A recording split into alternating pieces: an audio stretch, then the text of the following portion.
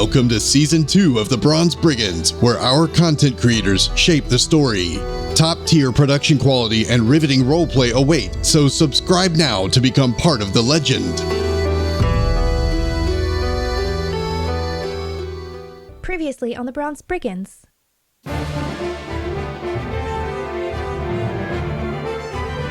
In Athkatla, the group caught Zither up on a vent while she found a message waiting from Ain. His impressive linguistics conveyed his deep remorse over Zither's near death and referenced the new mission he had embarked upon.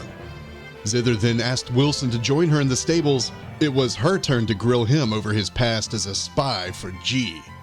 She accepted his explanations, for now. In the morning, the companions met to plan their trek to the Shilmista, intent on recruiting the mysterious elves of the Shadow Forest as allies. After weighing the options and Jack's reassurance of his supernatural powers, they were off to the races across the map. During the journey, Zither dove headfirst into research on the cowled wizards, inferring some potentially important clues about their past. As they reached a wide river, Jack crafted a tune so jaunty, the horses could suddenly walk on water. Brad guided Daffodil onto the water surface, and soon they all found themselves cantering across the river in a thrilling scene. Once on dry land again, Zither ran out of reading materials, so Brad handed her a smithing novel. In the Heat of the Forge, a sultry tale of hard wood meeting hard steel. Just in time to save her innocence, they arrived at the forest's darkened door. A quiet, unobtrusive camp was attempted that night, but it seemed they were quickly discovered by the Shilmistan elves. After a quick conversation, the Nameless Ones learned of poachers, a defiled temple, more undead, and there was another dragon involved, naturally. The party ventured into the forest toward the temple when they were set upon by undead horrors.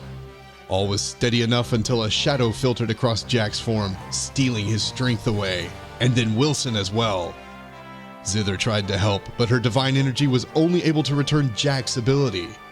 The undead were defeated, but our heroes found themselves sapped and staggered. Will the party succeed in their mission? Will they even make it to the temple? What creepy new Z words will the DM throw at them? Find out now on the Bronze Brigands. And now, ladies and gentlemen, our Dungeon Master, the man who saps our ability to resist his enchanting storytelling, Finamenon.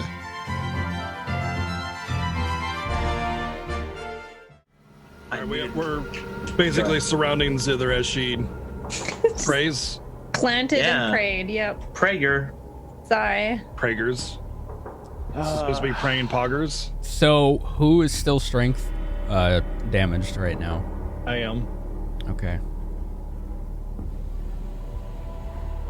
I'm not significantly winded though. I'm like I just kind of feel a little like my muscles are a little sore maybe.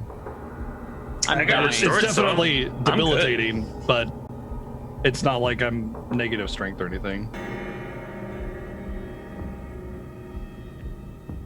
But I also have the majority of my bulk in my bag of holding now, so I'm pretty light on my feet still ish, but still detrimental. Please help me. I'm praying for 2 charges of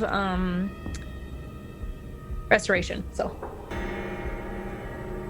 that's all my level 4 spots, but that's okay. So minus domains, but in order to normally get spells back, you need a full night's rest or a full 8-hour period of rest.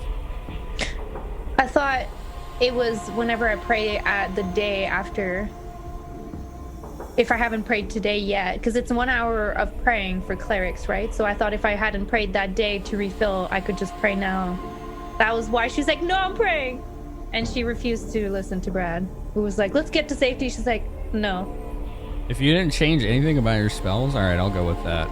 But with that said, you're going to have to keep on top of that each day and let me know. So it's going to add a little extra overhead.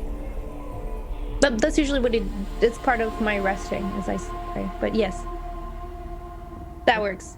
Okay. Well. Well. Vector, thank you. Zither, attend the earth. Zither has 1 charge. Oh, my eyes are closed. Oh. That might come in handy, actually. Not yet, but let's see. All right. So Vilmar's looking around and he's like, we could have picked a better place. I'm kind of winded myself, though, after that. And he's like, doing like arm rotations because he literally had to dislocate his shoulders during that transformation. Oh, yeah, I forgot he's a werewolf. Yeah, I did not forget. Although I didn't add it to the recap. I probably should have added it to the recap. Jack just kind of like, I feel great. I think we could keep going. You guys think we could keep going? Give me a few minutes of rest. It's like Wilson just sitting on the ground. I think Wilson's going to need Zither's blessing before we move on at the very least.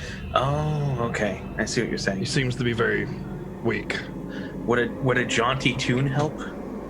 I don't think attracting attention to us at this point is maybe the best idea. Right. It would help me focus. Sorry, I'm praying in silence. I'm sorry. Mm-hmm. Let's see. Okay. Man, I wish I had more of the cool bardic spells, or bardic performances, but no, I don't got anything super awesome to help. So yeah, I guess Jack will just sit in silence with the prayers. The prayers, not just any prayers. Right. A few minutes go by. You don't seem to be getting accosted or attacked by Bodax and shadows at the moment. At the moment.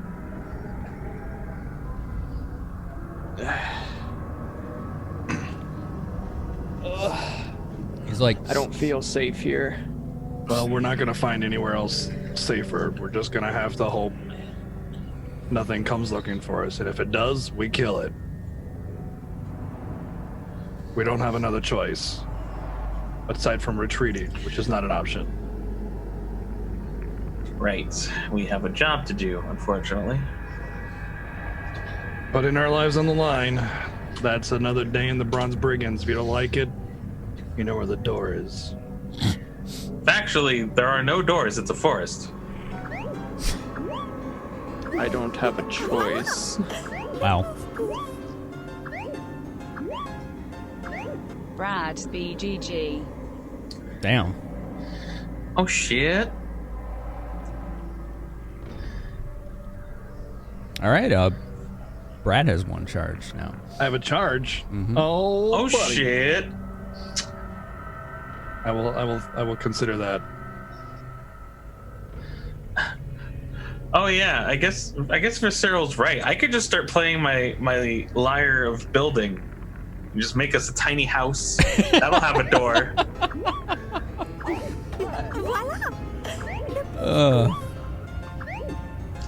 If we must press on, we can press on. Jack has a charge. Oh shit. Actually, that one might be relevant. Since I have one, I'm immediately going to use it. So, all right. Here's what happens. Jack, why don't you tell us what is going through Jack's mind right now and what he's planning to do here? Yeah, sure. So, his thoughts are, oh man, how much do you want me to describe on this? I'll describe the details of what happens. You describe Jack's actions and what he's going through his mind. Okay, so he's sort of thinking in silent contemplation. He's almost like being himself. He's like, why don't I know something that can help here? I should try to find something. And he allows his mind to just wander into the vastness that is the world of imagination, and just sort of like allowing something to occur. He's trying to figure something out. There's a problem he's trying to solve. He feels like there's something at the edge of his tongue that he could almost recite or iterate, I didn't use the right word, but whatever. And he feels like he's close. He feels like he's pulling at a thread somewhere that he can't see. So, some of you, if you're looking at Jack, might notice that he kind of just unconsciously is like pulling out his lyre and just gently strumming it. And as he's strumming it, like almost absent-mindedly, like golden sparkles begin like showering from his fingertips and like reflecting off of the strings. And the strings seem to be like almost amplifying this sparkling energy. And it kind of begins to just swirl around the lyre and then his arm, like up to his elbow and his shoulder. And Jack, you begin to realize that there's this energy coming from within you that's beginning to emanate, and it feels warm and comforting and invigorating. I lean into that feeling. And you begin that's something that's very positive. You begin to realize that you can actually hold on to this sensation. It's not so much of a song as it is like an instinct that you are manifesting through the weave and your own will. And you're able to control and direct it to yourself or another person nearby. All right.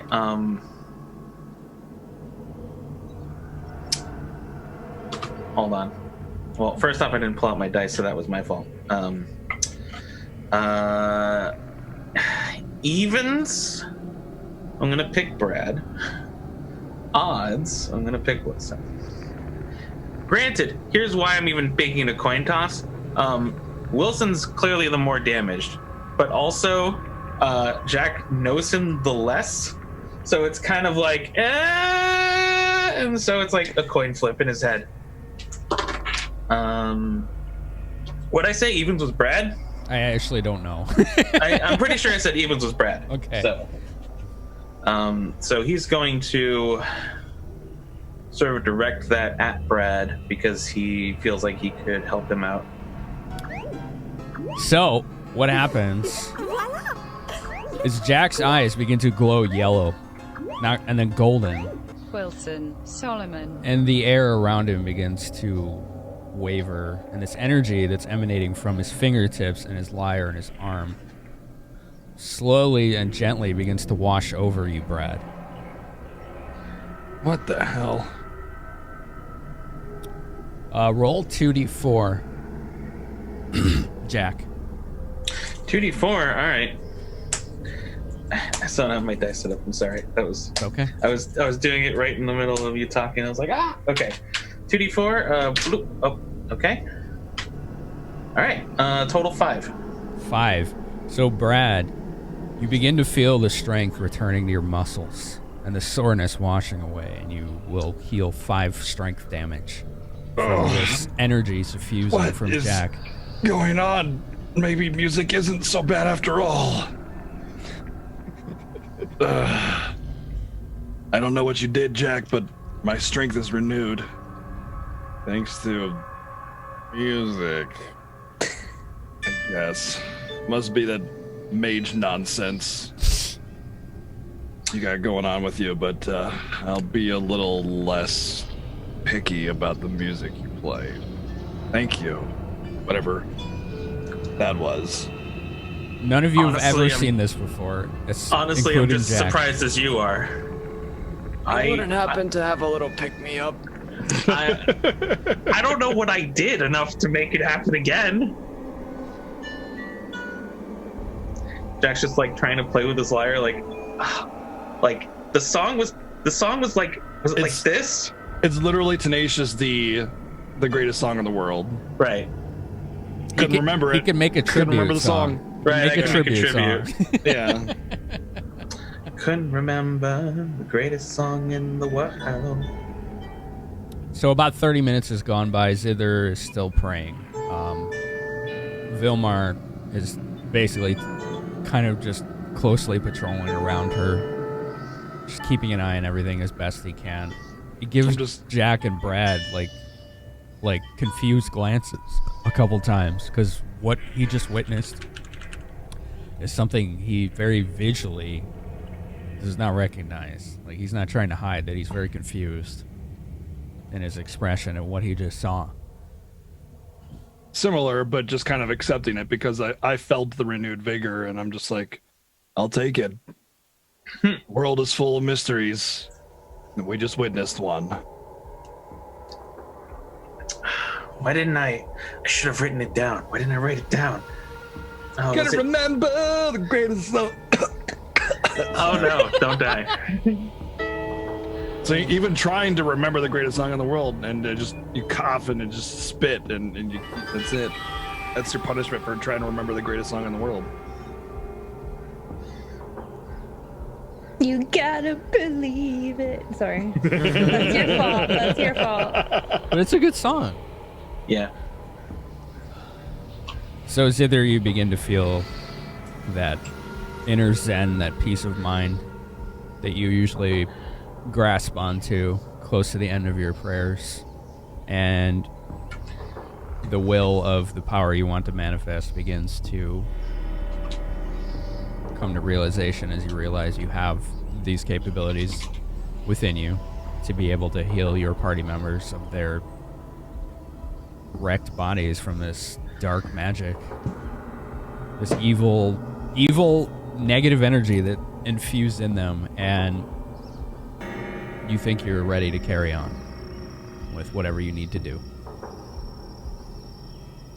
Excellent. Oh, I feel so much better. And I'm like, thank you, Shantia. And then I'm like, okay, how's everyone? It's been about an hour. Are we feeling better? Yeah, Jack did something, I don't know, but I'm no longer in need of your services. Save it for him, Wilson. Yeah, that guy. Still sitting down. I'll look at Wilson and I'll be like, was that sarcasm? Because if you don't need my help, I'll just keep it, you know? Like, if you don't need it... No, seriously. Jack was doing something with his... I start to say stupid, and I'm just like, his harp thing. It's a liar. Yeah. I missed it. I'm so sad. And some kind of light infused me, and here I am, good as new. I don't know. It just was mysterious. It must have been something being cast down from your divine prayers, and some kind of residual energy that wasn't being absorbed by you or something. I don't know. Definitely wasn't me. He just like mutters off and starts kicking the dirt, like, because he doesn't understand all this magic nonsense. He's just like trying to logic it. Stupid wizard shit. Yeah, stupid. Whatever. Freaking. I'll point to Wilson and be like, you said dandy? Did you mean it? What does that mean? No. No. Well, I did help Brad. Wilson is still deeply in need of your help. Oh, you just gotta ask it, and I'll just like... Wait, where do we... Hold on, I have it in my notes. I'm gonna need you to lie down. I'm already doing that, as he just like leans back.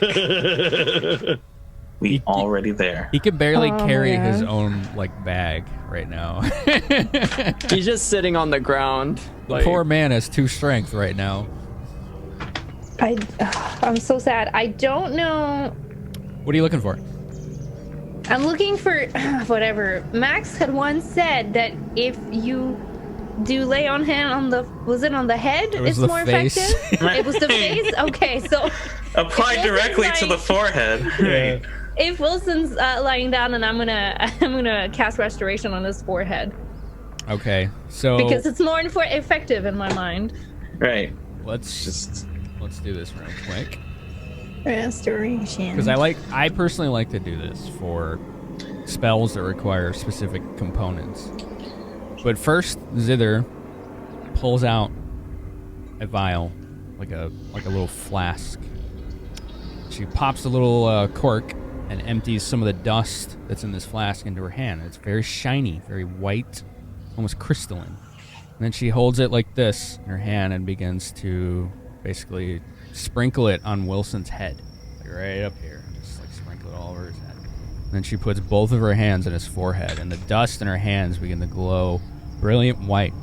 And Wilson, you feel this energy, which is overwhelming at first, begin to smooth and even itself out throughout your body, from head, gradually reaching your shoulders, your diaphragm, your waist, knees, your feet, until you just feel this like you're being bathed in this warmth, and your muscles begin to feel normal again until you heal all Everything. temporary ability damage. Nice. And it even heals all permanent drain from a single score. So if it was drain or damage, it doesn't matter. Oh. Thank you.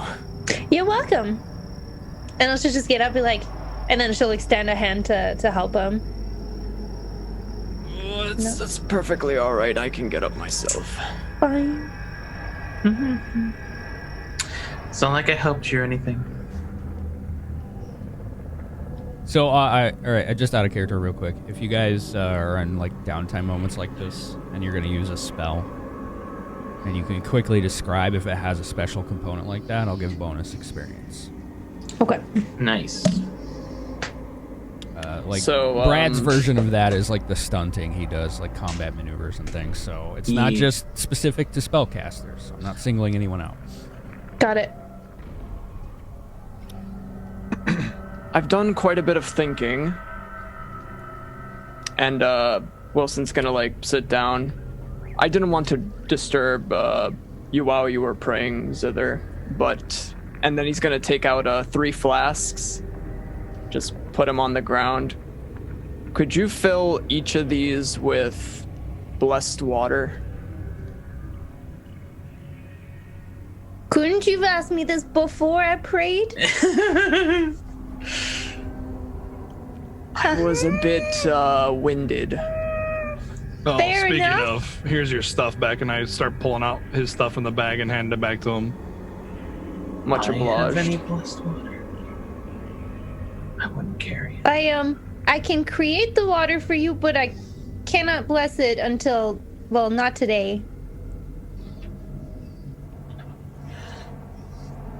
I don't even know what level spell that is. 1. 1? Bless, yeah, it's 1. Oh, well, I don't have it. I'm sorry. I can tell you when I'm able to do it. That's perfectly all right.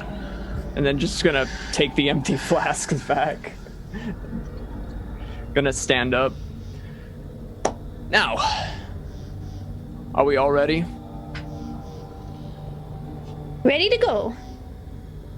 We Vilmer's should like doing definitely this. make some more advancements. He's like sniffing around in a very exaggerated mannerism. Oh no, what's going on? And then he just does this. And just sneezes.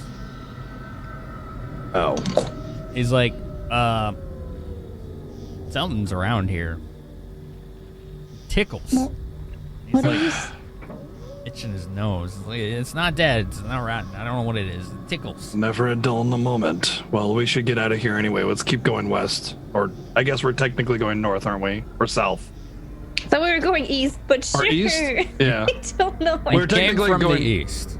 Well, no, we're moving west on the map, but technically we're going east because that's the way the map was arranged or something like that. No, you had to like basically curve around. The Oh, I true see. north is normal. It's up. So. Thick brambles or something. Yeah, the brambles kind of forced you into this, like where you had to go around and then take a left to go west. We should just keep going. If something's around here, it'll find us or we'll find it. Let's just be really careful. And because Vilmar said that, like, she's just gonna cover her face like this with her cape. Can I take a sniff to see like if it's something that stinks or something? Sure. So that would be perception. Yeah, we'll go with that. You don't have scent tracking, but you know what? I'm gonna see what happens here. I just wanna like. Oh, jeez. I just want to see what it smells like, even if I don't know it.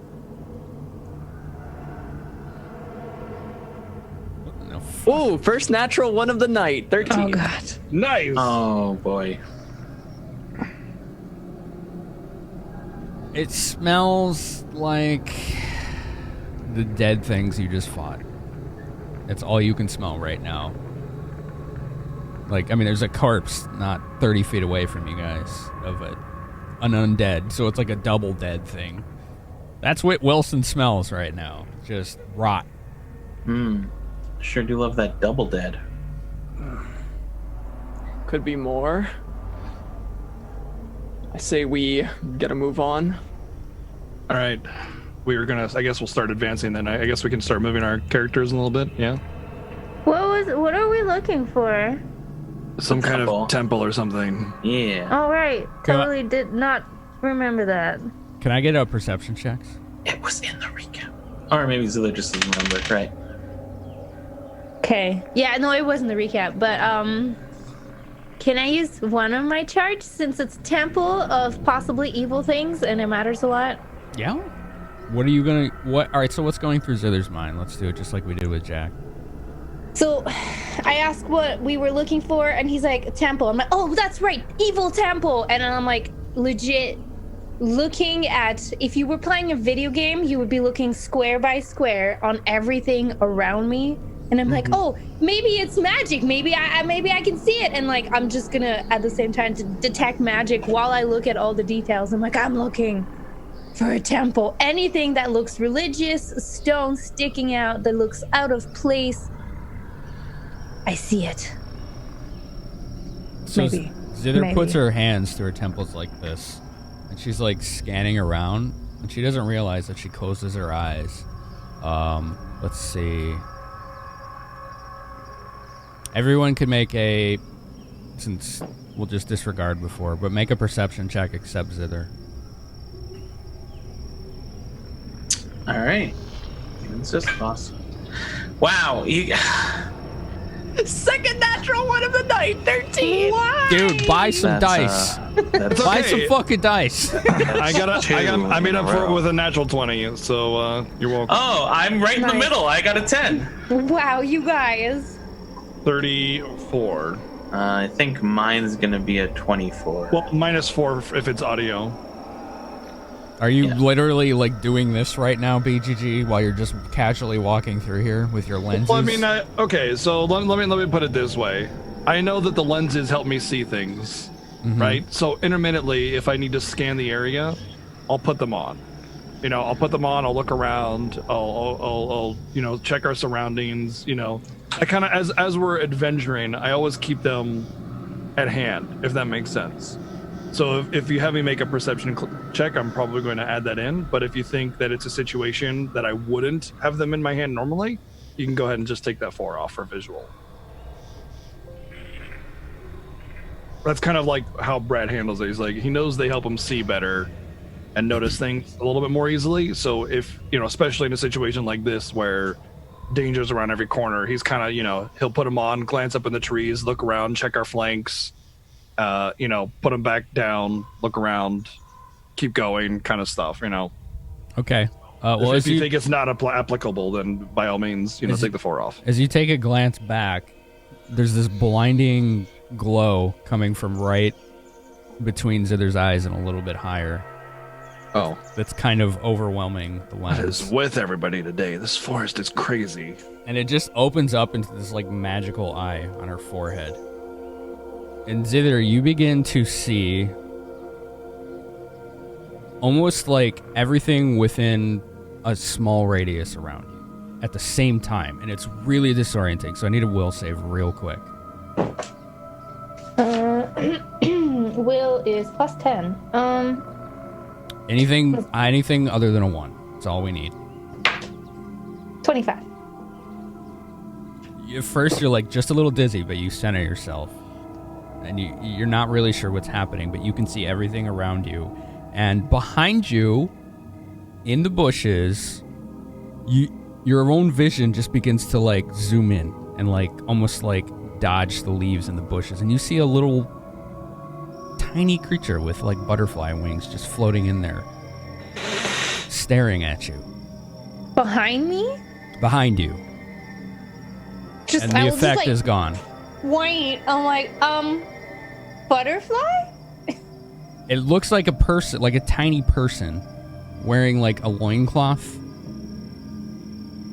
but butterfly wings just floating. And there's like little like green sparkles floating down from it. Oh my god, can I knowledge arcana to know if I know it's a pixie / fairy? Mm-hmm. 8? 8. There's a flying It's thing! really pretty, but you don't know what it is. The guys! What? Thing! A Shiny thing! The shiny thing? Wings! Right there! Come on, go look! It's now right behind you. It floated right up to you, almost just casually. Uh-oh, hi! Can I see it? Yeah. It's hard not to. Cool. Knowledge Arcana, I will take a 22. That's a lot better. You will take a 22. Okay. I will take a 22. Jack, you've encountered these before. Cool. This is a pixie. Okay. A small flying little humanoid-looking lady. I think they're fine in size, so they're like 8 inches maybe tall. Yeah. Floating around, green, colorful sparkles falling down from it. You almost can hear the magical energy emanating from it. It just kind of gives you this little, like, passive, cute little wave. So I walk up next to Zither and I say, "Oh, it's a pixie. Hello." I wave back. How do we... hello? Do you understand common? Do I know that they understand languages? Yeah. I'm pretty sure they do, but I'm going to double check. I'm almost positive they do. So yeah, I would say you know that. And it just kind of giggles. Doesn't actually respond. Let's see if it's actually in... Yeah, it is in here. Let's see. Languages, Common and Sylvan. So you know they speak the language of the Fae and Common. Let's see. You got a 22, right? So you know they're rarely this approachable. They usually like to be elusive and hidden.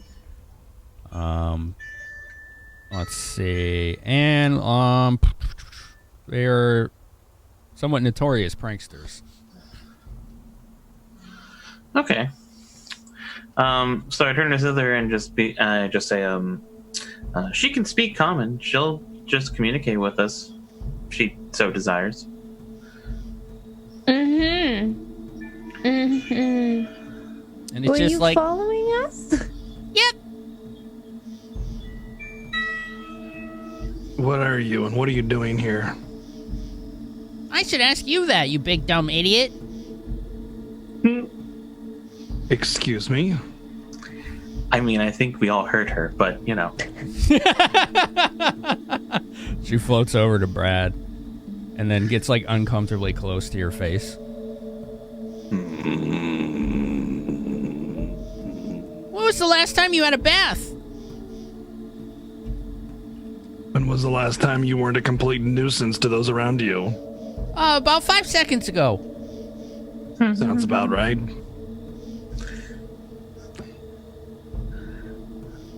So, do you have business with us? Yeah, you need to do me a favor. Oh, do we? We need to? Yep. You need to. Well, we are I'm kind sorry, of in we're the currently middle. busy. You can do yourself a favor. Heck, you know what? You can even do us a favor by moving on. No, Brad, be nice to the little lady. Come on. Why are you following us? The patron needs help. The Fine, you guys Patron? handle this. Who is the patron? You can come with me and find out.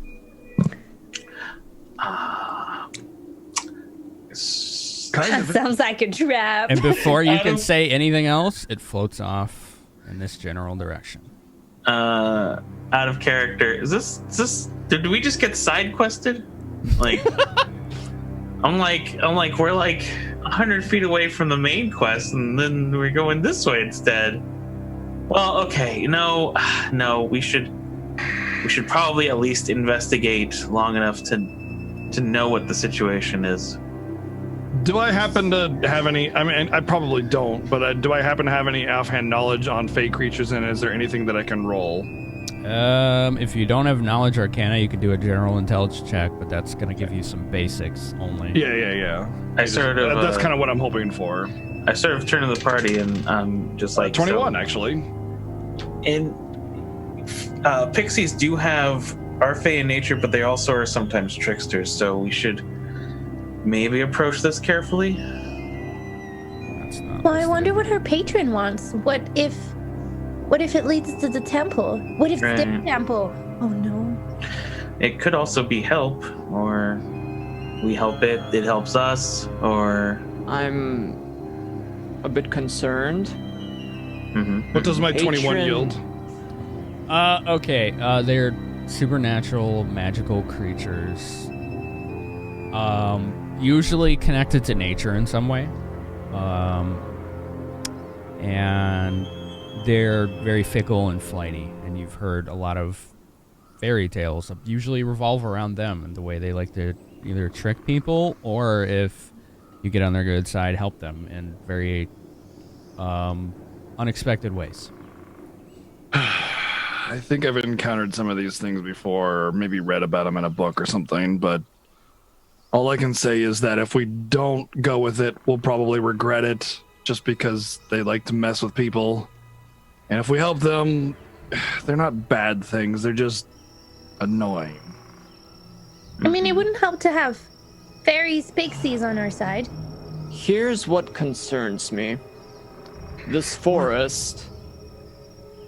We're up against a belongs- dragon, though. I mean, any help could be helpful. And Here's the thing, though. This forest is controlled by the elves, correct?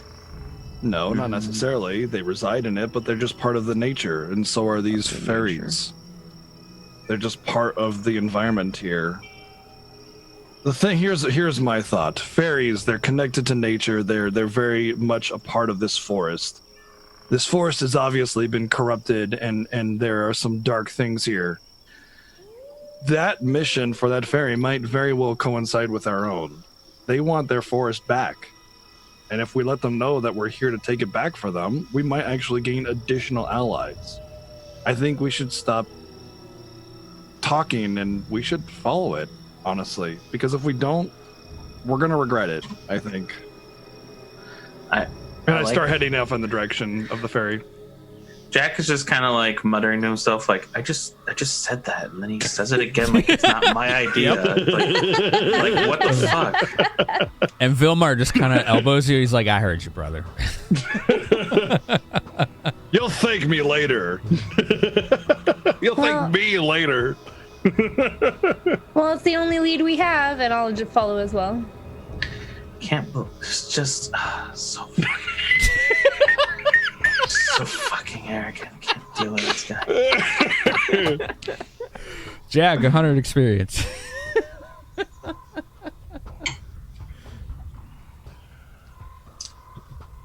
There, you're behind. All right, so Brad, you're not too far from her, and she's just floating there. All right, what's your name? I'm not telling you. I just roll my eyes like, whatever. What do you need? Oh, let's see. While Brad is You know talking... what? Maybe Zither should handle this. Zither, you seem to be interested in this thing. Maybe you can talk to it a little bit better than I can, because I'm about to strangle it. I mean, I'm about to, continue on our normal mission, where we have to defeat evil undead and dragons that are infesting this forest. Just one sec here. Let's see. Strangle it. Let's see. Oh, god damn it. Where is it? There it is. Okay.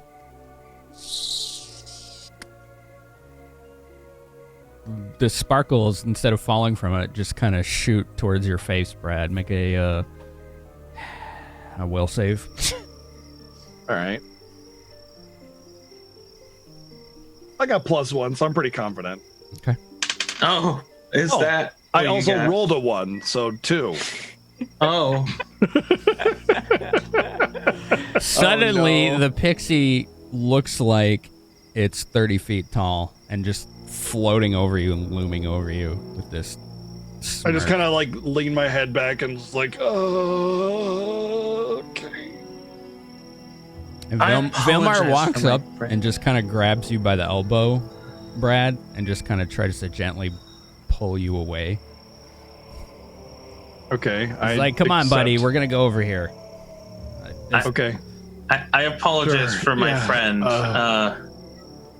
He's fickle sometimes and doesn't have the most amount of patience.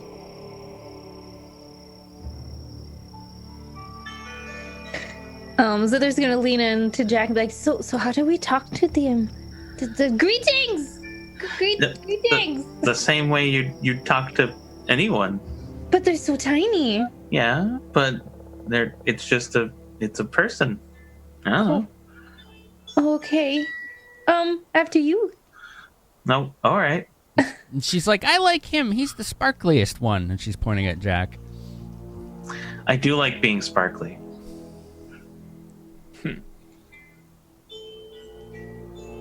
The patron needs your help. Can you help him? Sure. Who's the patron? Let's see. Make a reflex save, Jack. Oh, good. Zither reflex and saves. Wilson make perception checks. All right. I'm actually decent at reflex saves. I can't wait to roll a 1. Okay. 35. Please The don't God be eye. another Total is 17. 19. 17 on the reflex?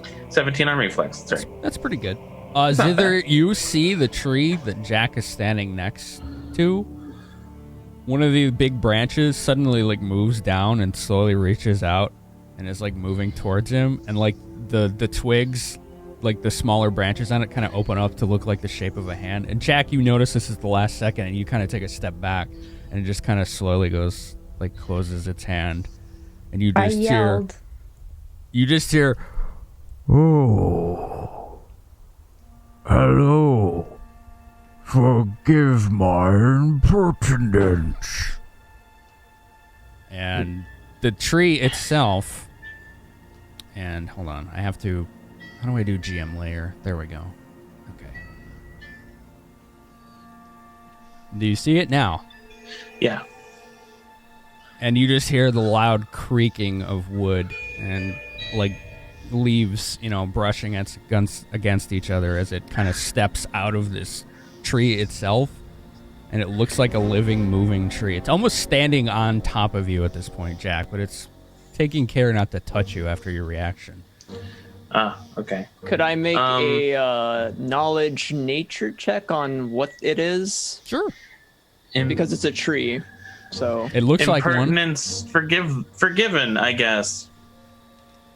I want to know like if there's a certain type of tree that I can know. All right. Let's see what we got here. Ooh, 25.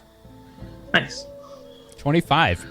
And not one roll. That's great. Wilson, you've only heard about these in old, what would we call these? Old, almost like encyclopedias about creatures of nature, unusual ones, and you think this is a tree ant. Mm-hmm. It is very big. It's about 20 plus feet tall.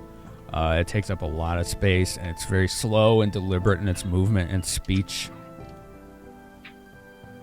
Let's see. Languages? I mean, you just heard it talk to Jack. Well, I want to know if it knows any other languages. Or do you want me to make another check? It knows Sylvan, which is a druid-only language, or Fey-only language, and it knows actually there's a specific treant language other than common, so... Okay, I was just wondering. It talked. I am uncomfortable. And it's like, I could say the same about you, little one. Huh. That's fair. Please don't hurt my friend. You know, I've heard of living trees existing. It's amusing to actually see one with my own eyes. Oh, we're all over the place. It's just you need to know where to look. Are you this pixie's patron? It's a silly name she came up for me. I am no one's patron. I just am the caretaker of the trees. I see. Someone said you needed help, and I'm sort of like motioning over to our pixie friend. Help? I suppose you could say that. I'd need to decide if I want help or not, because the little beings like yourselves are often so quick to action and judgments and thoughts that you're very unpredictable. Like that one over there by the werewolf. Yes, to be fair, he does do very well with unpredictability.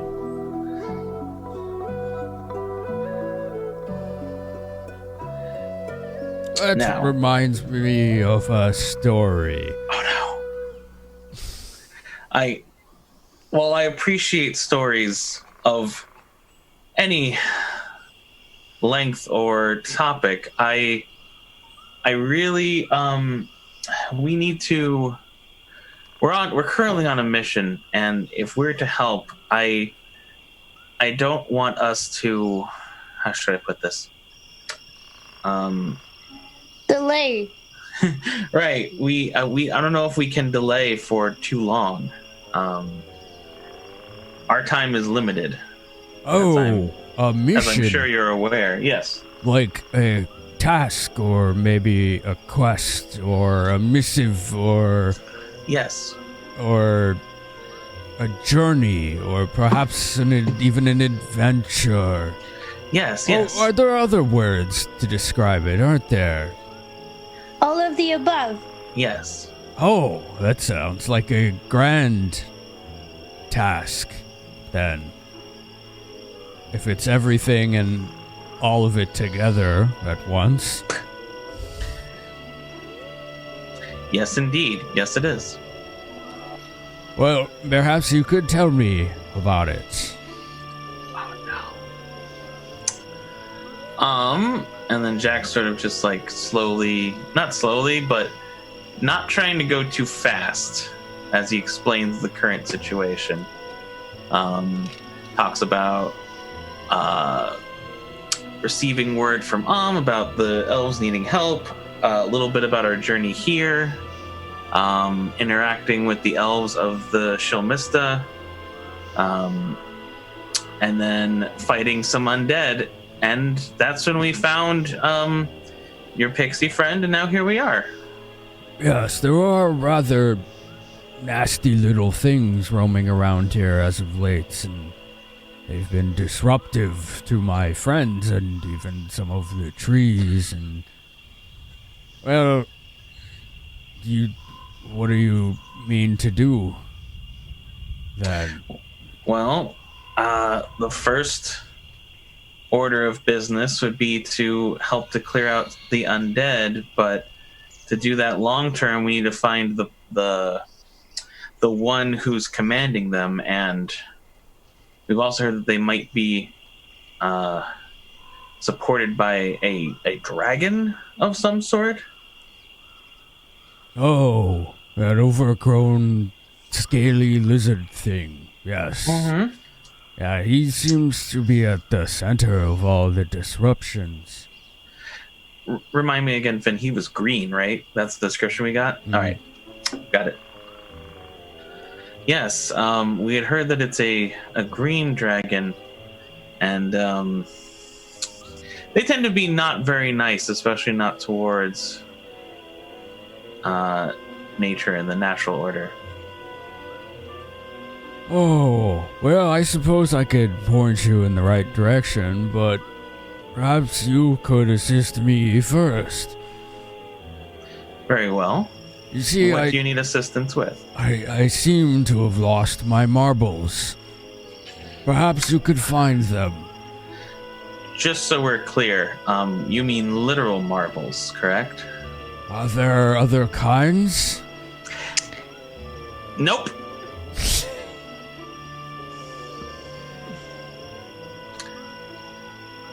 I just What don't. color are they? I just can't seem to function normally without them. I see. When did you see them last? Or can you describe them to me? Oh, it was just before all these smelly little critters showed up. Those are probably undead. Ones we've been killing. As I pipe up from the background, so it kind of echoes. How does one undead? I thought that when you are dead, you return to the earth and fertilize the soil again. Undeath is a disruption of the cycle. There are those that profane the corpses of the former living to return them to the world once more as thralls to the wizard. And just as Jack says, it upsets the cycle entirely. And Brad, as you're saying this, the giant 30-foot pixie begins to move closer to you, but as it's moving closer to you, it's shrinking and shrinking until it's right in front of your face, and she just reaches out and goes boop, and pokes you in the nose and flitters off. Creature, strange. She booped your snoot. Yeah, she did. Boop the snoot. I'm going back over here.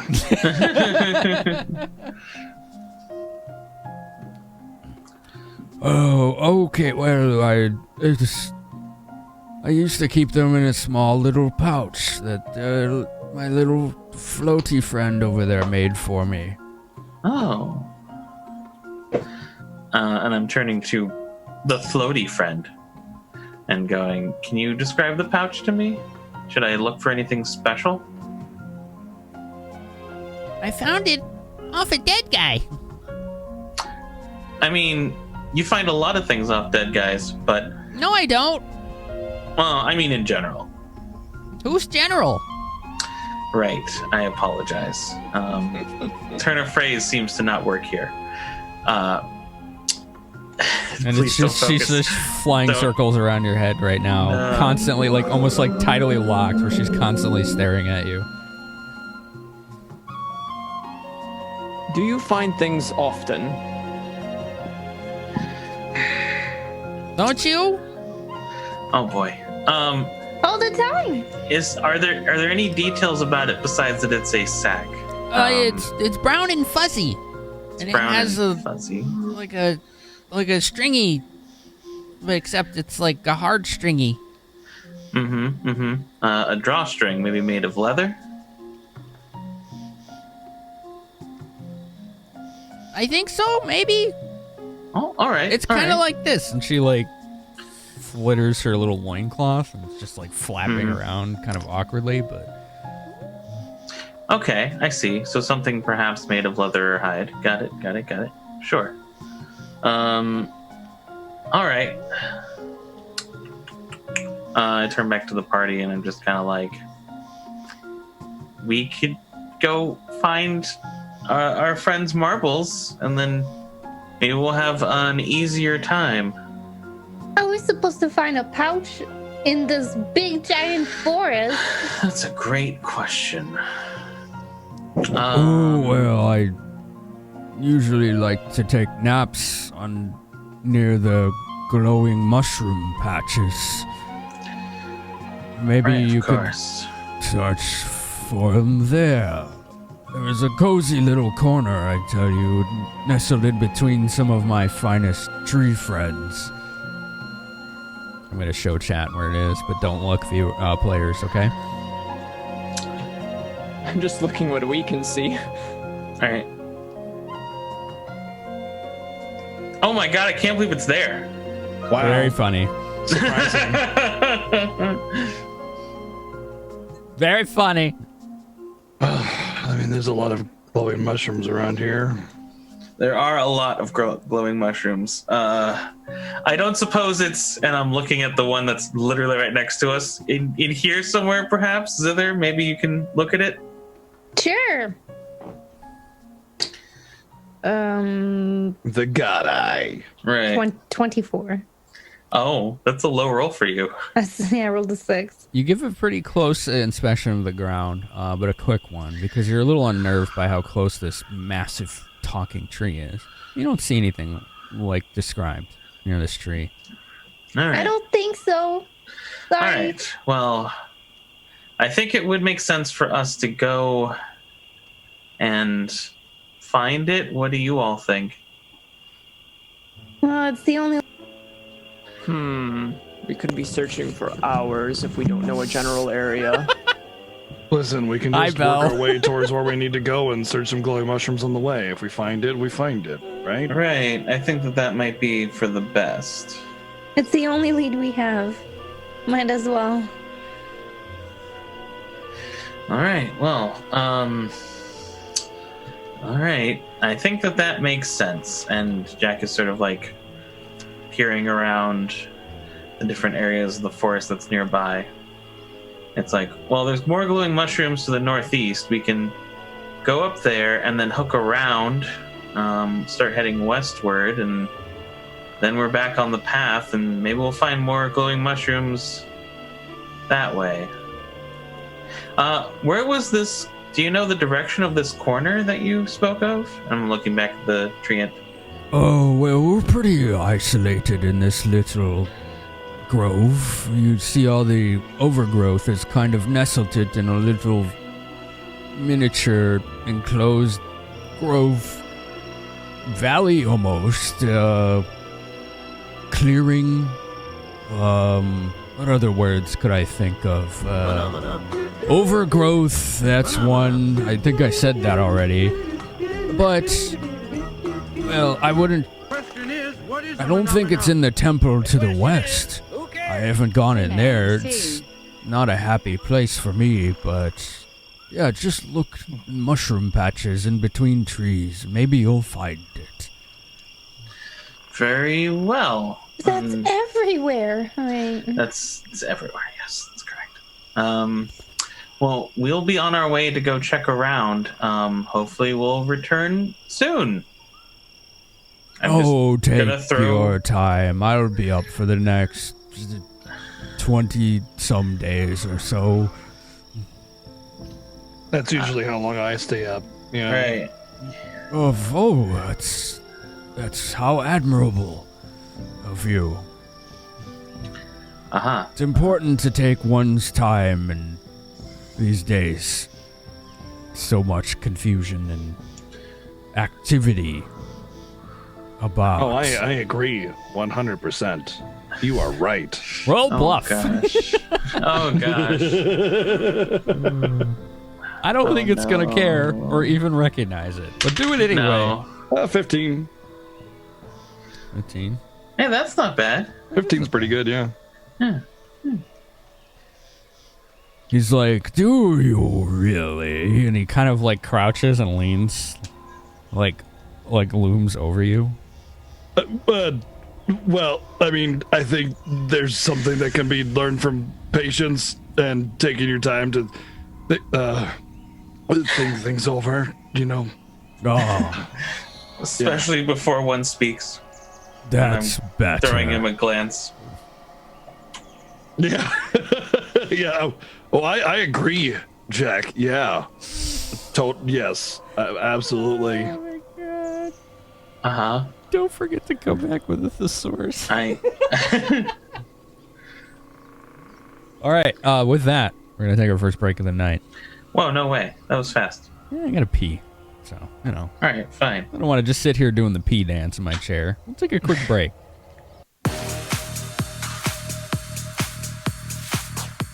Hello, boys. Feeling lonely? I know where you can find some company. And also a free lunch buffet from noon to 6 p.m. Come on down to the Spell Hole, Athatla's premier gentleman's club. Now at 50% less plagues.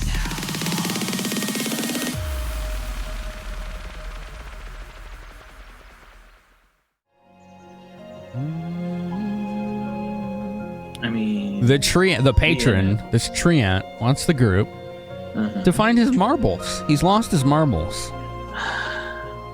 You know, when you make it sound like this, it does definitely sound like a side quest. When Jack ninja'd the chest. No, that was the phylactery of negative channeling. That was a different item. that's different, yeah. and I gave that up. I didn't ninja anything. Thanks. No, the crystal is something entirely different. Did he at least point in a general direction? No. No.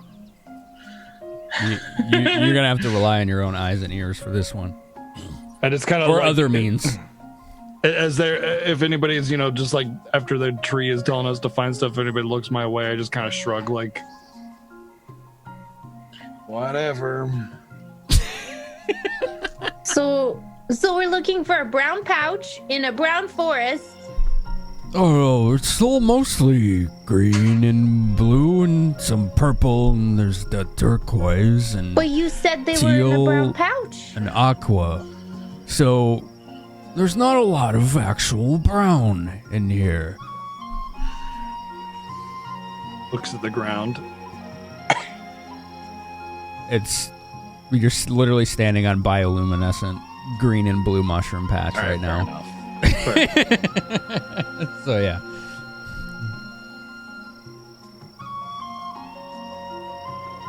And he's just like, well,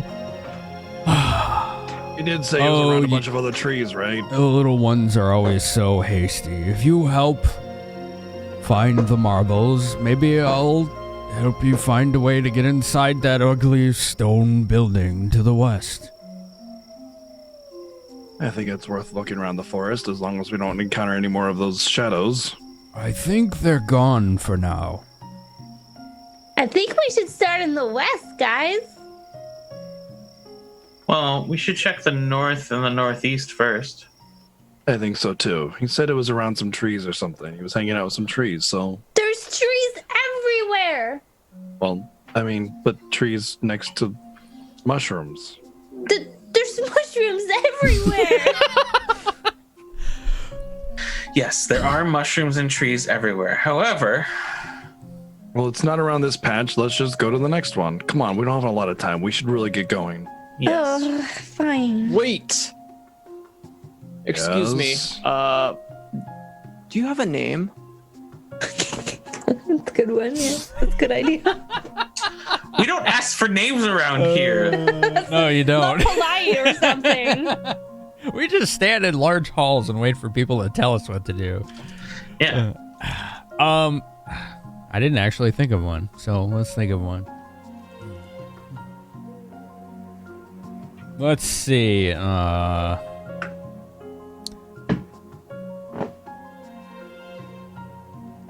I'm so sorry. It's just like I'm trying to come up with one that isn't like cliche as fuck.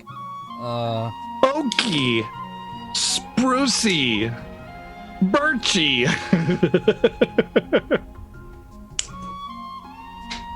I'm helping. Barky. Ferguson. Ferguson. I'm trying to think of Springsteen. forest terms, Bruce all right? Springsteen's the best. Bruce Springsteen. Bruce Springsteen. God damn it. I don't ever want to play in a game Thor DMs. I will die from all the puns. It's also got the bonus of having an alliteration. Oh, so. I got one. How about Burr? Burr? Apparently, It's not cold, no. Ah. No, it's cold in here. It's BUR actually. Burr is Apparently, it's a name of a tree, an oak tree.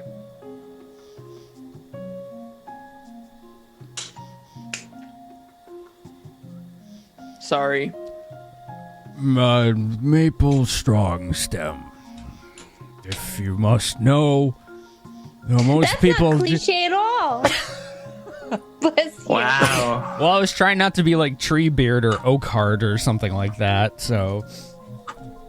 I'm sorry. I got up early today, all right? I'm a little slow. It's all right. I'm sorry. Sorry, Finn. My bad. So, okay, so what did you say? Maple strong bark? Yeah, sure. Yeah, that's it. That's the one. Got it. Nailed Strong it. stem? I'm sorry for my rudeness. I I'm not familiar with the conventional naming of tree people. Now, may I ask something about these marbles, Maple? Why, of course, I have all the time in the world. Are they magical? It depends on what you mean by magical. You see, a lot of people believe that nature itself is a form of magic. Do they radiate magic energy? Well, that leads back to the point I was just trying to make before you interrupted me, but, well... Just let him speak. You know, it depends on your point of view. It's a very deep philosophical question. Please tell us more. Oh, I absolutely will. God damn it! You Please see... tell me that was out of character. Please, I'm begging you. Go on. Oh no! No, I could just see Brad making that like asshole like anime face where he's like, "Please tell us more," and he's just like his brow is like a straight line all the way across. Oh no! I'm letting everybody suffer for what they got us into. I'm just like, oh, please do tell us more. I'm greatly interested. While they listen, I'm gonna. Wilson's not really annoyed. He's scout. just like listening. He's just there. You see, like, we believe that the planet itself was created by magic, so it all stems from that fantastical event so many millennia and eons ago. Fascinating. So literally everything in existence that we know is magical in some way. Even when you do something as silly as taking a dump and behind a tree, which I did notice one of you did earlier. It was rather undignified, if I must say. But, you know, you did fertilize the tree and the mushrooms around it a little bit, so we gave you a pass. She's dying. I'm just looking at Brad, like maintaining eye contact throughout the entire story. I just have my arms crossed, smiling, like, mm-hmm. But anyway, it depends on the kind of magic you're referring to. It could be the miracle of life, or something with a more deeper meaning, perhaps a touch of the divine, or even the weave of Mistra herself, or even more darker forms. Or maybe perhaps such capricious small little creatures like yourselves even think that mundane objects are magical as well. You know, so... it depends on your viewpoint. What viewpoint do you take? Oh no! Oh, I take all of them, all at once and none at the same time. It just depends on my mood and what I feel like talking about and thinking and ruminating about at any given moment. Jack's just slowly walking up to Brad, maintaining eye contact, like, Brad. And what kind of Brad. viewpoint would you have at this moment? No. Well, there's a group of 5 young new friends in front of me who, in the blink of an eye, will probably be gone before I even realize it. So I'm trying to share as much information as I can with you before it's too late. You know, such short-lived creatures as yourselves aren't around very long, and we do miss you dearly when we do make friends. Despite your brief nature, it's almost like when some of you have, small animals as companions. They're around even in a shorter instant, and we do know the effect they have on you. It's quite similar for us longer-lived beings, in fact. Can I button mash to skip text? I'm not telling you guys what to do at all in character right now. Okay, Zither just gave up on listening, and she's just scouting, and she's over there now, looking in the mushrooms. Would you say humans are pets to your kind? Oh no, we don't exercise any ownership over you, of course, but we do feel a companionship sometimes to you, you know. Make a perception check, Zither. 28. Brad, I am 2 seconds away from just completely fucking your shit right now. Now, all of that was very interesting. Thank you so much for explaining that. Brett has had his fun. He's like, yeah. Fuck you, Solo, for making me ramble like that. Both of you.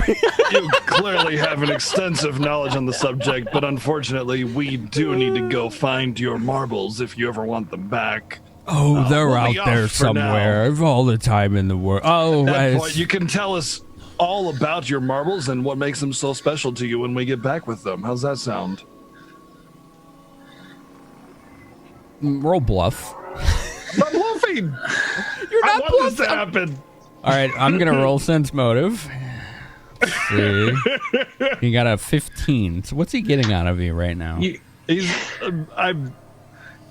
I understand that he rambles a lot, and my companions are impatient, and I'm kind of punishing them for their ways in a way, and that's about my motives. if you can sense that.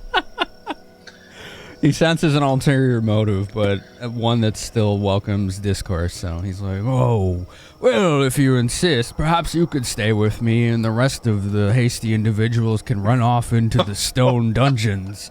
I'm afraid they wouldn't last mere moments without my presence. Ah, so you are the leader and the protector of your pets here. I understand. Yes, of course. Yes, absolutely, 100% correct. How dare you from the distance?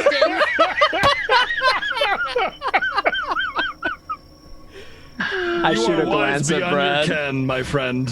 All right, hold on. I have to make notes now.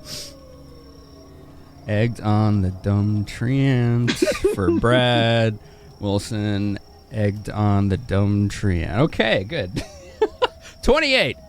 Zither, so you're not seeing anything out of the ordinary in this small little patch of mushrooms that you're by, while the rambling behind you just is completely ceaseless and unending, and it's just... But you notice something a little unusual. As you get too close to this patch of mushrooms, it feels a little weird on your foot. There's like this like tingling sensation that begins to creep into your foot. Oh no. Fortitude I'm like save. shake it off. Okay. I can't. Okay. Fortitude. I'm gonna chat power because it's not a good one. Okay, that will bring us. That's our first one tonight. That brings you back down to 5. First one's 14 or 17 plus 24, which is much better. You notice as you step back, and it's not a reflex, but you realize it was going to affect you if you stood there too long, and The question is, who cares? you feel healthy right now, so you were able to resist whatever was happening. It was some kind of... Dude, BGG, thank you. It was some kind of, like, some sort of localized numbing agent right here. And as you look down, you notice there's, like, a different kind of glow in this mushroom patch. Can you actually visually see it in Roll20? Like, look at the one you're next to versus the one everyone else is standing in. There's a visual difference. It's a lot brighter. Yeah, there's almost like this, like, brilliant blue glow in this one versus the others. Knowledge nature? Sure. Plus 7. 9. 9. You're It's honestly shiny. you're not sure what this is. You notice there's a visual difference, but you don't know why. But you felt like your foot started to feel tingly as you were standing in it. Wilson! Yes? I think this might be interesting to you, and I point to the ground. Do you know what these are? Because, I don't know, they're I'm going shinier. to walk over and take a look. Okay. Like kind of close. Okay. Not too close. Dangerous, Not- maybe, perhaps. Can I check what she's pointing at? Sure. Is that on nature? Yeah. Go ahead. All right. Do we have any Tamuras? 5. Yes. 6. I'll take a Tamura's blessing. Now we're down to 5.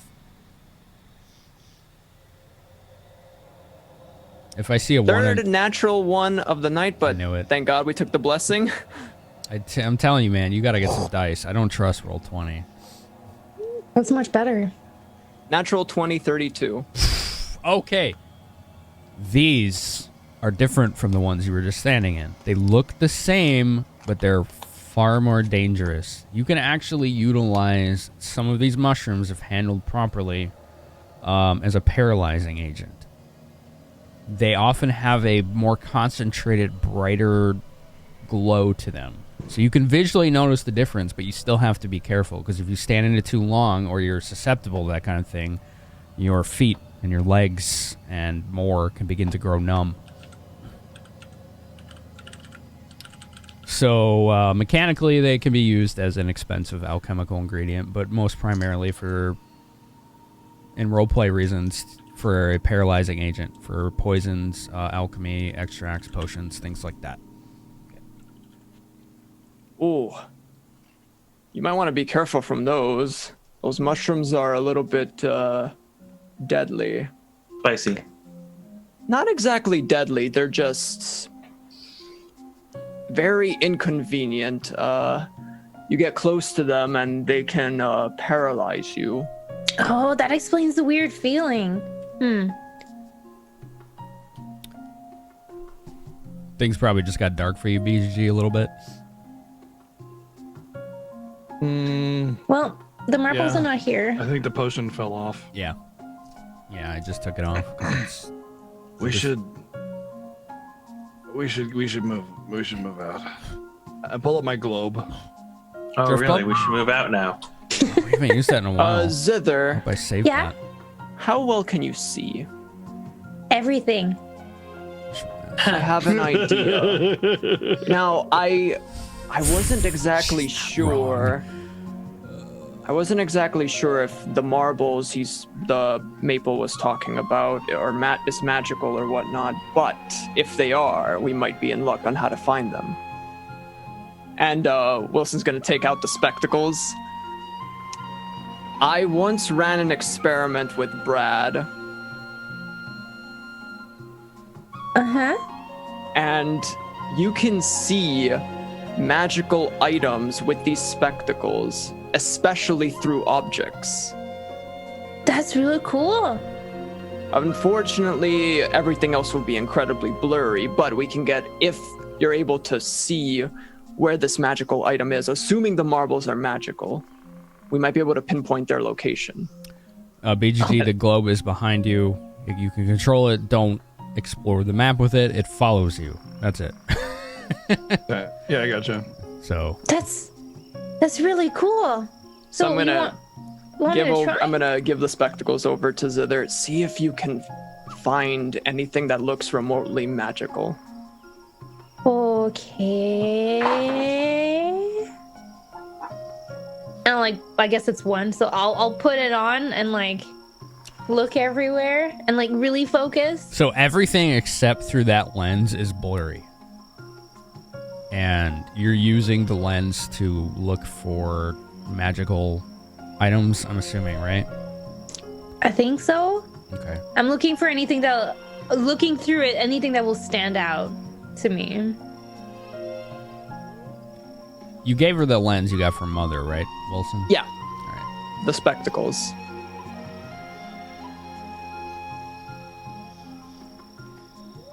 Other than this floating ball behind Brad, your party members' equipment,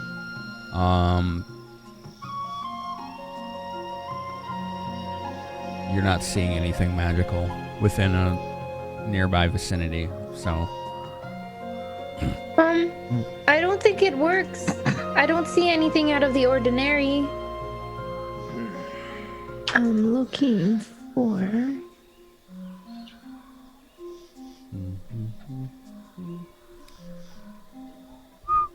What's the range on detect magic? That's what I'm looking 60 for. foot, I think. 60 foot. That's exactly what I have greater detect magic, so I thought I would have a look. Well, the lens does the detect magic. Oh, then Yeah, it's a 60-foot range. 60 feet cone. Yep. Greater is the same. I don't actually know what greater does, but It hones in on. Yeah, sorry. No, basically that. It's like you can keep focusing on it to get more stuff. Mm-hmm. And and it sees magic that used to be there if it's not there anymore. Right. 1 day per caster level. that's significant. Yeah. Wow. Yeah, so if a spell-like effect was in the area at some point in that time frame. That's wow. Okay. Yeah, it's pretty cool. It's pretty cool. Don't use it very often, though. We should maybe keep moving. I can keep looking. Jack would like to look in this bush, or sorry, this collective of mushrooms. Okay. Go ahead, roll. Brad is kind of. I assumed I was going to roll perception, so I got a 32. Do be careful. There are certain glowing mushrooms that paralyze you, Jack. Oh, Do you see great. that warning message? What do does they it look say? like? I What don't warning have one. message? It says your connection to the server has been interrupted. Huh. Oh, is that on Roll20? Yeah. I have flashing blue blocks again. I don't see it, so it could be a... Thank you, Roll20. We love you too. Right. All right, you got a 20 what? I got 32? a 32. 32. It looks like it has that same kind of concentration that Zither and Wilson seem to be paying attention to and talking about. But you Okay. don't see any pouches in here. Got it. Then I'm moving right along. Because I also saw something this away when I was standing near Treant Row. I start heading up towards the north a little bit more. Beyond these mushrooms, beyond back from Jack. Did you walk through them? Yeah. Well, I walked alongside them. Hearing the warnings from Wilson, I try to avoid stepping on them. I'll just stop right here What is this? for now. Is that the pixie? Where? I'm Yeah. pinging. Yeah, right here is the pixie. Yes. Okay, cool. I'm like, the fuck is this? Sorry. My bad. Oh, it is a pixie. Yep. I'm going to peer into this, what appears to be like a small clearing between these bushes. All right, one sec.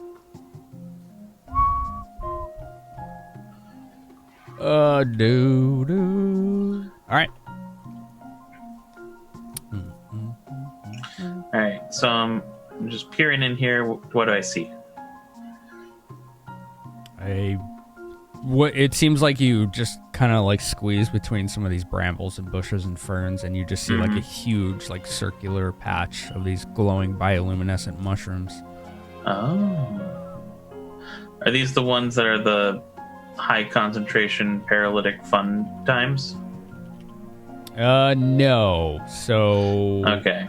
let me try to more clearly point this out so you know what to look for. Yeah. All right. So right here, Oh, I see it now. you see how it's got that like almost like lightning look to it? Yeah. This one does not have Yeah, that. I see that over there too. Yeah, okay. Phew. Got it. Okay. Cool. So Jack is just then carefully stepping through them and looking around. And yeah, Brad, you see that kind of dangerous looking mushroom patch ahead of you. Okay. Whenever I get there, I kind of take my time and try not to step on any of them and search thoroughly through the mushrooms. Whoops. That was a drop. I dropped it. I'll roll if you need me to. Yep. Well, I'll just roll perception. 17. 17. You're not seeing anything that looks like a brown fuzzy bag in here. Just there's like almost like a cloud of glow, but ominously glowing in front of you. What's Zither doing? Looking through mushrooms. So, if he's looking at this one, I only see blue blocks, so I'm assuming there's one over there. Have you tried reloading? I have. Okay. I thought we fixed this. You I tested thought it. so too. I really did. It's blinking, so I'm assuming that there's the animation on maybe. I don't. Maybe. Yeah. So mushrooms that are there. Okay. 32, 30, 32, 33, 32. It looks the 32. same as the one you were just looking through. They're all the same. Like, you know that for a fact with 32.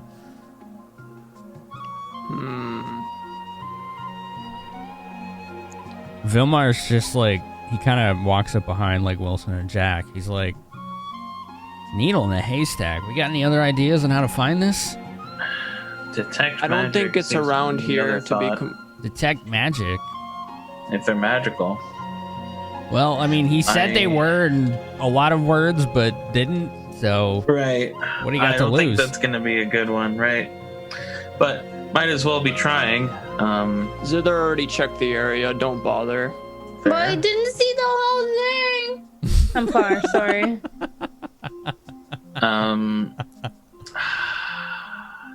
don't have any scrying or divination, so I guess I just look for now, and Jack's just looking around this large mushroom patch. You know what I think? I think it's not in this area. Why do you think that? Well, if I'm going on a hunch here, but I truly believe there probably is something mystical about these marbles. Well, like Brad Ancient brought up, tree probably doesn't really care about. I'm talking into mine. I guess I'm too far away. Never mind. I don't talk. You're like Brad- 40 feet away. You can hear him. Brad had said that we could just be checking along the way, so we might as well start heading towards the west. Ancient tree, I really doubt he's just got a bag of marbles. Something special about him. I agree with Guy. With the guy. With Guy. I agree with Guy Fieri over there. Take us to Flavor Town. Mm-hmm. Wilson, that's his name. His name is Wilson. Yes, his name is. I was just testing you guys. You failed. I gave Zither the spectacles. We could have her check while we guide through the forest. It might slow us down a bit, but we can get a good picture if... Well, he said specifically that they're not towards the temple because he avoids it. Right. But they're not in this area either. There must be something else, perhaps. We can go to the east. Zither has those glasses. Yeah. This is so frustrating. Why don't we just take a quick look at from where we came from? We'll be back in 5 minutes. Right. The Agreed. help that we get could be invaluable. Who knows? Agreed. But what about these mushrooms over there? So they're take just a- completely ignoring them.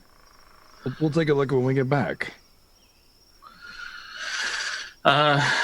Jack's gonna quickly skim around the area while we start heading towards that direction. And do I see anything in this mushroom pile? You already rolled for that. I said no. Did I say? Okay, sorry. Yeah. I That's all right. did not remember for the life of me. It's all good. It's just There's a lot. I'm just- I don't understand. there's so many. There's a lot. I know. There's so many. What will we do? All right. Zither, we're heading back. But there's mushrooms here too. And I'm gonna look. 6. That's 24. Where the heck are you? Oh, wow, you ran off. Yep. She's frustrated. Your frustrations increase Be careful of. as you get somewhat close to this patch. It looks just as dangerous as the one that was numbing your foot, and you don't see anything of note other than these expensive magical, or not magical, but dangerous mushrooms, I suppose. I'm gonna rage out a little bit, like, "Arr!" and then use my charge to be like, okay, focus, and like try to replicate what I did earlier, because that was the first time. So she's like, okay, like, how did it work? Did I do this? Okay, All right, that was your last charge. Yeah, and I'm like trying to scan as much as possible, focusing in like frustration, like she's angry about it. Like, oh, these stupid things. Like, we don't have time for this, but where is it? But like, stupid tree. What is this? Just mad. I had you roll something last time, right? Everybody else rolled perception. No, like to make it happen. I think. Oh yeah, it will save, I think. Yeah, that's what I had you roll. Okay, so you're used to it now, but now you're trying to lock onto this old feeling. So concentration check. Okay. So caster. Yeah. And I'm level 9, so Caster level plus ability modifier. the wisdom. Mm-hmm. So 18 plus 9 plus 4 plus 13 plus 31. Woo! Your frustration Math? has like hyper focused you. Your resistance to bullshit right now is just laser beam of focus as you find that feeling yet again. And your vision blacks out and then reappears yet again in this like 360 degree sphere of knowing your surroundings. And then it begins to shrink and form and point yourself back in the direction that you came from. So you think it's somewhere not only to the east, but the north. So it's like you guys came from like the east, but you didn't explore north really or south. So it's somewhere over there, but you think it's somewhere to the east and the north. You just had this like instant glimpse of something brown and fuzzy, and then it was gone. And your eyes open.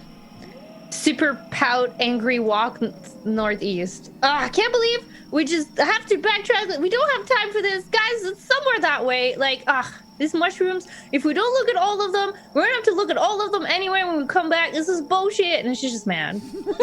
That's all you hear. That's all you hear the whole time. The epic zither rant. What a waste of time. Look at all Brett the mushrooms stares on in our silence way. and in awe.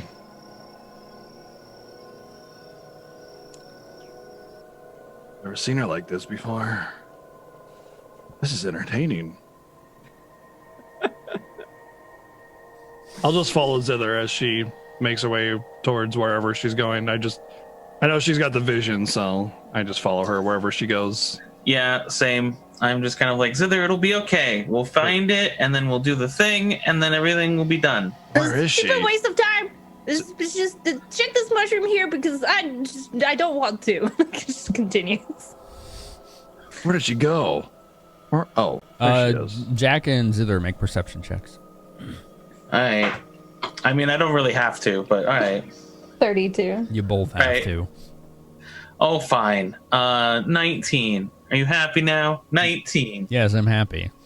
Good. 30, what was it? Well, 32. Okay. So, Jack, you definitely noticed that you both almost get close to one of those dangerous patches of mushrooms. And Zither, in your frustration, you take one look at it and just spin around from it, and you look to your east, and you see on the other side of here, and you're going to need to find another way to get around, you see something brown that looks out of place in a patch of glowing mushrooms right here. Found it. Look. Oh, and then Jack's just sort of like getting close to to her and then looking down the way that she's pointing.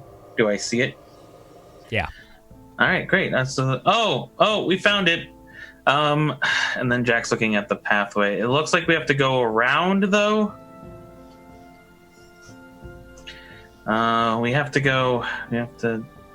And then Jack's sort of remembering where they went. We have to go down and then east from where we were and then go around maybe and then Wait, which way's east? East is to the right. Up is north, so This normal right? directions, yeah. No, I know that, but Zither's No, just right, pissed Jack's off pointing. and You're right. Jack's survival's pointing. not her thing. Jack's This pointing way? to his right, where he's pointing towards the way the sack is. Fair enough. Cool, That's I'll follow east. you there. All right. I just follow them at this point. I'm over it. I don't have the eye. All right. So, and then Jack sort of like, He's trying to keep to the edges so that he can try and find where this thing can actually turn off, but he notices that he's just seeing a bunch of the other outcroppings of bramble and brush. It's like, okay, maybe this way? And then slowly is moving over yonder. What is The happening? The thick overgrowth and brambles are making it very difficult to get around, but yeah, you're finding your way. How the hell did the giant tree get through here and we can't? It's well, the giant tree probably, I don't know, traverses plants better. It's, I don't know. Because a wizard did it. All right, don't get near those. Those look more of like the paralytic type kind of mushrooms. We should keep going around. And then Jack's like slowly moving north. And then heading towards the west. The west. Oh, you see it. All right. Oh, there it is. It's just behind one of those nasty clouds. It's surrounded by the paralytic mushrooms. Let me see. Got some kind of tincture? Or I don't know, a rod perhaps? Well, normally we'd use special equipment to carve out these things, but I don't have it on me right now. Oh! And Jack pulls. Jack basically like reaches into his bag and grabs out like a grappling hook and his rope, and it's just like, okay, I'm basically gonna play a crane game. I'm gonna pull it closer, hopefully out of the mushrooms.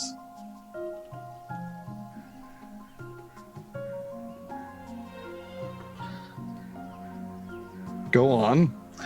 With this grappling hook, I'm going to throw it towards the bag and then try and drag it out of the mushrooms, and maybe it will work. And so he's like preparing to do so. Okay. Range touch, we'll say. Range touch. All right. I know how to do that. D20 plus base attack plus dex mod. Got it. That's basically the same as my ranged. Yeah. Okay. That's right. It's ranged. just an easier hit. Yeah.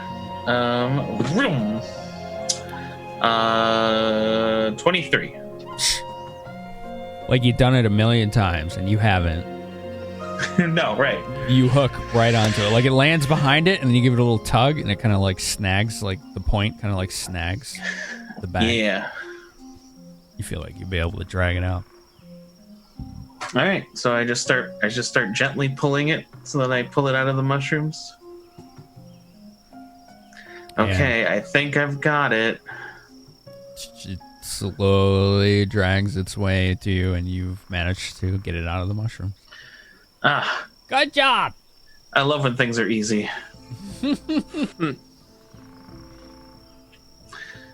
Jack picks up the bag. It is full of small little spheres that look like marbles. I'm gonna They're so quickly. pretty. I'm gonna quickly detect magic or any of them magical. All of them. God damn it!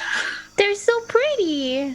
All right. Well, he couldn't have just told us they were whatever. He did.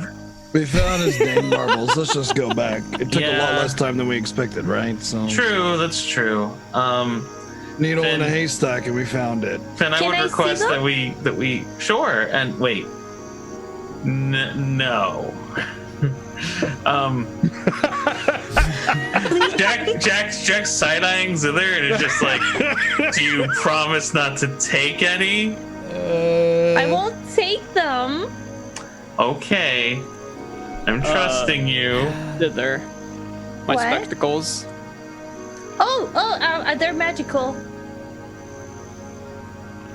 Can I have them back, please? Oh! Sure.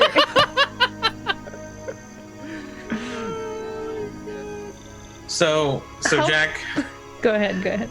No, I was just gonna say, Jack hands Zither the bag with trepidation, just like, okay, here you go. How pretty are they? Does he really need them? They look. I mean, He they said look like marbles, normal so- marbles. Yeah, but they're all magical. Every one of them. Every single one of them. Let's see. Evocation magic on some, transmutation on some, evocation on others, different kind. Transmutation on others, different kind. They're all different kinds of magical marbles. Are you sure natural he item, needs right? them back? Yes, Zither. We should not mess with forces of nature or fae. We should not betray their trust. He already told us where the temple was. But not that we could get inside of it. It is not a good idea. Could I roll a Arcana check to? I'm also rolling sense motive on Zither. Okay. It is in total a 38. Oh, she's definitely wanting them. She's definitely wanting them. They're pretty. They're magical. They're perfect for a slingshot. Perfect for the collection. I love these. They're beautiful. Let's shoot them into oblivion. Right. Well, if they're magical. Okay, fair. She's Can like I, anime eyes, like, oh my god, these are so beautiful. So sugoi. Hold Jack on. is just like, maybe I should hold on to them just for a little bit. Go ahead, Wilson. Can I make an Arcana check to see if I can recognize that magical item? Oh, that's spellcraft. Spellcraft. I do have that. 19. You didn't use your magical item you just took back from her to identify magical items? Okay. Good. That's 19. You have no idea. damn. I mean, I forgot about that. some of them Yep. detect as transmutation, some are evocation. They're all different, though. It's pretty interesting. Oh well. You got the auras down, but yeah. Can I sleight of hand take one when I give Jack the pouch back? Is that trained only? Is it? I don't know. Let I me check. think it is. Okay, how would I go about just taking one and putting it down my arm sleeve? Sleight of hand, typically. Let me check. If you have it. No, I don't. You don't. Okay. It's trained. Well, if it's trained, I don't have a rank in it anyway. But You're basically trying to hide something when you've never actually tried to do that before. So you can roll a dex check. I'm gonna take the chat pouch. Oh, Yeah, that's that was a fine. 5. Oh, that's fine. I was gonna take a chat power too. What's your total? Sorry. That's 16. All right, and you're Plus taking one, yeah, one, plus one. Ace. Yeah, I'll take a chat power for my perception. All right. So that's a 20. My total's 34. Like it was almost cute how badly she pulled this off. And now I'm rolling to intimidate. Oh dear. That total is a 28. Oh no. And Jack just turns to her. Motive? Jack just turns to her and says, "Zither Samus, I cannot believe you would do this. I just explained to you why it was such a bad idea, and you tried to take one anyway?" I just like gotta look up and be like, "You sound like my dad."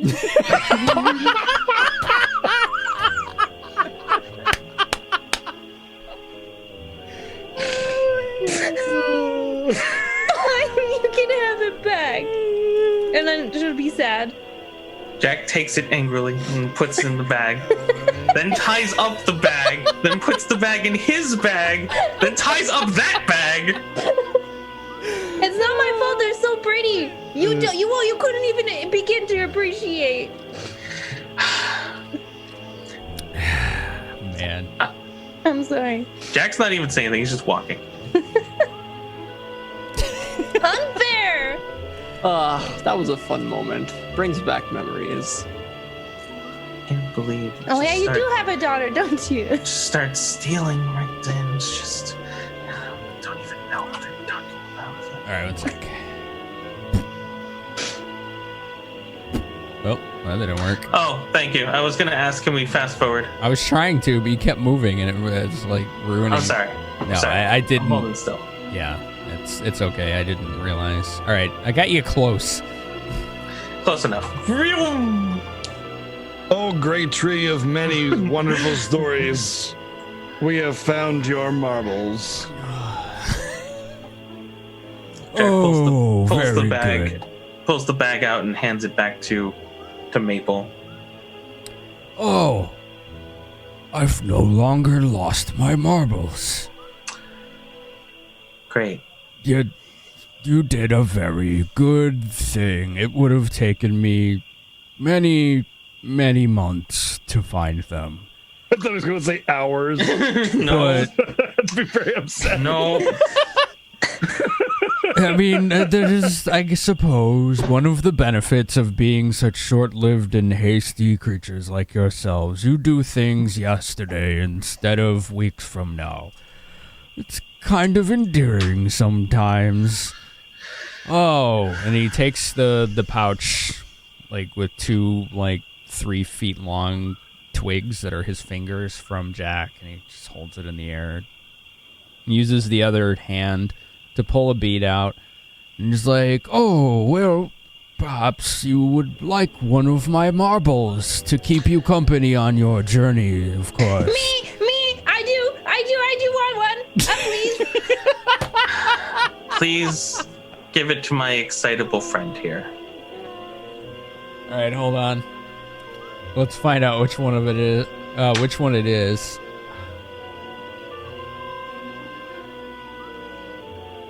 Get rewarded for not stealing. Plus 5 strength. I had a distinct feeling that was going to happen, but then I didn't even want to explain that. I was just like, no, we're not doing this. That item, that crystal you wrote down, are you sure that wasn't a pearl of power, Andy? No, because I think we made up the word, the title as soon as we went. I mean, I could have sworn I gave that merchant you randomly encountered on the road. He gave you a pearl of power. No. Like forever ago, that lets you recall one spell. No. He gave me a ring and I gave it away. That's I true. bought a ring for Jack. That merchant forever ago did give us a ring. That's how we got engaged. Yeah. Oh, ring of spell knowledge. Technically. Okay. Yeah, that was the ring of spell knowledge. Yeah. That's right. Okay. Speaking of which, So- I should change out that spell. He's like, are you sure you want to give it to this one? She seems like she's ready to climb on my branches just to take it. Yes. Well, it depends on. I think they. Did you guys say out of character? Did you guys say you detected magical aura from them? Every Yes, single we one, did. Yeah. Well, I mean, if they're magical, it really just kind of depends on what it does, doesn't it? What does it do? Oh, Fine, Brad. it looks rather pretty when displayed on a tree trunk. Oh, I bet. Yeah. You know what? Yeah, give it to her. She'd love it.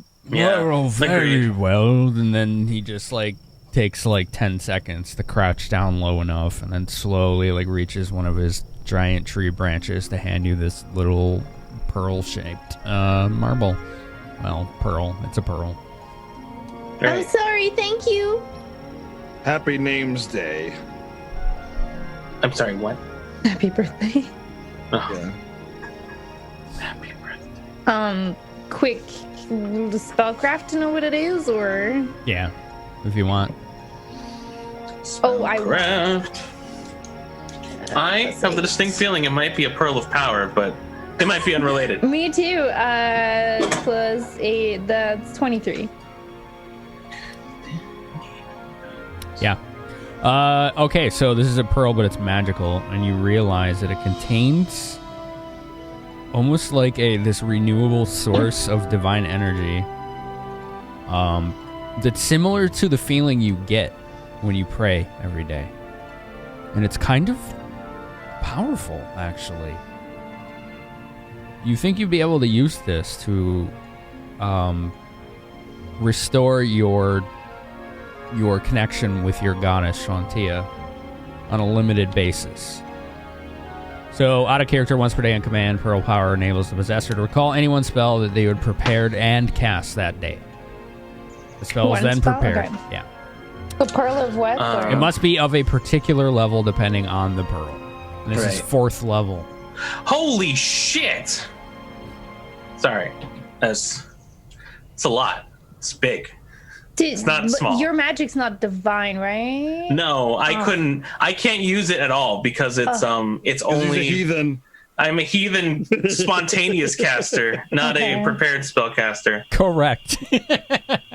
Correct. Okay. He is a heathen. Prepared spellcasters only, basically. Yeah. So. You were literally the only person in the group, I think, at all. Yeah. No, Well, yeah. no, paladins can. Oh, Sorry, yeah, Max paladins are can. prepared. Yeah, In the but- current group, yes. And the right. the entirety, no. Because Max could, yeah. And Yeah. that's it, yeah. Pearl of Power. Power. power. 4th Okay, level. sorry. 4th level out of Oh. character.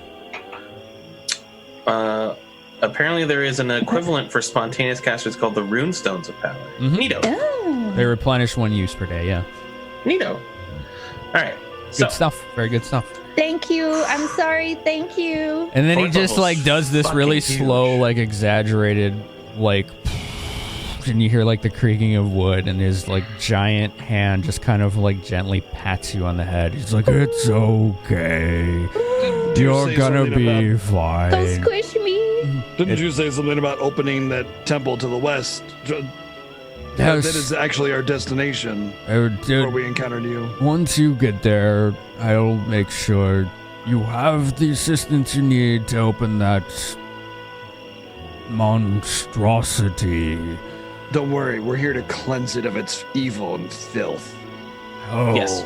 allies to the treants, I will remember that and tell the trees, and in a century or so, they will all know the names of all of you. Except I don't think any of you actually ever said your name, so Oh, my maybe name I'll is just think of some. My name is Wilson Bredolsky. I'm Jack Smokesong. He's Bredolfsky. That's Wilson Moore. Vilmar, and the excitable one is Zither Samus. Make sure to commit that to memory for all your Treant songs. Go, our memories are actually quite exceptional. It just takes us a long time to recall them and then actually form them into words. But, well, that's a tale for another time, I suppose. You hasty creatures look like you're ready to fall asleep. So perhaps you should be on your way before more dangerous things find their way to you. Yes, that is a good idea. We'll be on our way then. Thank you, kind creature of the trees or something. Oh, no, thank you. I feel whole again. And he walks towards that big tree that was next to him and slowly begins to just, fuse into it. Finn, remind me, what's the elven god that this temple's based on? Corellian Letharian, I think was the name. Roland Lithian. Carolithian? Here, I'll fucking look it up. It's the bestiary. Yeah, I don't think that's gonna be in there. I was like, but- nah, that's not checking out. Where is it? Elven Pantheon. Corellin Larethian. I think that's... Corellin? Borellian. Rethian. Corellin Larethian. Thank you, Borellian. BGG, for writing it down. Thank you. You're Yes. welcome. Corellin lithium-ion batteries, you fucker. Yeah, I got it. I'm gonna type it! Corellin Larethian. Lithium. Right. Lithium-ion...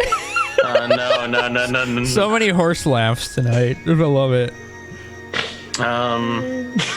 Great.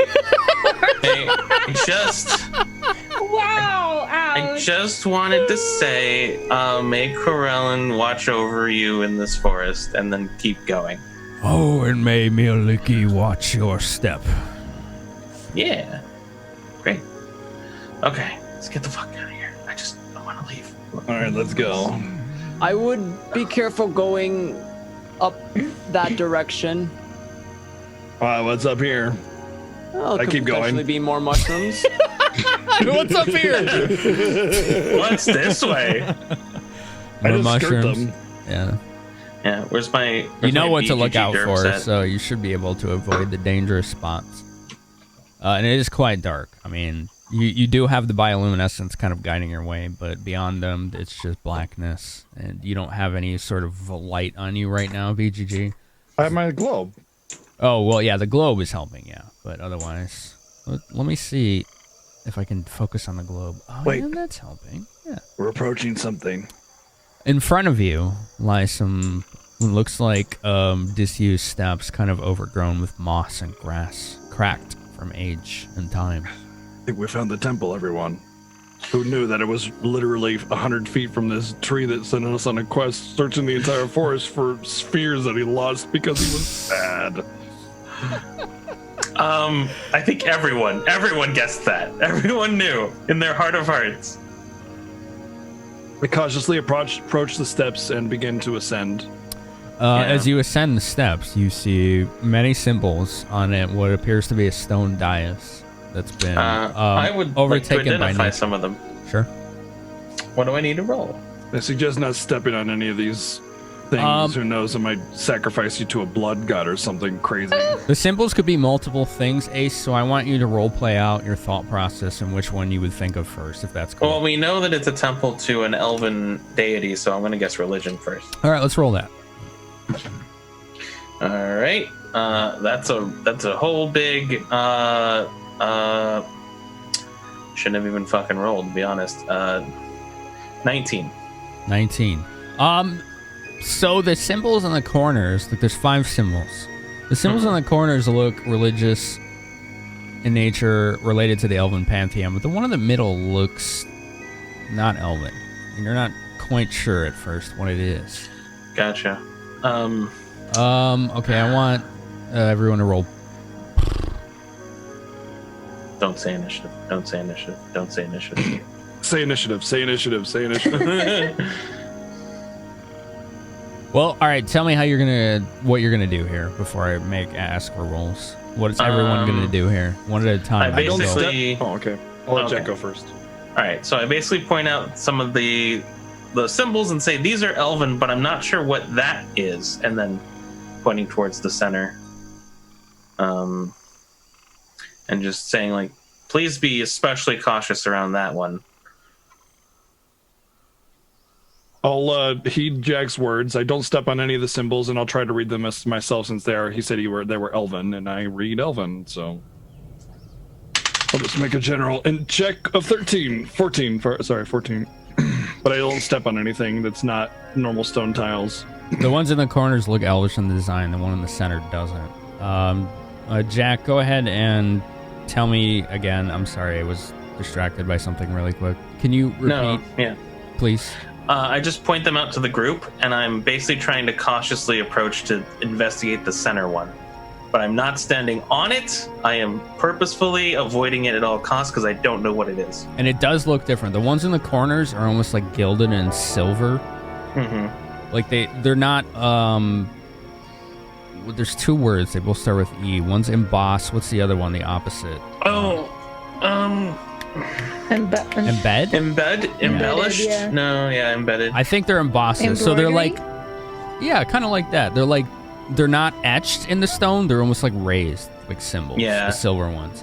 So they're like raised metallurgy that was like kind of like not welded but fused into the stone and then gilded with silver. But this middle one is embossed. So it's like indented in black. And it looks very different, not only in its symbol style, but in how it was created in the stone. Yeah, I really don't trust this symbol. It apparently was, it looks like it was carved after the fact. It's not part of the normal This temple. middle symbol? Yes. It doesn't look like it's part of the normal temple. Detect magic. Then those that have come afterwards have put it here, which means it can only mean bad things. Don't touch it. Detect magic? Andy, you said? Yeah. Okay.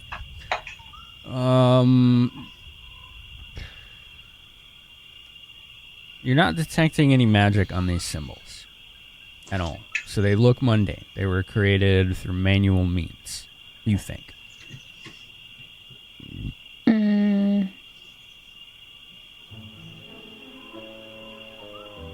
Would craftstone knowledge, no, that wouldn't work. I guess that's still knowledge nature. To know if I destroy it, if it's going to explode in my face. But because if somebody made it, I also make stones. Or craft or engrave stone. So you're trying to find out if destroying it will blow up in your face. Through what means, though? Well, maybe it's the door to an underground tunnel. Since it's still different, obviously, it's trying to look like the other ones, but they kind of messed up, you know? So maybe I can just lift it or turn it into sand, but I don't want to kill anyone. Right, but okay, let me try to rephrase my question. Okay. Why would it blow up in your face? What are you getting at? Because there's crests and traps and stuff that you can put on items, right? You're not detecting any magic. And those are all magic, right? Do I have it? I might not be following you. I'm just trying to No, it's okay. Make an understanding. If it's not magic, then she'd probably go for it. Can I turn it into sand? It's very different. I wonder if there's something hidden under it. Are you getting closer to it? Sure. I won't touch it yet, though, because Jack said not to touch it.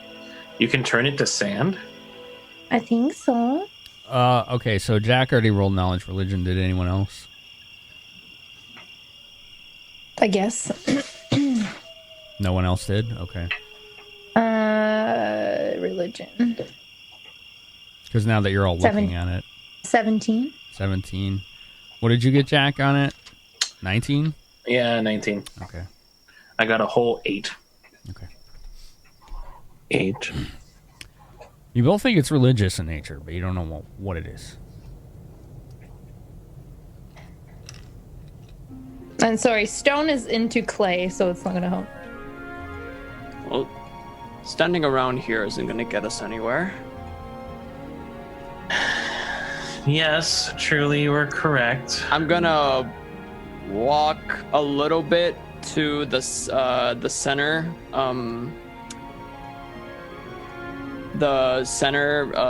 symbol. I'm not going to step on it, though, but I am going to kneel down, and I'm going to, like, run my finger, like, across it, like, just kind of, like, brush my finger on the edge of the symbol, but I'm not stepping on it. So what are you trying to determine with your... I'm just seeing, like, what happens, essentially. Just like, running your finger on it? Yeah. It actually feels kind of a little ashy. Like, it almost feels like soot in a way. Like it was almost burnt into the stone. But no kind of reaction. But it is different from the smooth stone around that's been basically eroded by time and nature. So it's you get the feeling this is more recent. Feels like ash. Recent. Very strange. Just put there? Maybe we should toss a rock into it. Since Zither said it was not magical, right? Sure. And I'll just grab, like, from my little pouch of pebbles, flower-shaped pebbles, and just throw one at it. Just in case. It just harmlessly bounces. Doesn't seem dangerous. So, let me give you a visual representation of what you're standing on now that you've all had time to stand on this dais.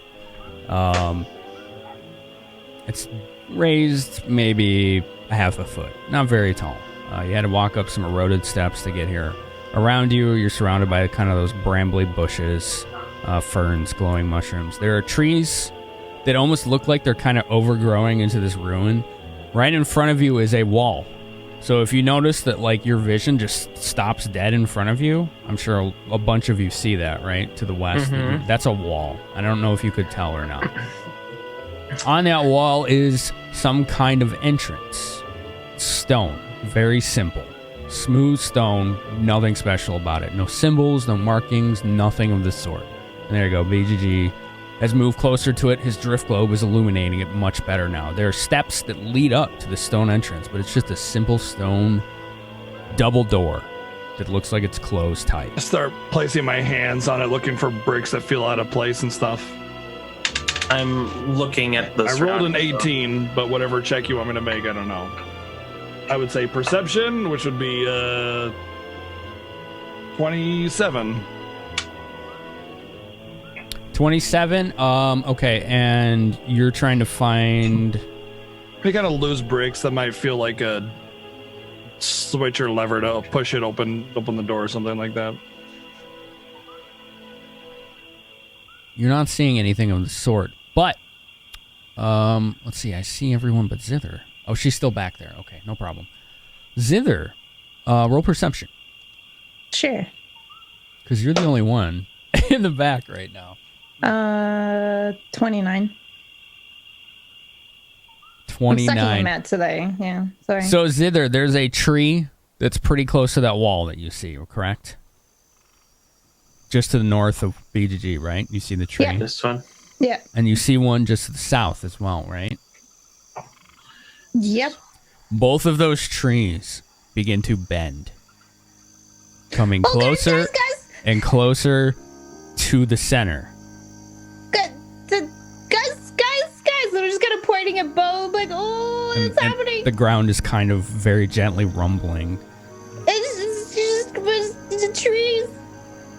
Trees. What trees? I don't look around. Look up.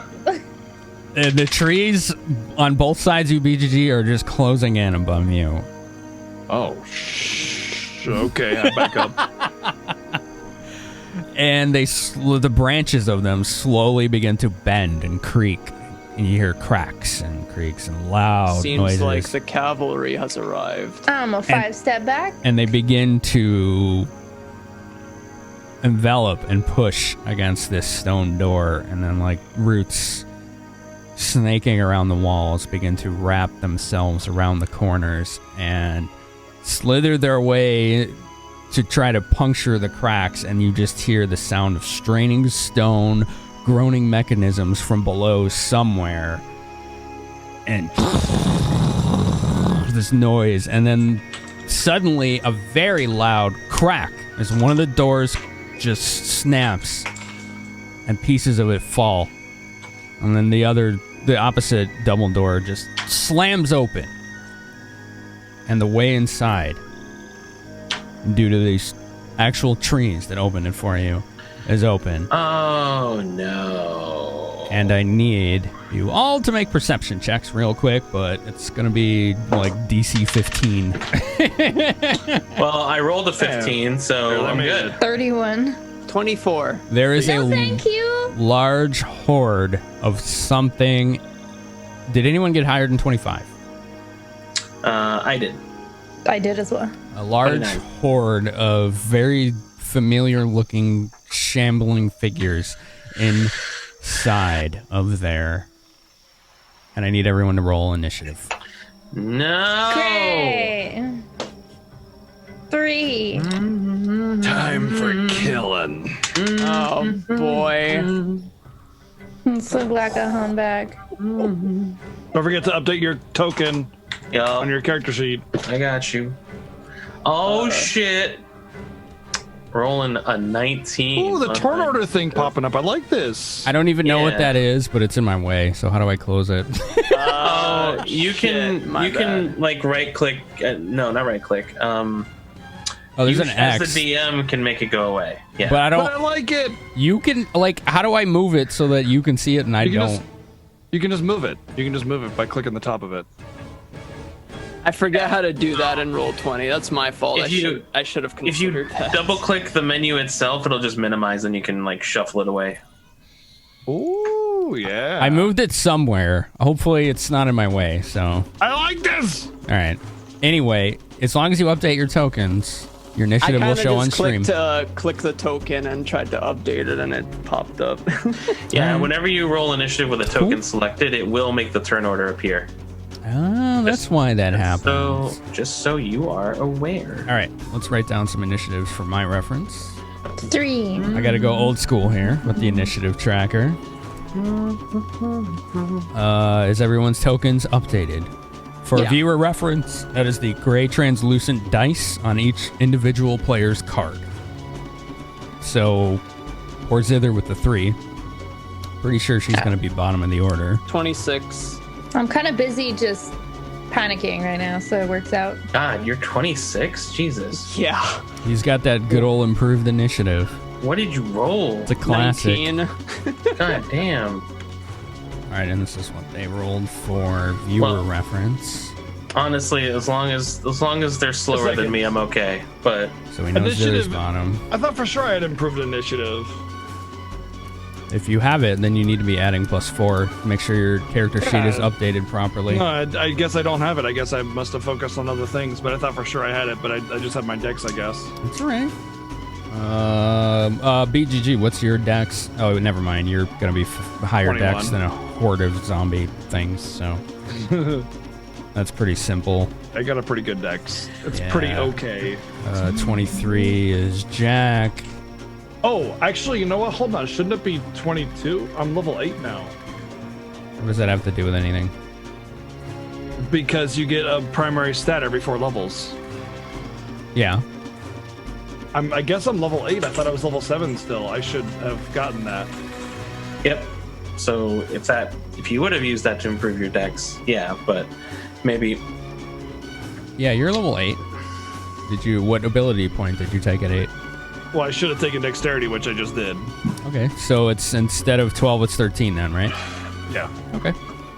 Nice. Cool. Make sure, and that since you update it on your sheet, it'll update all your calculations too automatically, so you don't have to worry. Yep. Okay, that makes it our boy Wilson's turn first. The man with the improved initiative. It's your boy. Your boy, Wilson. Wilson, you can't quite see what's going on in there from your own viewpoint. Yeah. So what are you gonna do in character here? I'm going off of what you can see because I can see what you see. Oh. Like I know I can hear the growling, so right, like. Roll perception. Because Okay. there's a lot of rumbling and cracking and rubble noises going on. 13? Natural 1? Oh God. Buy some fucking dice! I linked you fucking cheap ass dice. It's like 3 pounds of dice for like $10, dude. Come on. I just want everyone to know that's the 4th one. Man, I gotta tell you, rolling dice, it's a good feeling. 3 hours. Dude, put it on your fucking Amazon wish list. I'll buy it for you, asshole. And specifically, that's his 3rd one on perception, specifically. All right. I mean, all you're hearing is loud rumbling, the crashing of stone, and the creaking of wood right now. So what do you do from your vantage? All right. I'm gonna address the group. Do be careful not to step on that symbol that's behind you. I'm going to. What would Wilson do? I guess he'd try to like get a better angle.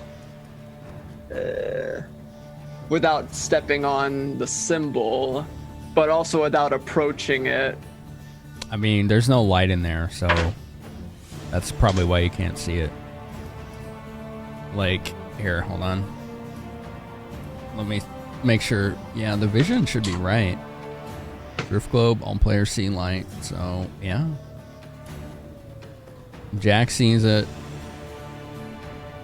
Brad, you don't for some reason. I don't know why. Oh, Jack sees it because he has low light vision. That's why. Hell yeah, I do. Yeah, so. Technically, Jack, I think, is the only one that sees it. Maybe Zither does, too. Good old low light vision. Zither's pretty far back, though. She sees it. Yeah. I see it, yeah. So Here's a bunch of Wilson moaning up is ahead. still What's in there? awe at the trees, like opening up the doorway, because he thinks like that's, you know, the tree ants helping him out with, because, you know, he did say he would help him open the thing, so he's not thinking much of it.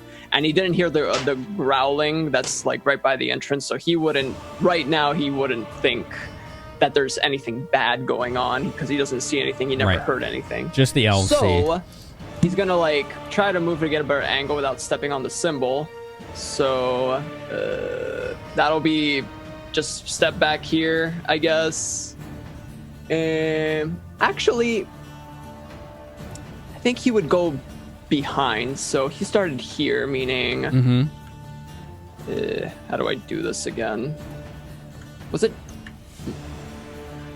I forgot what the button was. I think it was shift. To do what? I'm seeing it if that's you. Well, the arrow. Oh, the arrow. movement arrow. Oh, I don't know the shortcut.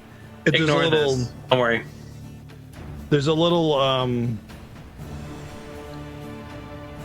icon on the top left, the arrow, and then the paintbrush.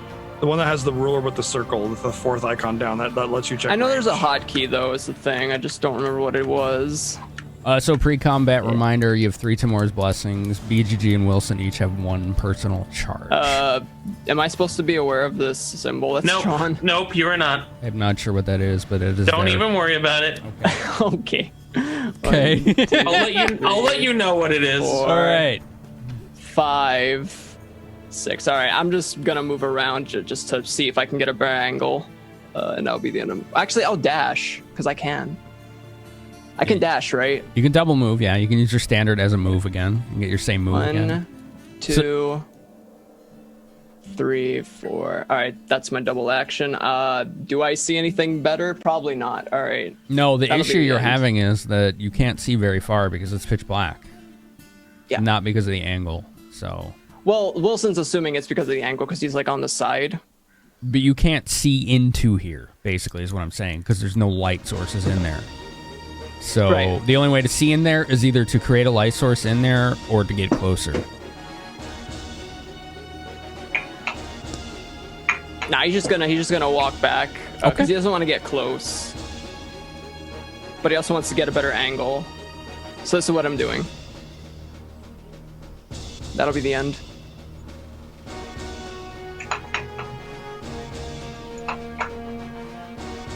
Okay, Jack. Great. First thing I'm going to do is cast Glitter Dust. It is a 10-foot radius, Good call. and that's what that looks like. And specifically, let's talk about what Glitter Dust does. I need to get better at this. Why do I keep forgetting to do this? Glitter Dust Pathfinder. Boom. Found it. Boom. Link. Boom. All right. So. Yeah. A cloud of golden particles covers everyone and everything in the area, causing creatures to become blinded and visibly outlining invisible things for the duration of the spell. All within the area are covered by the dust, which cannot be removed and continues to sparkle until it fades. Each round at the end of their turn, blinded creatures may attempt a new saving throw to end the blindness effect. Any creature covered by the dust takes -40 penalty to stealth checks. They must save on a will for the blind effect only. And their DC is a 16. 16. Oh, it's so pretty. Will negates. I don't even. For the blindness, yeah. That's AoE, so that's a good call. All right. For the blindness. Okay. So, I mean, they're definitely outlined. You can tell that. Yeah. Okay. So as that happens, I sort of like am shouting out to the rest of the party. I'm like, that's a zombie horde. That is a zombie horde. That is a zombie. And then he's just like moving around and back. 1, 2, 3. That is a zombie horde. 4, 5, 6. That is a zombie horde. And then It's just sort of waiting in the outskirts right there. Finally, some fun. That's the turn. BGG. Do they know? I can't really see in there, so I'll just kind of move up a little bit. Hold on. No, you see this outline of glittery sparklingness in there now. I can't do anything about that. There's it won't let me highlight those, so and roll 20. But yeah, I can kind of see it with my drift globe. I'm just let me. Oh, there we go. It's Q. What's Q? The arrow for token. Yeah, I can't like select them. I can't even select the thing Ace put down. So. Oh, that's fine. Shouldn't you be able to because you're DM? Well, whatever. Oh, I know what it is. Yeah, I can't double click it. That's that bug where you just can't edit things randomly until you reload the whole web page. So this is what I do. It's right here, BGG. This is dead center of a 4x4 square of zombies. I move up 5 feet. Quick draw with my weapons, dagger and longsword, and then what I do is I just put the longsword like horizontal in front of me, about like chest length, and just lock it into place, and just like make it basically as razor thin as possible to my advancers. And then and then as my attack action, I draw my longsword or my short sword in replacement. Okay. Oh my All right. gosh. 1, 2. And then I step back a little bit. 1, 2. 1, 2. Oh gosh. And then I brace myself. I'm just gonna keep it on there just so we know that they're glittery. I don't think they can double move because they don't have like a standard attack, so they just move slowly towards you. You can see them now. It's a lot of them, and this is very, very dangerous. Zither, what do you know about these, Zither? Zombies? Can I knowledge religion? How do I know if they're undead? Well, or I've seen them before. Or are they the same that we've seen before? Yeah. Okay. It's pretty similar. Where do they come from? From inside the temple. Remember, we're here for a necromancer. Isn't that somebody? We fought these before in town of Dead Town, Ghost Town. Right, the town to Saloon. Was it? Not that I know any of that because I wasn't there. I'm like, we fought these before. Well, I have. Be very, very careful. Can I make a common sense check to see if I can cast magic through the stone pillars? Like, not on them, but above it. Stone pillars? Which pillars? Well, not the pillars, but like all of these fun things in the center. I just want to know if I can safely cast to them through a ray. All those symbols are on the ground. They're not like pillars or anything that's blocking your vision. Okay, great. So be very careful. I don't remember like fireworks, but don't get caught by them. And I'm gonna channel Ray, of positive energy. This one is it's 120 feet, which I'll reach. Your DC is gonna be +2, so that's a DC 18.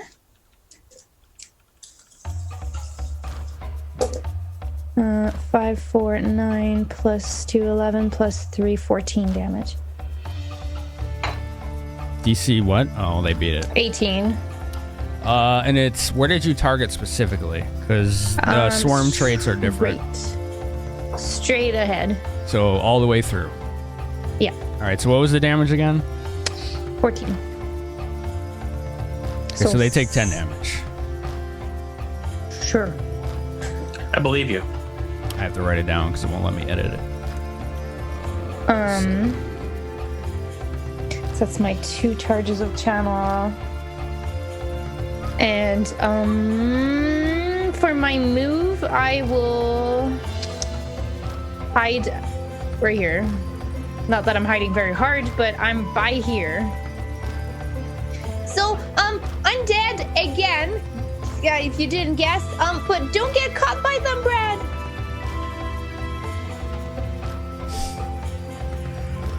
Wilson.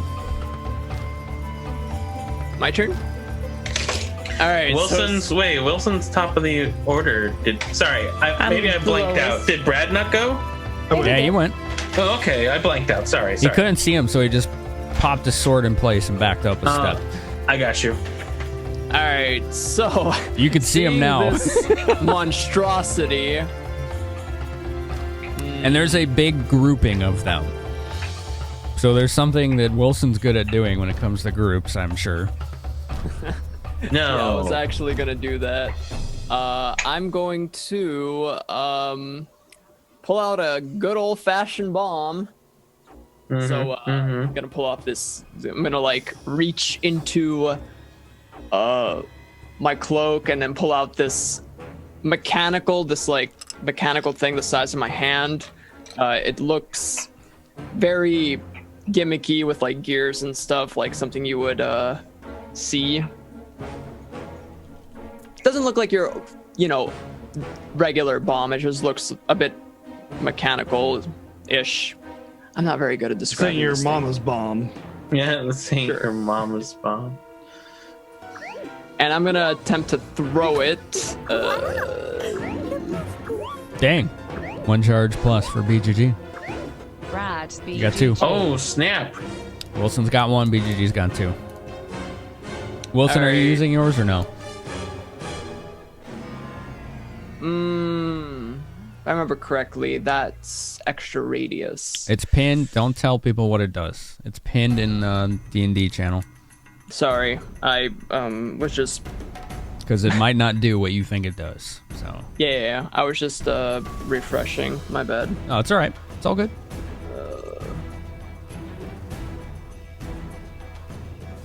Yeah, I'm gonna throw like 45 feet from where I'm standing. That's that should be a penalty because my range is 20. It's 20 increment on bomb throws?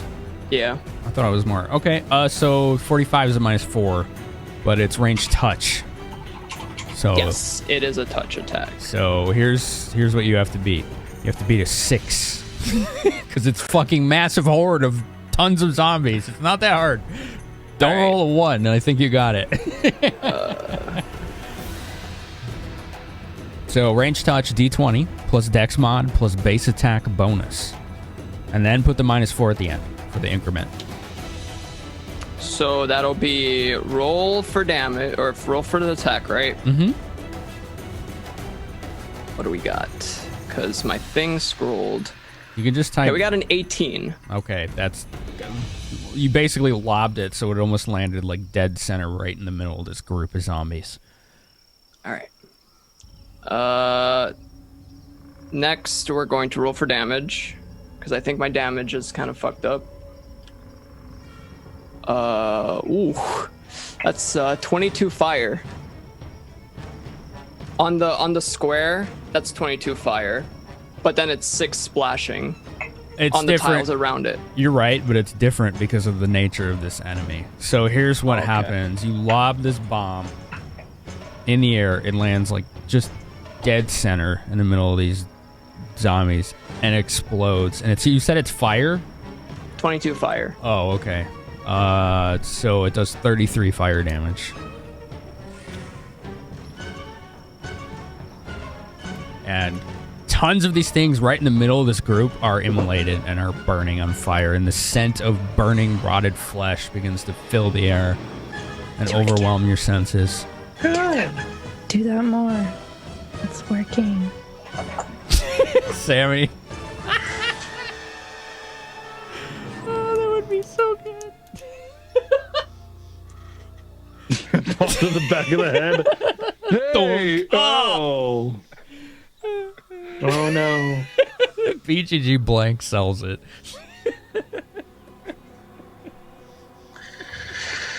Alright, you still have a move action if you're going to use it. Oh, I am going to use it. I'm going to like back the hell away, dude. That's already... That's... Gonna back away 20 feet. Okay. That'll be the end of my turn. Jack. Oh, sweet. They're already like thinning. Like you can see ones in the middle like falling, and the ones behind them kind of stumbling over them. They're still shambling it inexorably forward though, right towards Brad. 2 is 8. 8 times 5. Sorry, I'm just trying to. 20, so 45. Okay, yeah. All right, so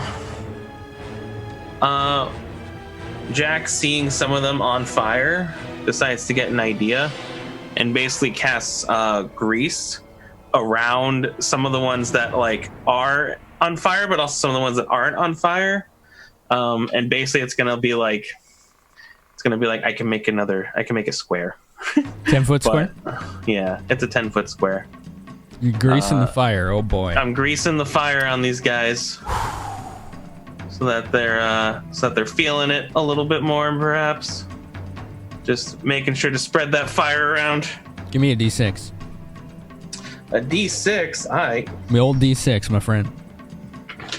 a 1. That's what I felt like rolling today, I guess. Okay. So the grease you conjured seems to be the water-based, non-flammable type this time. So they're definitely slipping on it, but does not appear to be actually creating Great. grease fire. Super good. Yet. You think that's what it is, but it didn't have an effect immediately. So we'll see what happens. Okay, so now I need to make a reflex, right? Because it's an AoE. By the way, they're like right on my sword now. My sword is 10 feet in front of me. I like Okay. how Yes. Vilmar's doing absolutely nothing. Right. Just watching us like, oh, they'll be all right. Yes, it's a reflex save or they fall. If What's they are DC? in that area. If they try to walk within the area, they also have to make a check unless they do a DC 10 acrobatics. But if they fail the acrobatics check, they also fall. What's the DC? The DC is 15. Okay, so a whole bunch of them just immediately begin to slip and fall. And the ones behind them are kind of stumbling as well. So it actually seems like it's halted the movement of the group. All right. In a significant way. Nice. I think that's my turn because they're not close enough that I'm feeling threatened. But yeah, I think I'm good. I'm not he's going to back move away there. from my current position yet. Okay, hold on.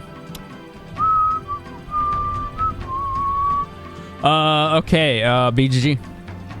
Okay, so they're kind of like right on top of my sword right now. Mm-hmm.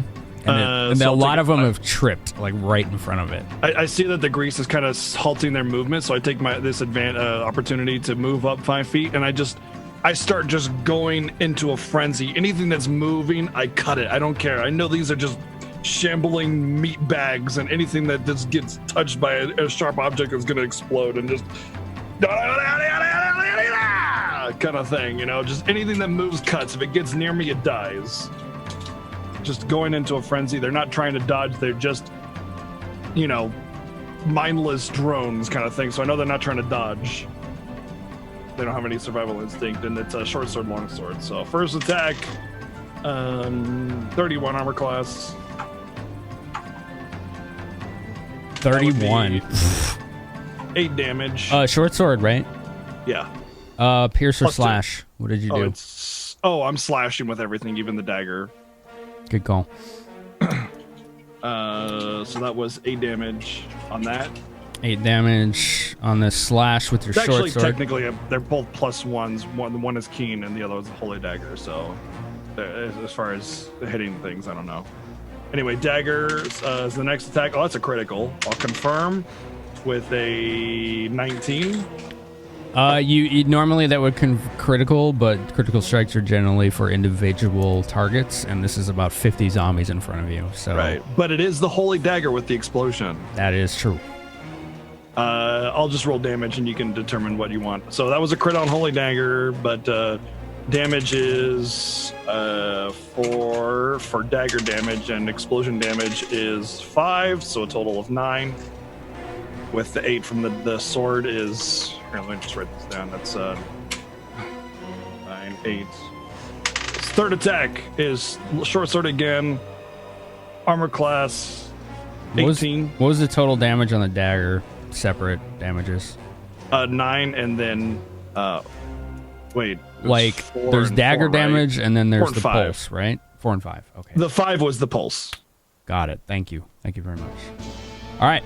You noticed that this most recent attack with a dagger, actually, it pulsed through one of the zombies in front of you, and it knocked it back with such force that it kind of took out 2 behind it, and they're starting to, like, thin out and spread a bit. Yeah, good. Perfect. And then they'll pull right over the grease on top in the center here. But 18, does that hit, by the way? Does 18 hit? Yes. Okay, that's a second sword, short sword. That is a total of 7 damage. And then final dagger. 11. Roll a 2. You missed with that last one as you kind of overextended with your last attack. Fair enough. So 9, 9, and 7. 18 plus 6 is 25, with 5 of that being the holy pulse damage. Okay, thank you. Okay. So, Zither, as it comes on to your turn in the combat round, you notice BGG just ruthlessly tearing into these things very shortly after Wilson throwing an explosive bomb right in the middle of them, and Jack completely slowing him down with a magical puddle of grease in front of them. What do you do? I think you had the right idea, and she'll like just kind of just go like into panic mode. Like, they're getting to, because she's been sworn before, she's been in the middle of it, so she's like we can't let him. We have to protect him, and I'm gonna cast spike stones, which is That's a new one. It is. It is a domain spell. Sorry, English, and so this is the effect of it. So I'm gonna choose to only cast like a 25 square feet, because it can be really big, like 180 square feet if I wanted to, but I'm gonna choose not to, and only really just under them. So if they try to move, they take 1d8 points of piercing damage for every 5 feet. Reflex partial. Wow, that's a to not take huge more radius. Yeah, that's why I'm like, I'm gonna take just a small square of it, and Be 180 foot radius. I don't know if I can move the square I just made. Where I don't see it. It's like where Vilmar used to be. And I can't click on it. Oh, maybe. Oh, no, wait. I can't even click on it. What'd you do? I just made a shape. And I see it. I was like, I'll just go. Okay, you can move it. Well, that's where it goes, right under them. And it's so she's just tiny. Trying to perfect it. Well, I thought maybe it would just whatever. It's like 1 pixel. I can barely move it. Okay. So you made this huge pile of effectively stone caltrops, is my understanding. And to start like right in front of Brad, because she's trying to prevent them to get to Brad. Like, we have to protect him, but she's not going anywhere near there. And for my move, I'm gonna use my feet and channel ray to straighten them again. So that's my 2 charges for the channel ray, and DC 18, half damage, 10, 15, 17 damage is better. 17. Wait. Channel ray. Used as my move action. Oh, you did the swift feet channel thing. Yeah, that's really nice. Okay, so I don't need to move if I can turret. Can you remind me the DC of the channel ray? 18. Thank you. And they completely failed it. So damage was 17. So 25 damage. And this brilliant golden and white ray that comes out of Zither's basically like 4 fingers, because she likes to do the finger guns. Pew, pew, pew. Just shoots through them like a laser beam. And about 12 of them just just this like disgusting, like hissing, almost like bubbling dead flesh. Brad, don't sound go and into smell. them, okay? They just fall apart, and the horde itself, if I have the right target here. Oh god, this is hard to do. Ungroup. Most of them have been destroyed by the combined onslaught of the group.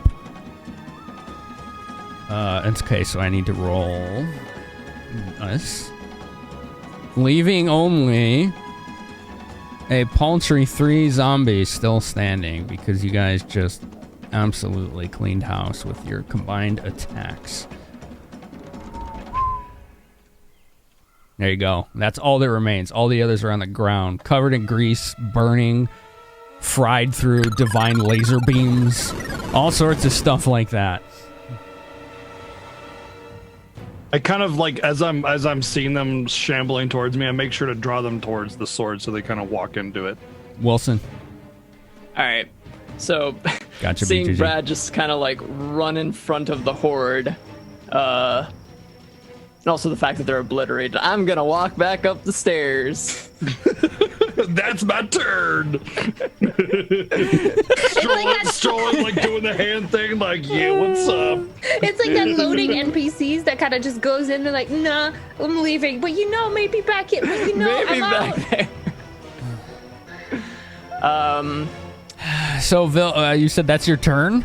No, it's not my turn. Oh, BGG okay. said that. I'm going to pull out another bomb just to make sure that they're completely obliterated. And I'm gonna... How much is that? 50 feet? Actually, no, let's make it 45. Right here. 45. Okay, so -4 at the end. So D20 plus dex bonus plus base attack, then -4. -4. All right. That'll be a 12. Mm-hmm. You're aiming at a what? Which, like the group? This one. That one? Yeah. It's range touch, so. That's a hit, right? Mm-hmm. Okay. I'm hit. also going to use my feet, precise bombing, so Brad doesn't get splash damage. Nice. Excluding the teammate from the explosion. Well, if you value your life. It'll be fine. All I gotta say is I'm very is Nelia is very fortunate I was never around in those periods of times. Would you have just bring her down? Cordelia. Poor She was a Nelia, young gal indeed. trying to make her way. She had struggles.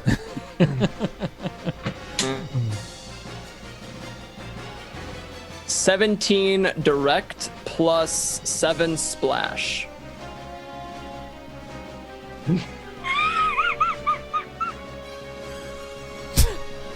What's the radius? right. It's 5 foot, right? 7 Yeah, splash. 5 foot splash. Brad does not take splash damage though, Right. because of my feet. Yeah, I mean, it took them both out.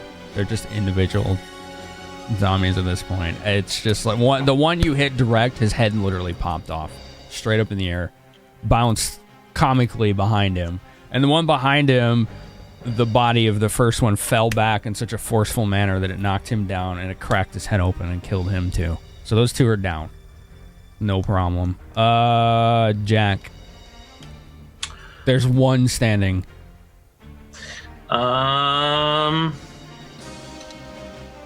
I can't even really reach him, so I'm just gonna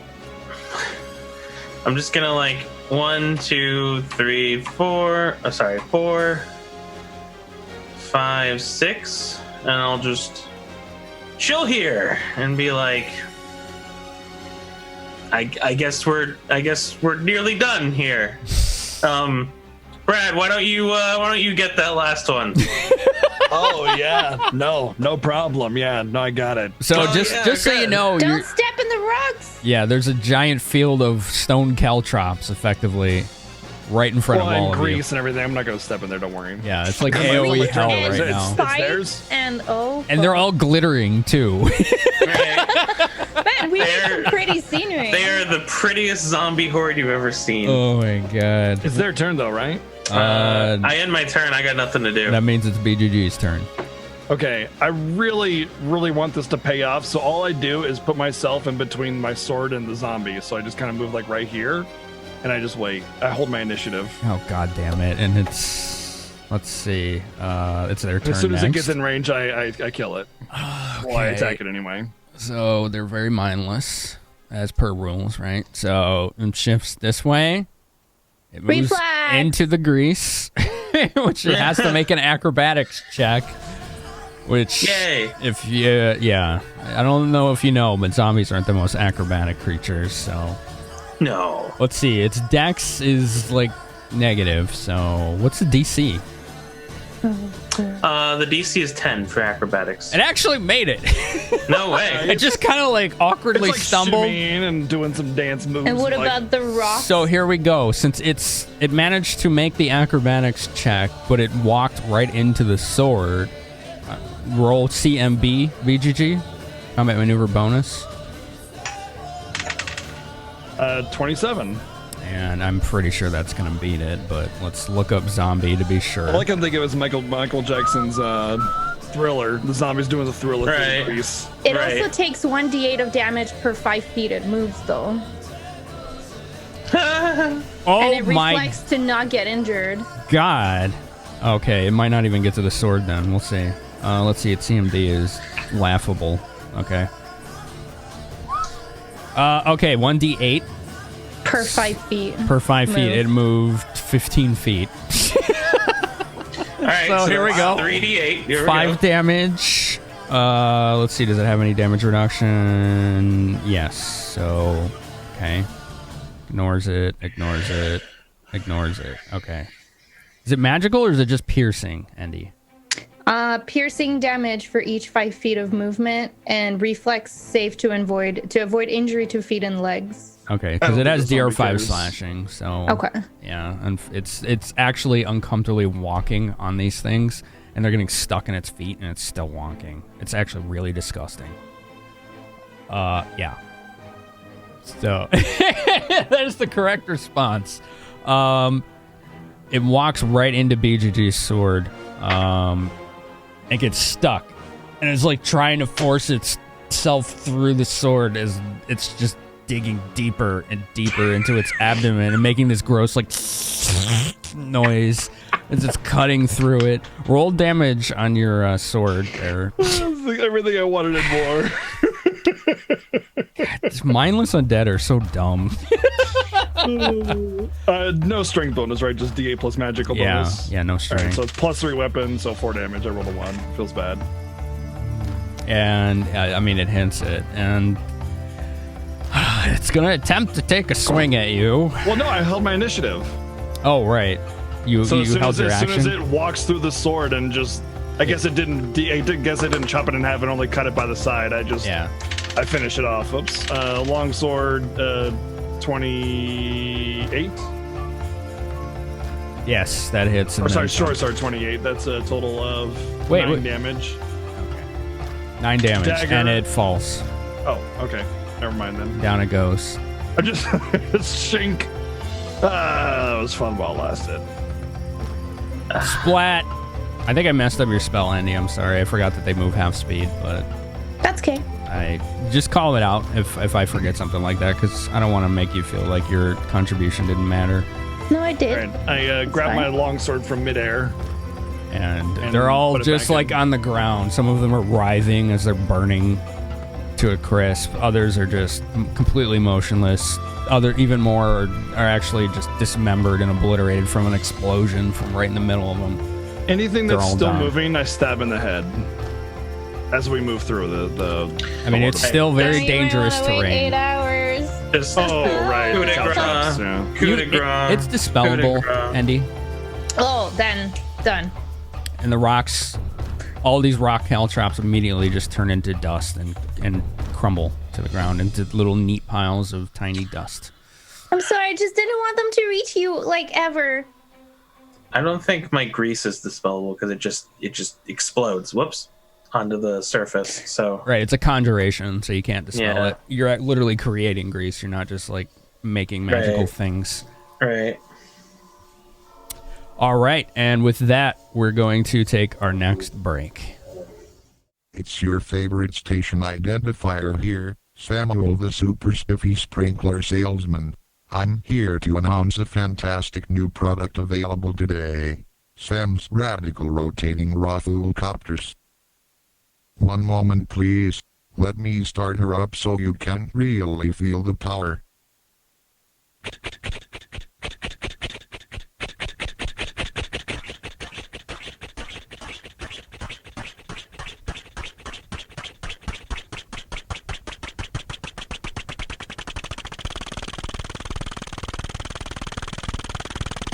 Hop on and we'll fly out of here.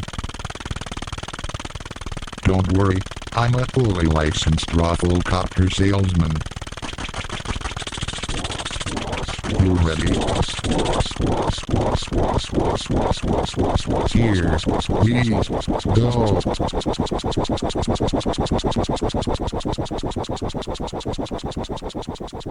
Sam's Radical Rotating Sam Super Spiffy Sprinklers. Radical Rotating Rafflecopters can be hazardous to operate while watching Finamenon stream. Do not operate vehicle while under the influence of alcohol. Keep all hands and feet inside the Radical Rotating Rafflecopter at all times while vehicle is in motion. Never touch without consent. Sleep is not required, but heavily encouraged when operating a Radical Rotating Rafflecopter. Remember to wear a helmet and get safety and travel training. To get safety and travel training information, please call Sam's Radical Rotating Rafflecopters at 1-800.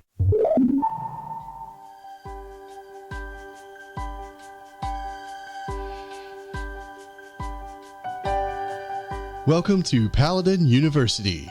We're Om's finest divinity school with a sprawling campus spanning over 15 square miles and dormitories to suit every alignment and vow. Featuring colleges devoted to several deities as well as a general college for those wealthy young adepts who have yet to hear their divine calling. We foster basic skills in improving your charisma, martial weapons training, optional writing lessons, donning and removal of armor, and even have a special mentoring program to help connect young hopefuls with servants of their deity of preference. Open to any students with gold and the ability to find us. Our students are our success stories and they love to share. For example, this fine devotee of Shantia. I'm Maximilian Brightshield, and I am totally a gradualist of Paladin U. Class of... as a matter of fact. You should totally go there. Our financial aid office is always available to help, so even if you're a poor orphan serving boy from a backwater bar, you too can see your dreams come true. For more information, tune in to the Bronze Brigands Saturday night at 7 Central on twitch.tv/Finamenon. Repayable in low, easy payments starting upon graduation with 17% interest rate compounded monthly. Paladin University not responsible for incompatible deity choice, demonic possession, dismemberment, or divine retribution. Paladin University, your gateway to an enriched life of divine servitude.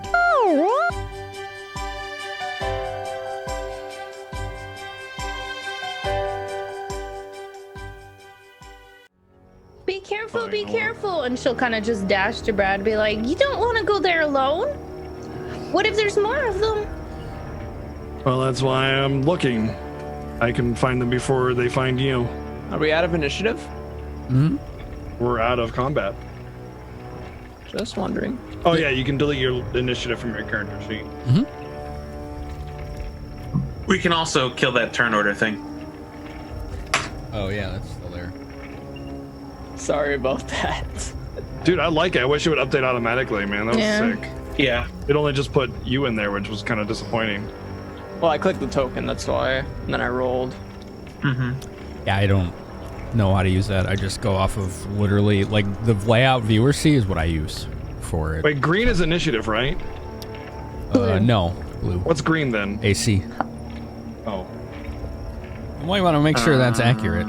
I don't think 6 bracket is correct. Yeah, I don't know why it says that either. Should be 23. 6 bracket. Yeah, there it is. That's some like extra planar AC right there. I mean, that's its AC. I don't see a problem. It's like Mario 1 when you get more than 99 lives. It glitches out? Yeah, perfect. So as you guys are stepping in, you hear this Vilmar like, damn it, I was gonna come at the side and... Listen, they're just fodder. Don't worry about it. Like, stealth is really good sometimes, but it takes a long time to do right, and you guys kicked their ass. I wasn't ready for such a fast fight. Well, I mean... Well, I guess... No, what do you mean, Brad? Please elaborate. We work really well together, is what I mean to say. Because we're a great We work team. together? Oh my gosh. I can't. Teamwork. Hold on. And Jack pulls out a scroll. What day is it? What's the time? I need to write this down for accuracy. Brad said we worked well as a team. Can I make an intelligence check Underscore. for the date? What date is it? What? You want to know what date it is? We haven't Yeah. even implemented the calendar yet, but I can kind of wing it if you want. Why? Listen, Because he's writing it down. He's like, what day is it today? So I wanted to like recall what day is it, just to say it.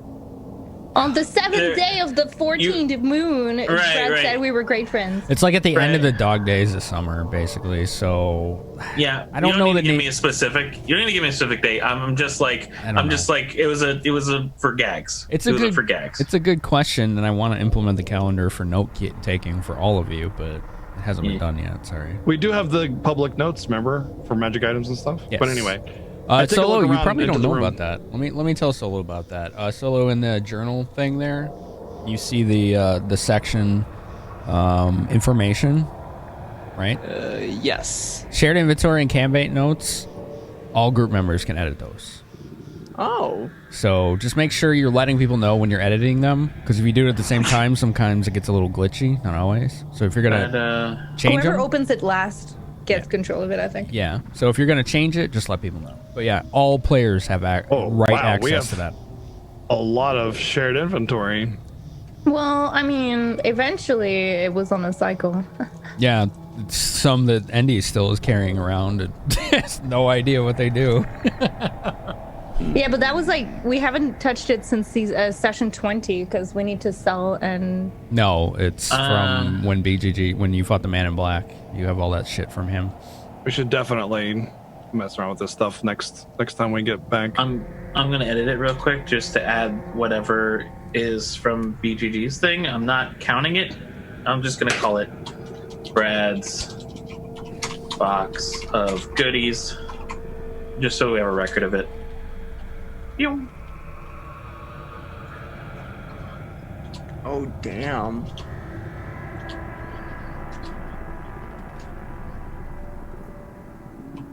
What do I see in front of me? I see these statues, I guess. So, as you enter this new area, here is what you see. Okay. There's a large opening. It's open to the air, but the ceiling goes very high. And there's a large, canopy of, vines and brambles that are like a makeshift ceiling over this. So it wouldn't have been something you necessarily could have climbed into without a lot of time and effort. There are 8 statues. They're all holding swords extended outwards. When I'm doing descriptions, try not to move around if you could. Sorry. I know you get, fidgety. I do the same thing. But yeah, I don't want you to uncover and explore things when we're not ready for it yet. Gotcha. 8 statues. They all look like elves and kind of like scale armor, extending swords outwards to each other. This looks very much like an entrance hall of some kind, but it is in ruin and disarray, and it looks very old. Very old. Vilmar walks up to Zither, and he's like, "Hey, what's that? What are these symbols on the ground here?" Knowledge. Did I not fail my knowledge religion earlier? Yeah. Do you want me to re-roll for it, or? No, he's just asking you. I don't know, some kind of religious thing? Not super familiar with it. I am sorry. Huh. So he walks up. I don't think he has it, but I want to check.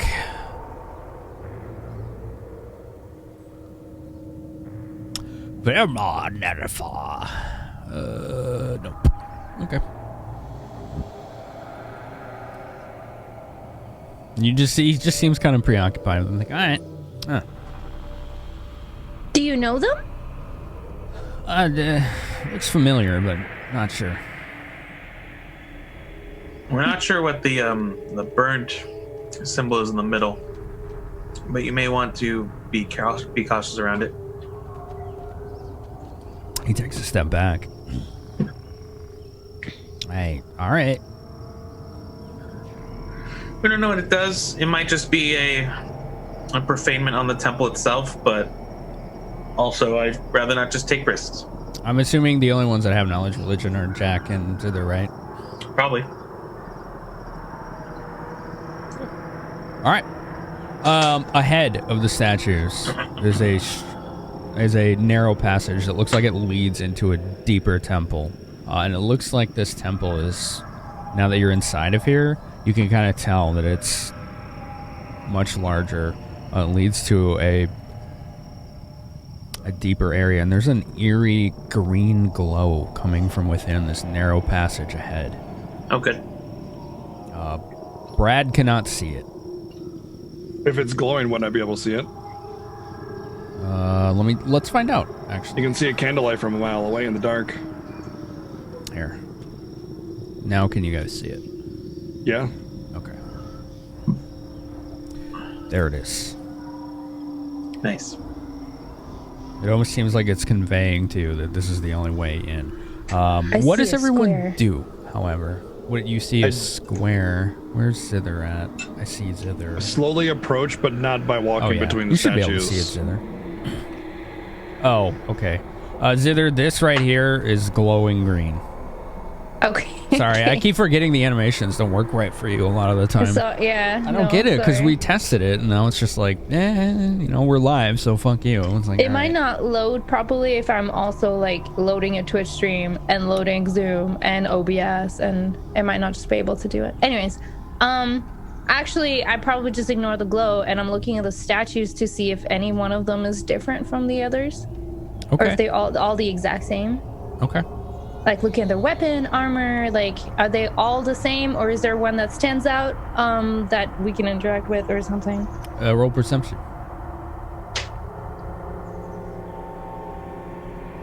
19. As you're brushing yourself off of all the dust from the recent combat, you're looking at all these statues, and the glow does seem a little distracting. The statues all look pretty much the same. They all look like elves in scale armor and elven curved longswords. Okay.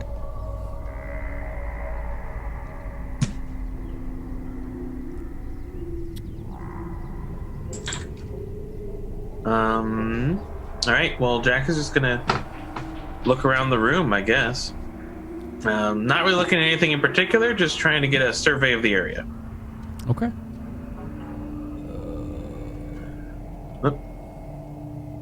I got moved. That's weird. All right. Okay. I move around, but that wasn't your intention. Okay. I was just turning light on, so it may have undid your movement. Gotcha. I move, but not between the statues. I'm like superstitious about getting zapped by lasers or something. Lasers. Stinking mages. Those fucking spaceships in my forest.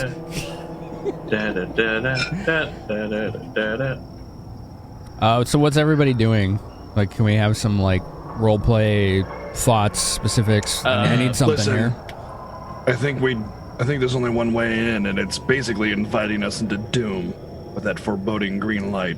Well, I think we should make our way there, but be on the lookout for anything else along the sides. I would just like to see more of the room in particular. I don't know. Just looking around, does this seem very temple-like to you? I don't know. I can see this being a place of worship or an entrance to a place of worship.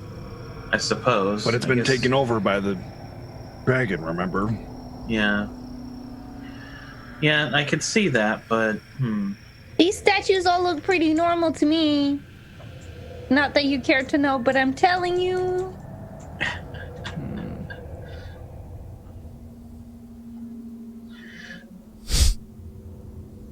I'm gonna approach one, and like as I'm walking by, I am going to like run my finger across the statue as I like walk by, just to get a feel of it, see what happens. Very smooth.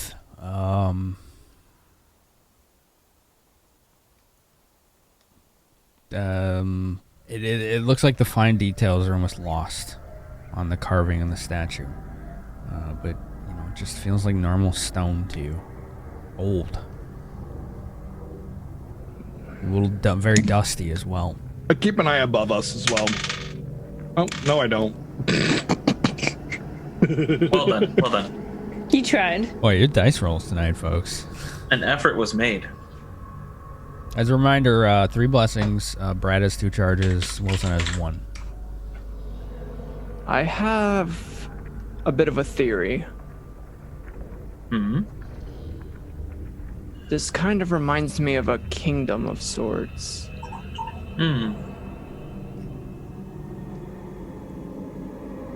Go on. Could this be an old civilization? Well, they literally said this was an old temple. Temple, yes. Kingdom, no.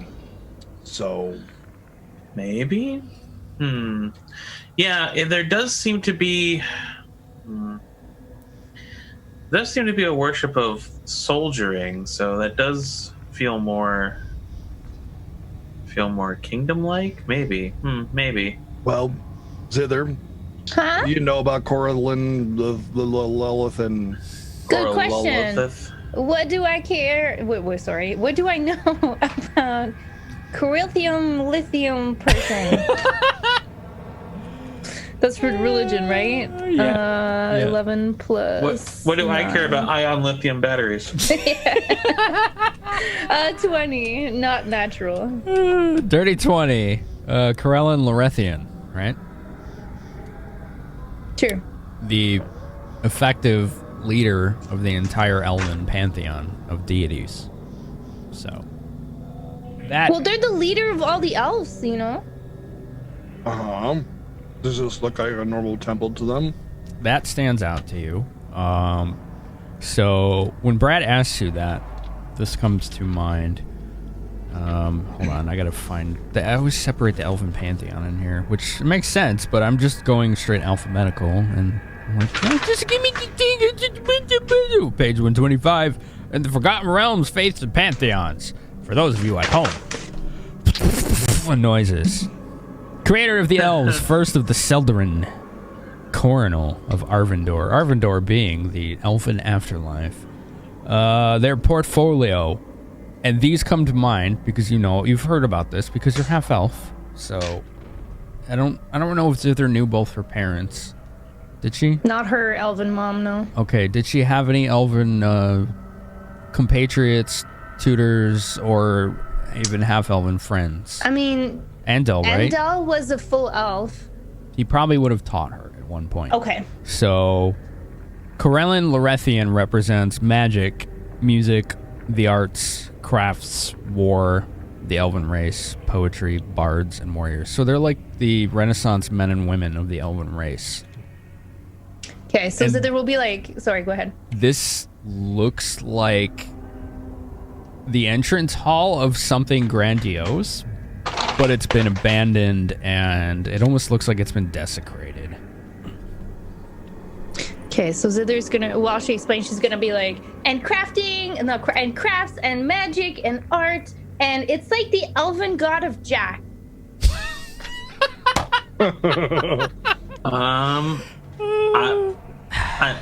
Dude, you've never been so flattered in your life. He just compared you to the leader of the elven gods. Yeah, all right. So this was I knew there was probably something I didn't like about him.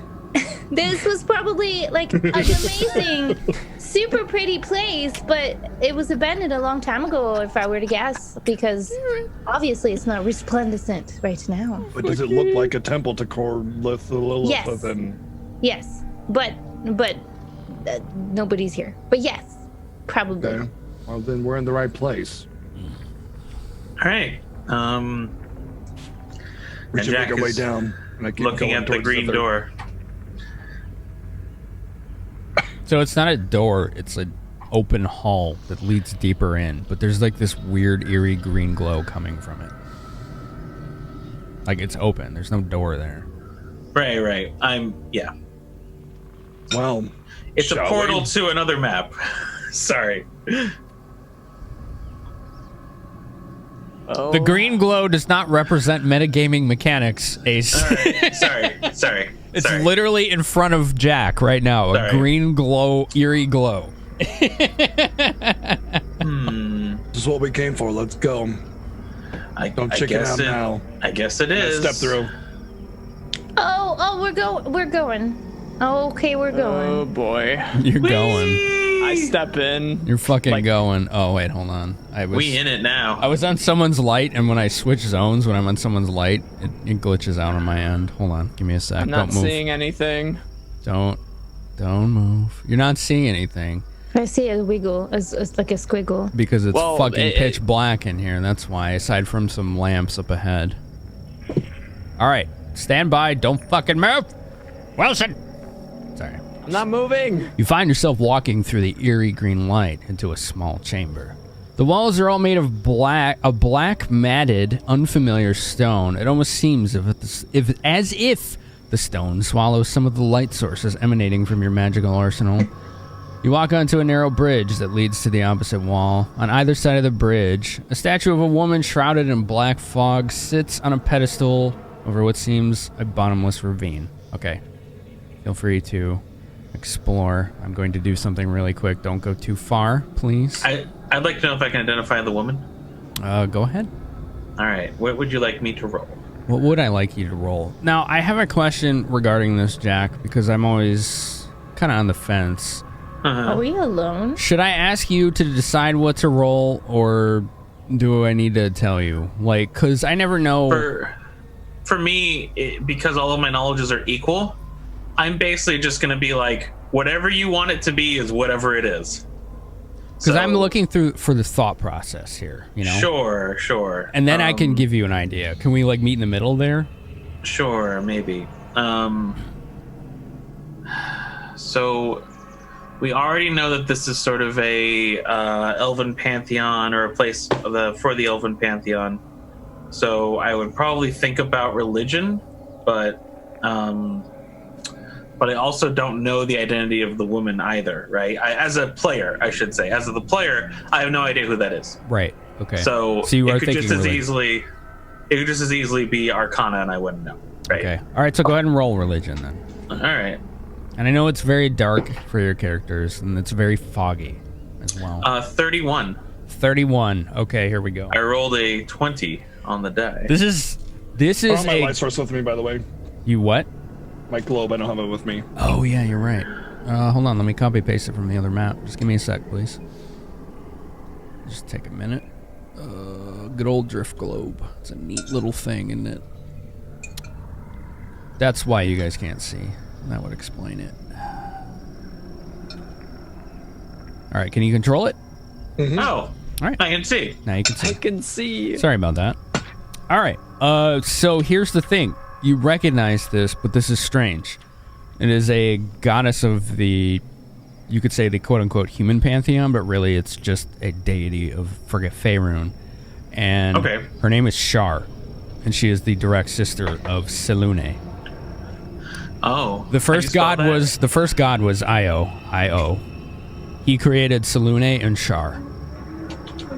So Selune represents light and creation. Shar represents dark and destruction. So she is the literal polar opposite. But this statue, this is why it caught your eye. This is a very old representation of Shar, not the modern artistic, interpretation of it. Like a very old representation of Shar. And it doesn't belong in a temple of Corellin Lorethian. Right. That which is really weird. Shook out to me. Okay. I guess I start vocalizing my. I guess from my perspective, Jack is a little off-put because this isn't really what we were promised or told. So he's like, "That's strange. That shouldn't be here." Right. That statue's not of Corellian. That's Shar. That's the goddess of darkness. I'm completely uncertain why she's there, but also, are you sure about that? I am very sure about it. Never do that again, please. All right. So with your high religion, so much by that. your high religion roll, Jack, did you need any more information about Shar or no? I don't think so. Well, okay. I think you covered it. But at a surface level, would I guess at, and this is what I'm really interested in. Would I guess at why a depiction of Shar would even be around or near or close to a temple of Either we teleported somewhere else or they put this up themselves. Maybe. Hey, we're in the shit now, so be on your guard. It could be. So, all right. So here's what you think. Why would a statue of Shar be somewhere here, right? In an old ruin dedicated to an old god. Right. Part of her portfolio is secrets. A big part. And there's a phrase that comes to mind that's part of the dogma of the Sharesian, or not Shares, but the Shar pantheon, the Shar faithful. Dark is the time to act. And where is it? Yeah, that's basically it. So you feel like it's almost like a hide in plain sight kind of thing. Gotcha.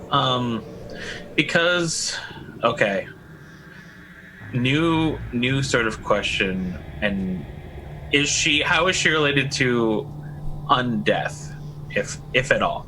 How is she related to undeath, if at all? Okay, that's a good question. I don't think she is, and I'm pretty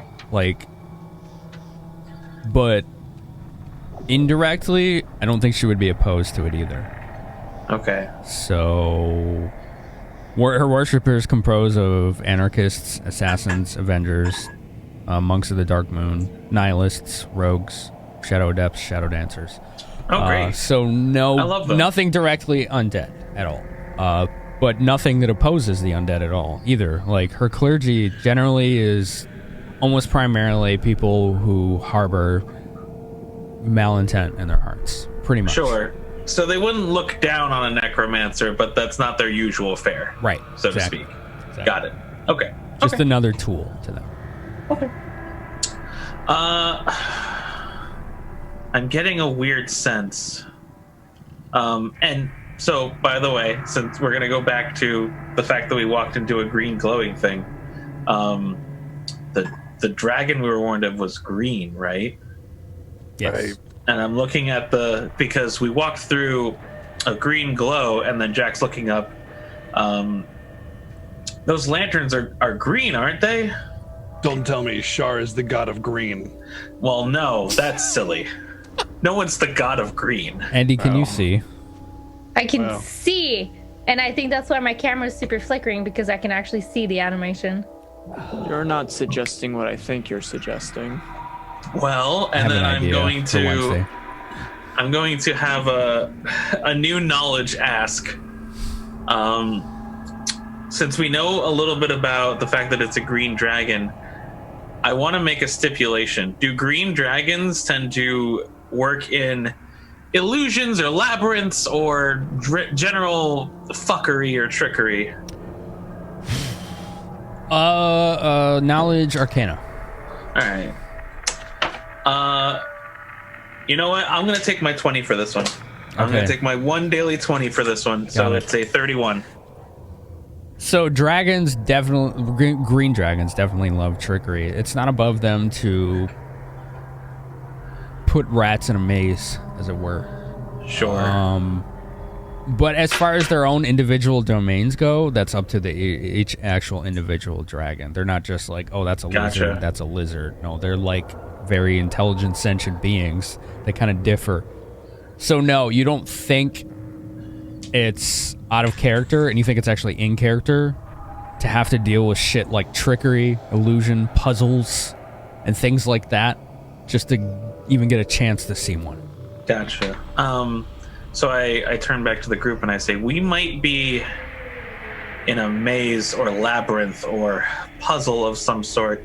Doesn't seem like a good idea to have the entrance to their own domain be a puzzle unless there's some kind of magical key that lets them bypass this. Well, it could be, or it could be that we're just experiencing a very strong illusion, or it could be that this is reshaped somehow. I don't tried know. really hard to not believe in the illusion. Really, really hard. What exactly do you think is an illusion right now? I roll to disbelieve. As soon as he said illusion, Brad kind of got like this little, like the little spike of anxiety you get, where it's just like just for an instant you're just like, oh, and it's like the wave washes over you. Mm-hmm. It's like, oh my god, bullshit wizard crap, and just kind of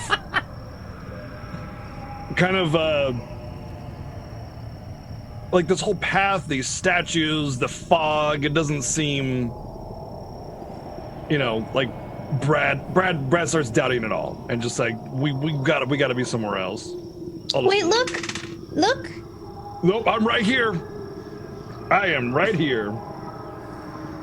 What do you see, Zither? Look. What do your elf eyes see? Specifically something shiny on this statue, pointing at the north one. So Zither is pointing right here. But look, and then I point to the south one. It's not there. Shiny, not shiny.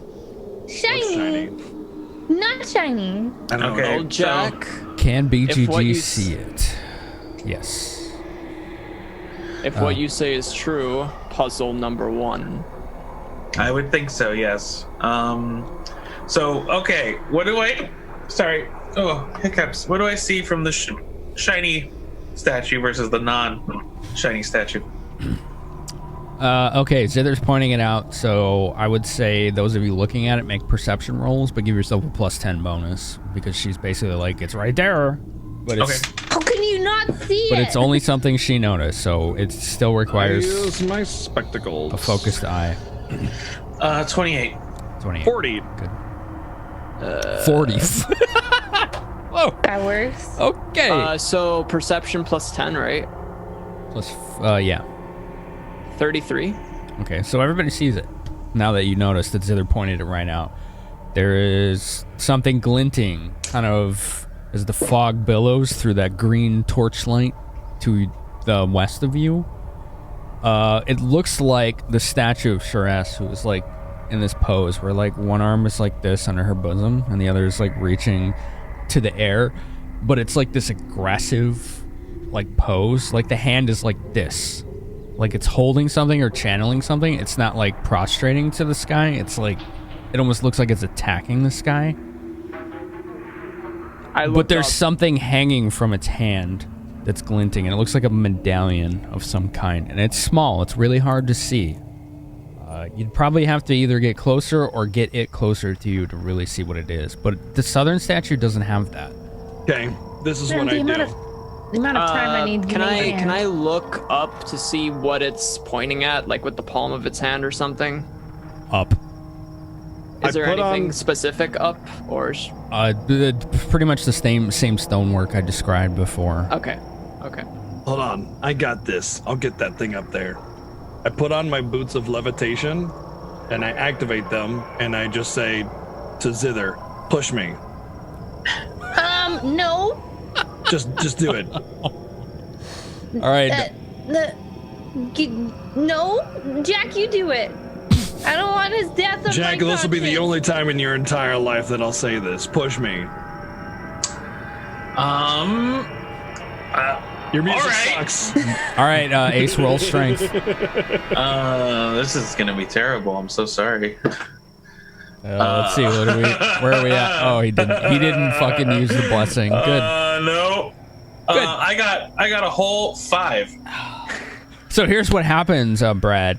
Jack gives you a good push, but he pushes like the back of your knees, and your legs just kind of bow out forward, and you just gently like kind of nudge yourself, maybe 5 feet, and you're just maybe 10, and you're just floating right in the middle of this chasm that you can't see the bottom I pull of. out that like climbing rope I have, and I kind of just like whip it towards like one of the hands or something. I could poke at you with my rapier. Would that help?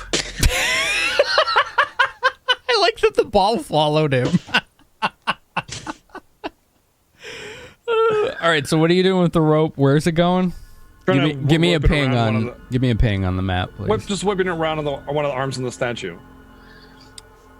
Oh, you're trying to like grapple the statue with your rope? Yeah.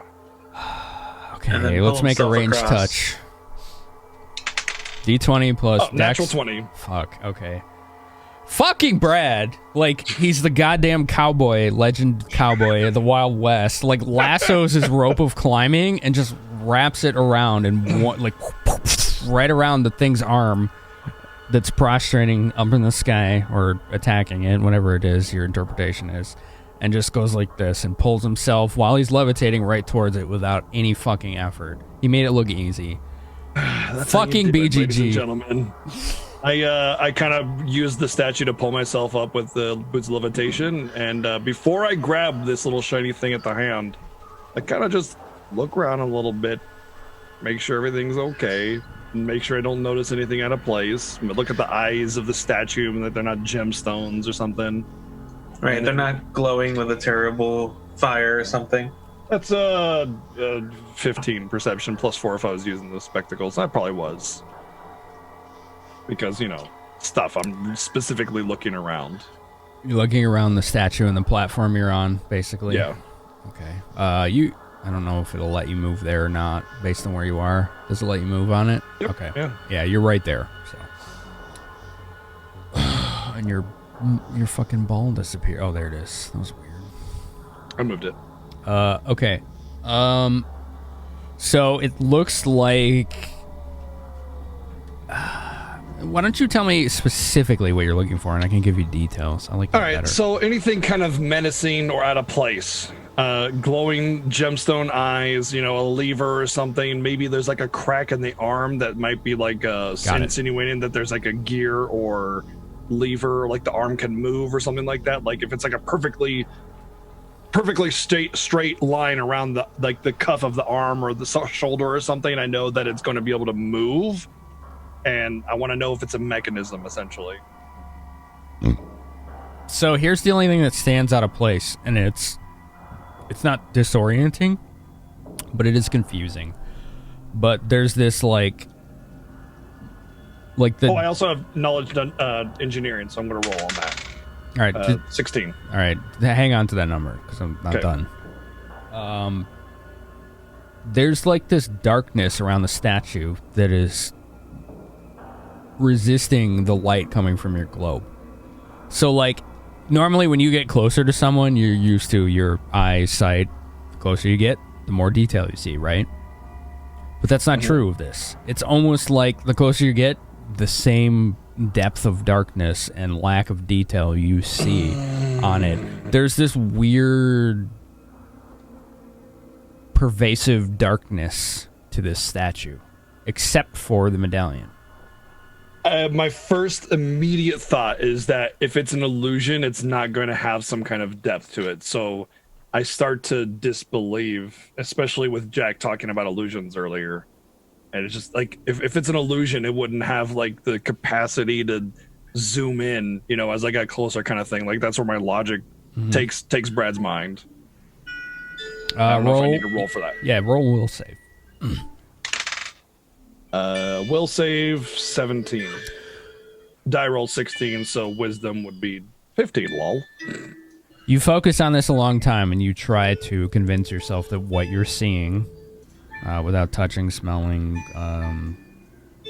etc., hearing, is not real. Well, I am touching it because I'm you pulling did touch myself it? up. Yeah, I pulled myself up on Okay. it. And ran my you did hands touch across it. Yeah. Very real feeling. Visually still very diffused. As far as you're concerned, this thing's very real. So something else is making it seem like it's resisting the light. Okay.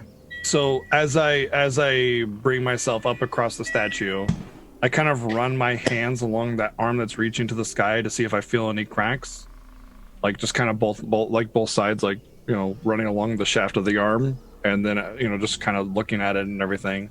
And then if I don't feel or see anything, then I grab the amulet.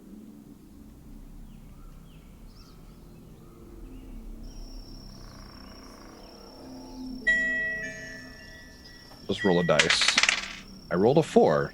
You raise Perception. you raise the amulet off the shoulder, kind of have to float up a bit with your levitation to loop it around the arm and take it off. And as you take it off, the group begins to hear the sound of stone scraping on stone directly to the west. I look to the west. Is a door opening? Yes. Great. It's literally going into the ground, like straight down from the top. Cool. I'll write down this. All right, Brad. I think that did it. What's that medallion you're holding? I don't know, but as soon as I pulled it out, the door opened. And what I do at this point is I kick off like the chest of the statue, leaning back, like with my arms up over my head, you know, like, yep, and just kind of float on over to the path, and then deactivate the shoes when I get above it. Thor, thank you for 600 bits. Zither, you have one charge of the God Eye. We have names for the abilities. We should reveal those names. Zither's is called the God Eye, because why wouldn't we call it that? I mean, come on. You guys made it happen. Mm-hmm. You made it happen. Aces. Yeah, you didn't make it happen. No, it happened because Jax made a song from it. I don't actually know what we called aces. Wilson's is experimental detonation. Brad's is creature concurrence. I mean, I have a name for it, What is but it? I also wanted to tell you, like, to edit the sheet thing. Okay. Oh shit. Shit. I had a name in my head and now I forgot it. I'll tell you in a second. Some other time. It's fine. Thanks, Thor.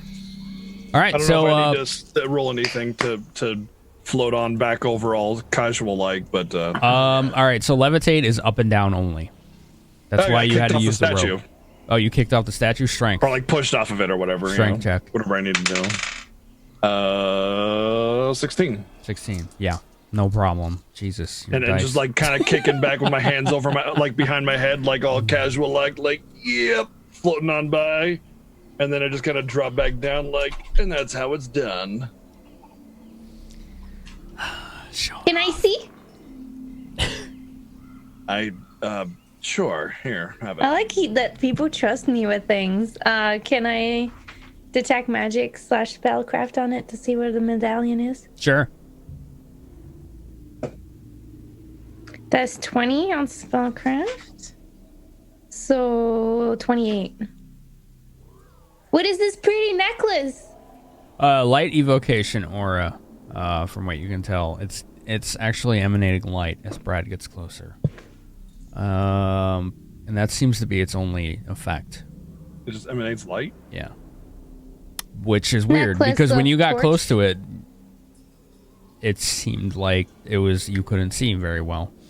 So it's just like my drift globe, but an amulet? It's an amulet that emanates light. Necklace of torchlight. Got it. So it's a disappointing. let's see. Let's see. What does it look like? You can have it back. Just put it in our group loop. Let me tell you what it looks like before you get too fucking we're far ahead of deleting off my yourselves. sheet, by the way, just so you know, Zither. Oh, okay. I'll put a note for items. Where's that thing? Where's that thing? Why doesn't it say? I've seen it before. Hold on. I'm sorry. I thought it was in this book, and it's actually not. It looks like a circular medallion with 7 stars around the ring and 2 eyes in the center. And many of you have seen it before. Was that the Like the defaced symbols of the Temple of Selune? Yes. Okay. Great.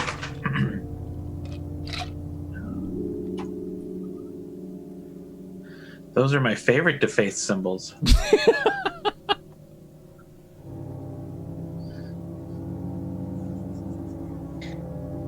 Why would they hold? Wait, what? Why would the statue of Shar hold a Selune symbol in a temple that doesn't belong to them? I don't understand.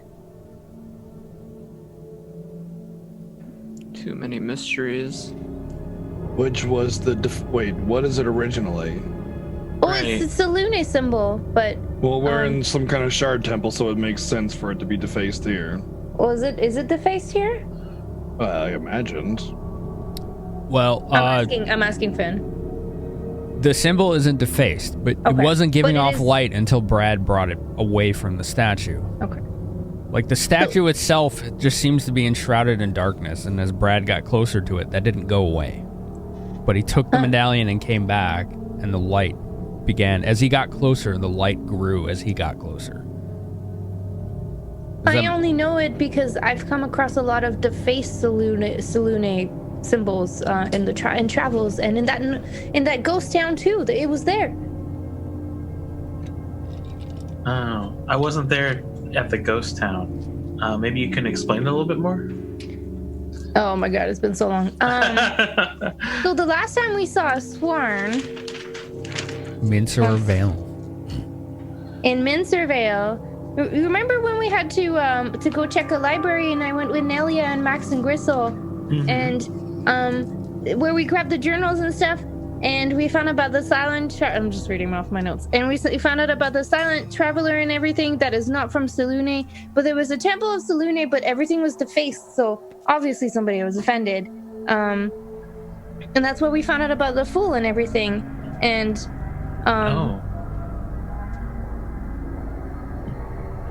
And we think that this is a similar situation?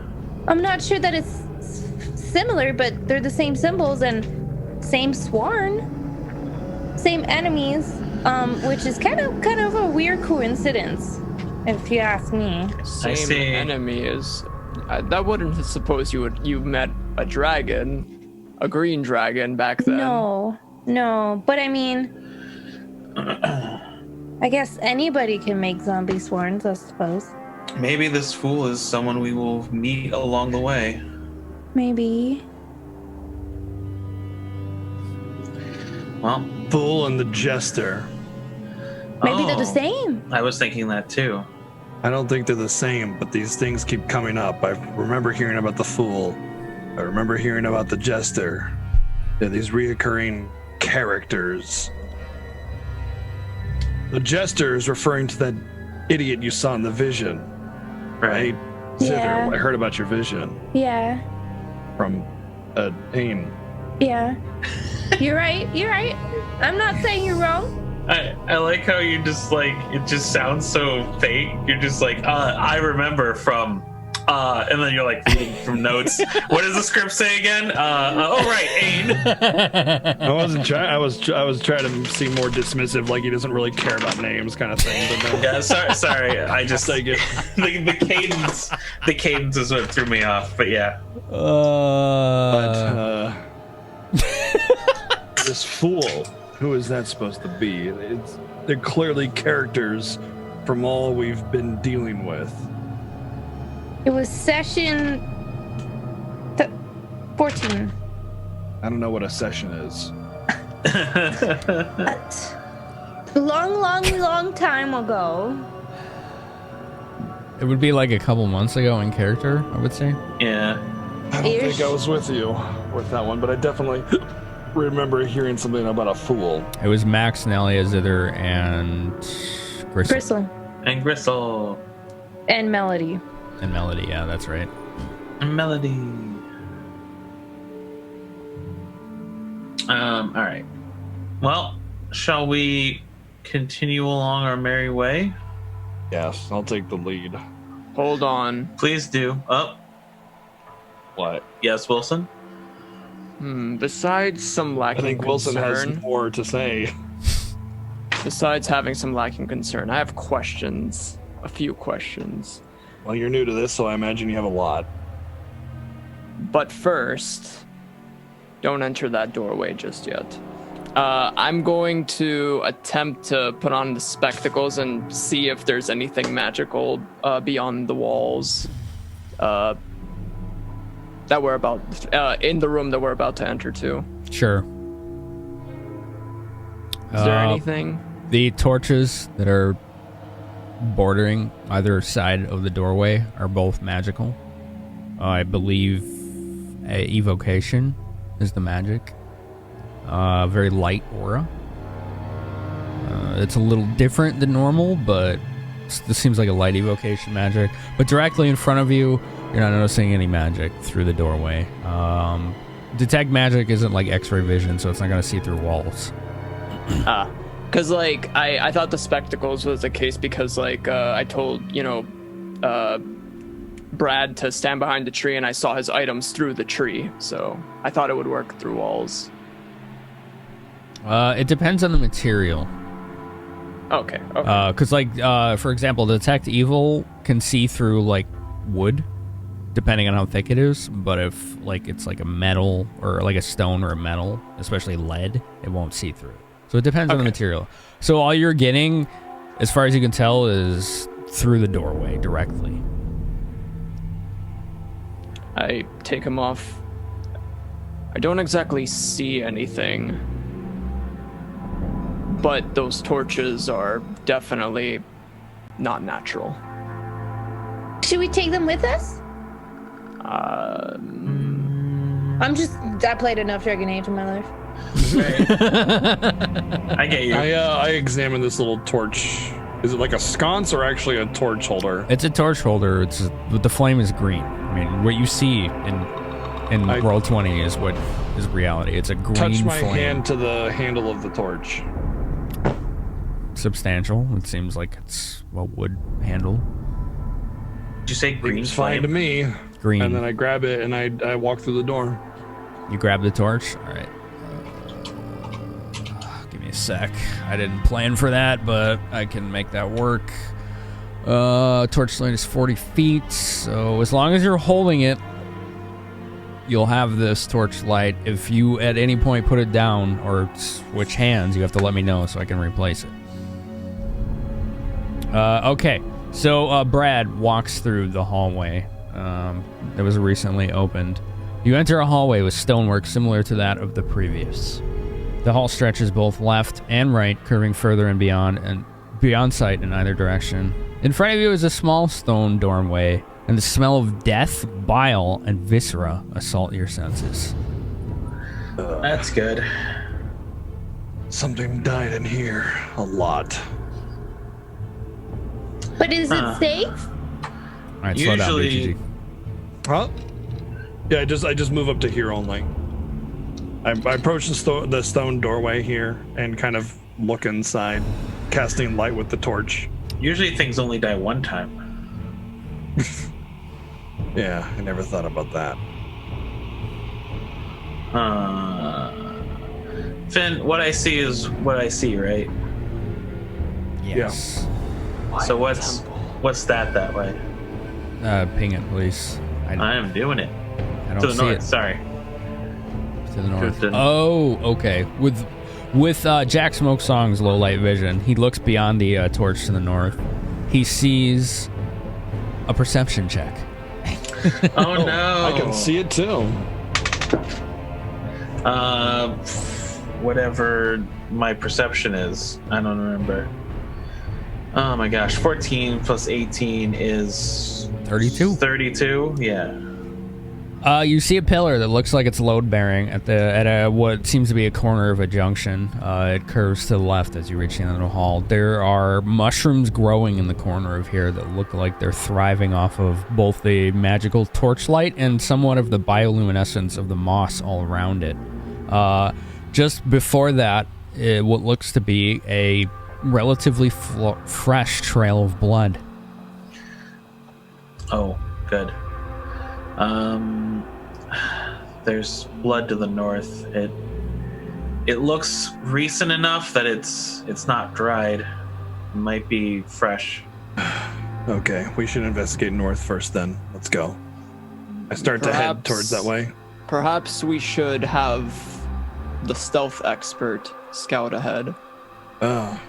Where is he?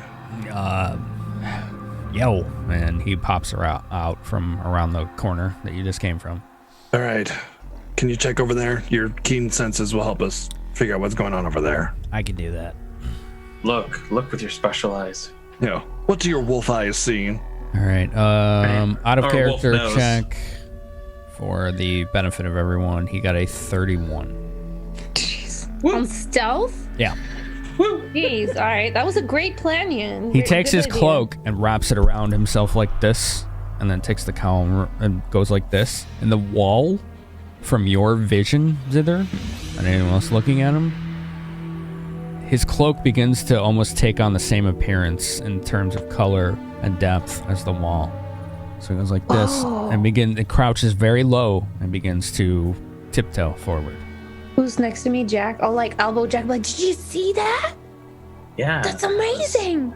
That was amazing. Huh. I didn't even know you could do that.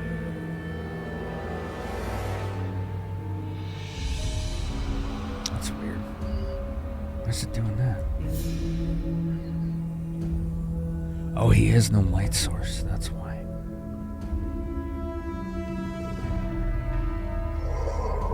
He comes back.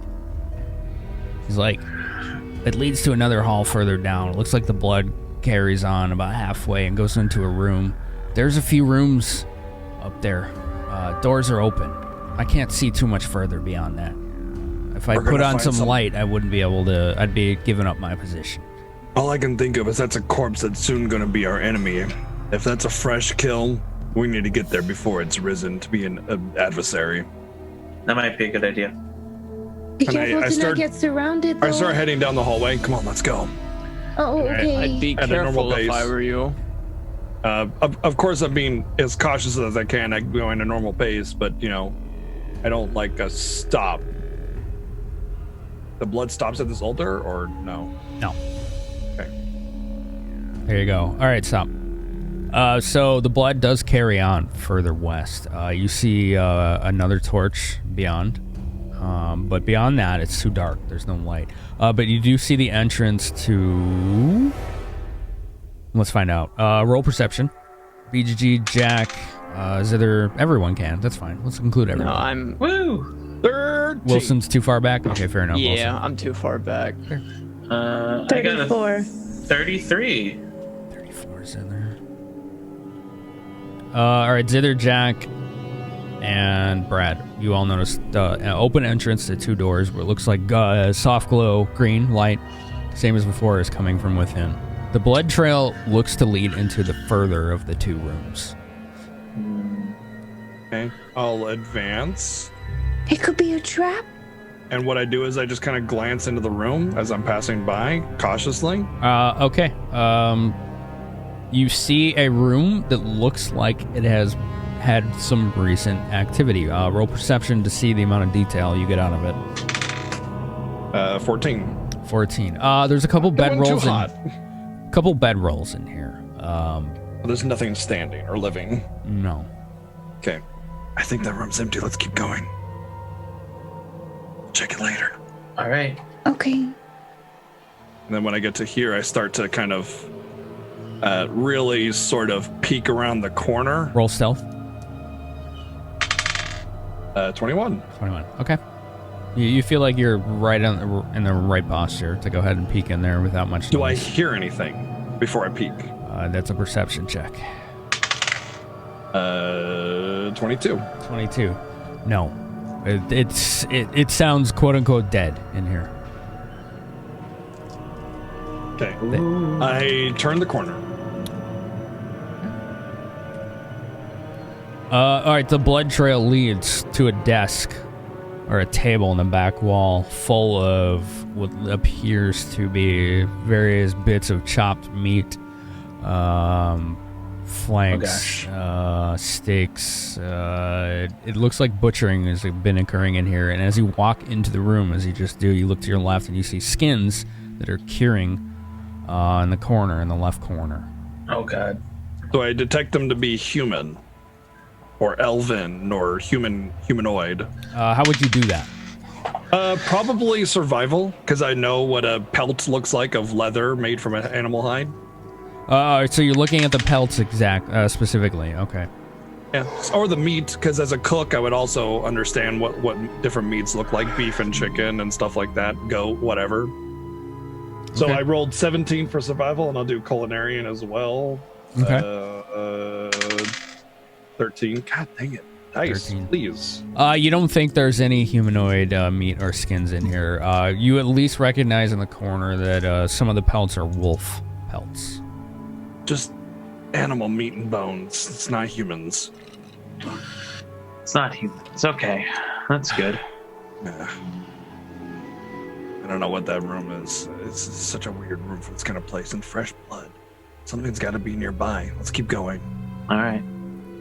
I keep moving my way down. Making my way downtown. You're fired, Ace. All right. When we get here, I start to listen to see if I hear anything inside this room. You find a third room that is open. Yes. You hear nothing. Okay. Peek around. There are a few bookshelves in this room, and a lot of books that have been just thrown from the shelves onto the ground. Almost like someone was looking for something. Potentially. Looks like they might have been searching for some kind of books here. A library of some kind. I don't know. So somebody else came and checked this place was out. anybody in the room? Shit, it's too late to look now. Never mind. Jackson. Yeah, I'm gonna take a peek. I just want to do a cursory glance of like the titles of the books, or if anything jumps out at me. Since they were specifically pulled out and looked at. Okay. What kind of roll do you want to make for that? We're not. I can't do an investigation check. It's not that edition. But something like that. I basically just want to. I want to glance over it. I want to sort of like investigate each of the books that are on the ground. Sort of try and figure out a pattern, perhaps. So based on how you describe it is going to determine what roll you use. Right. So I'm usually open to interpretation for that. That's why I usually ask for the roll, because there's multiple ways to usually end up with the same result. Right. Yeah, I don't know. He just he looks at all of them. He maybe examines them, picks them up, and doesn't necessarily move all of them. He's just trying to like read the titles and look at them. Okay, so he's basically just using his senses. Okay, perception. All right. Yeah. Okay. 26. So what you're determining is a lot of these books are related to the Dogma of Shar. Okay. On the shelves. The Dogma of Shar. You said 26? Yeah. The ongoing war against Selune. Okay.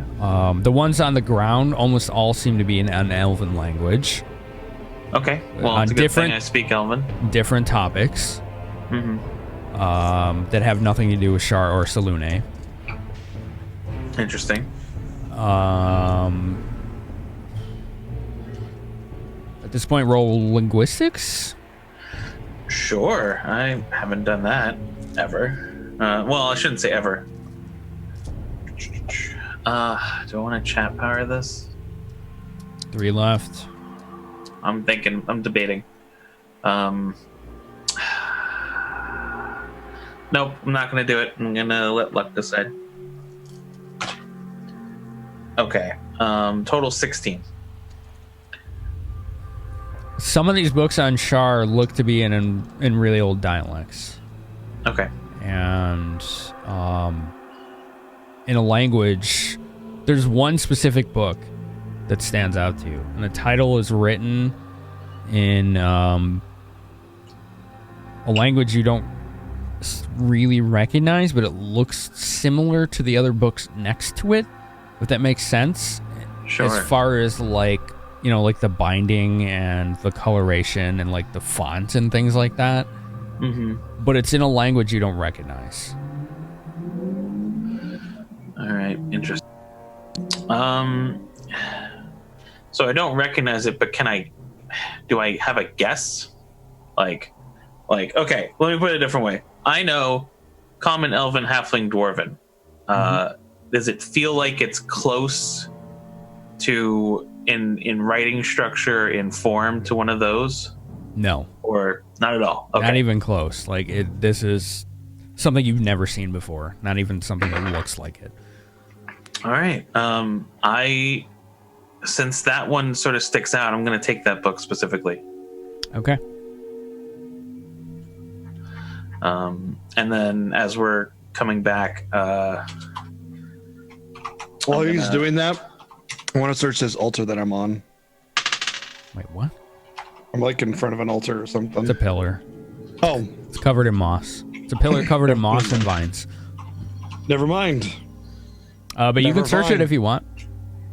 I mean, it was like a 15 or something. 15? So as you walk around this, it does look like a load-bearing pillar. It's been gradually overgrown with vines and moss. You're not finding any like buttons or hidden levers or switches on it. Okay. Let's keep going. I don't know why I'm flickering so much. I'm not even touching anything. I'm writing down notes. Did you... I don't know. Did you find anything in there, Jack? Yes, and I'm showing them the book. There's a book whose language I can't identify, but it seemed like it was similar to some of the other books that were there, specifically on the floor. Perhaps this was part of something they were looking for. May I see? Sure. And Jack sort of hands over the book. Just sort of like, casually. So I take a look at the book. Do I recognize the language? Let's see. What languages do you have? Abyssal, Celestial, Draconic, Undercommon, Terran, Gnome, and Aklo. Get out. It's got a lot of ranks in linguistics. Okay, now I need you to roll linguistics, Wilson. Okay.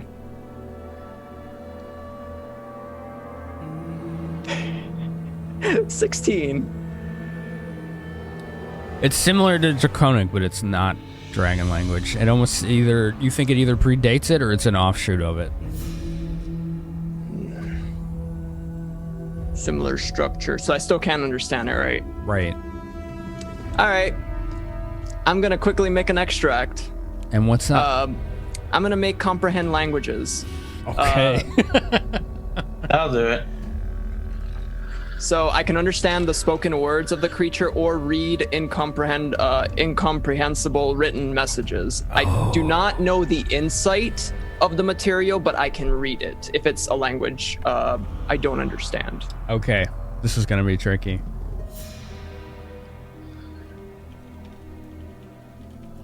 This is... Oh my god. Do you have knowledge history? I do. Roll it. Okay. This is an important one too, so... This might be a good time to use a chat power. Time to take a chat power. This might be a good time. All right. So that's 2 time, right? Yes, roll d20 twice. Take the best Thank result. God we took that chat power. 25. Hey. Okay.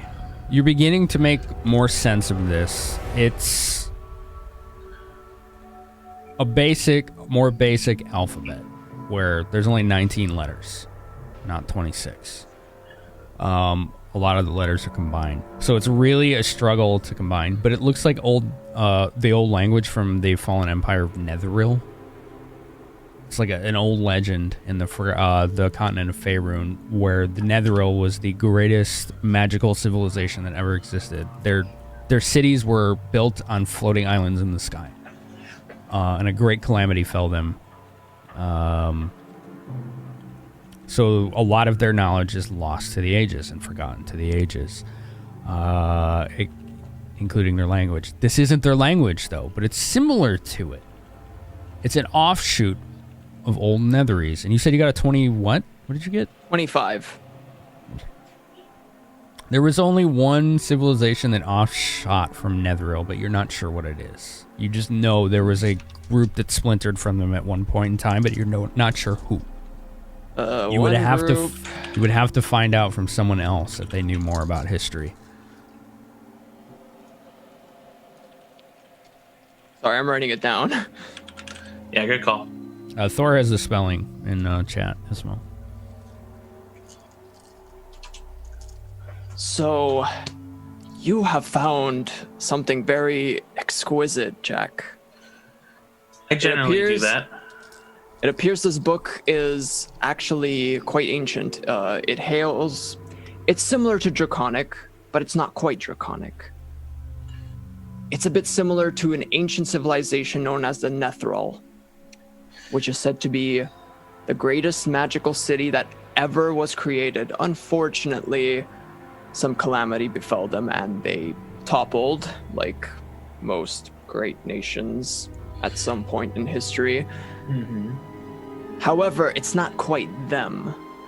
There was another small faction I can't quite remember. But they originated from Netheril, but I'm not entirely sure what they are. Interesting.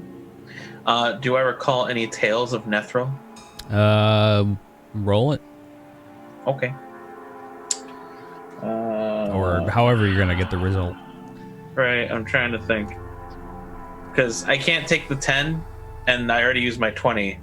So I gotta roll and hope for a good one. Okay. Chat power?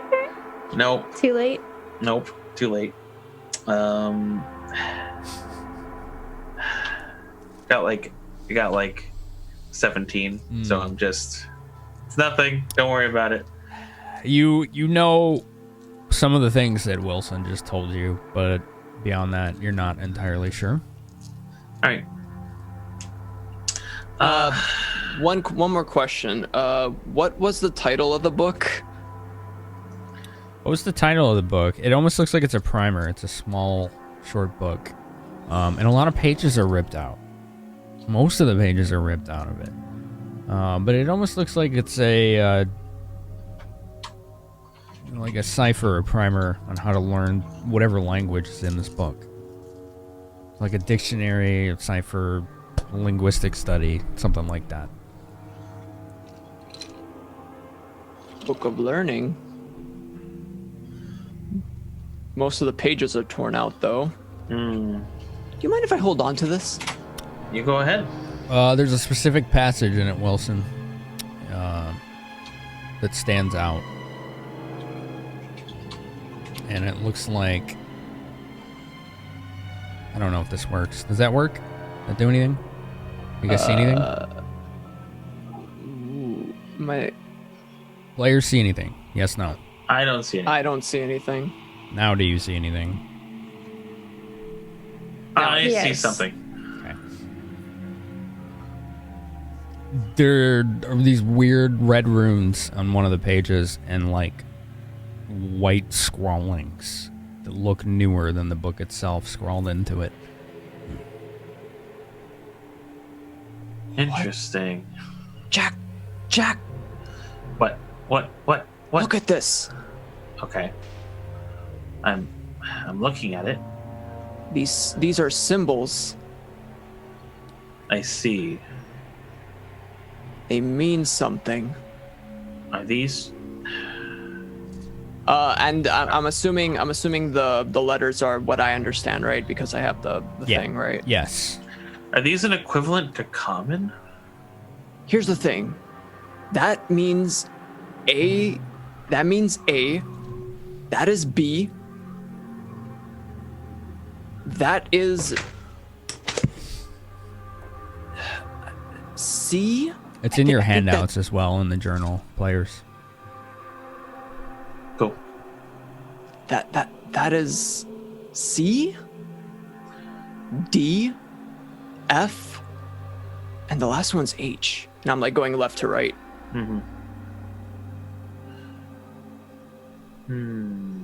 Interesting. See if I can get a link for viewers too. All right. Well, did we see into the other room that we smelled a shit ton of death? I looked into it, but you didn't say anything on it.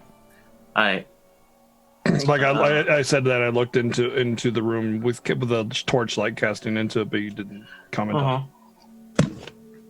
Yeah, I was distracted with the blood to the north, so I guess I will leave that alone for now. It's a very strange alphabet, almost. Not quite sure. There's no. That might come in handy. We should keep that with us Yes, in case we need to translate. decidedly so.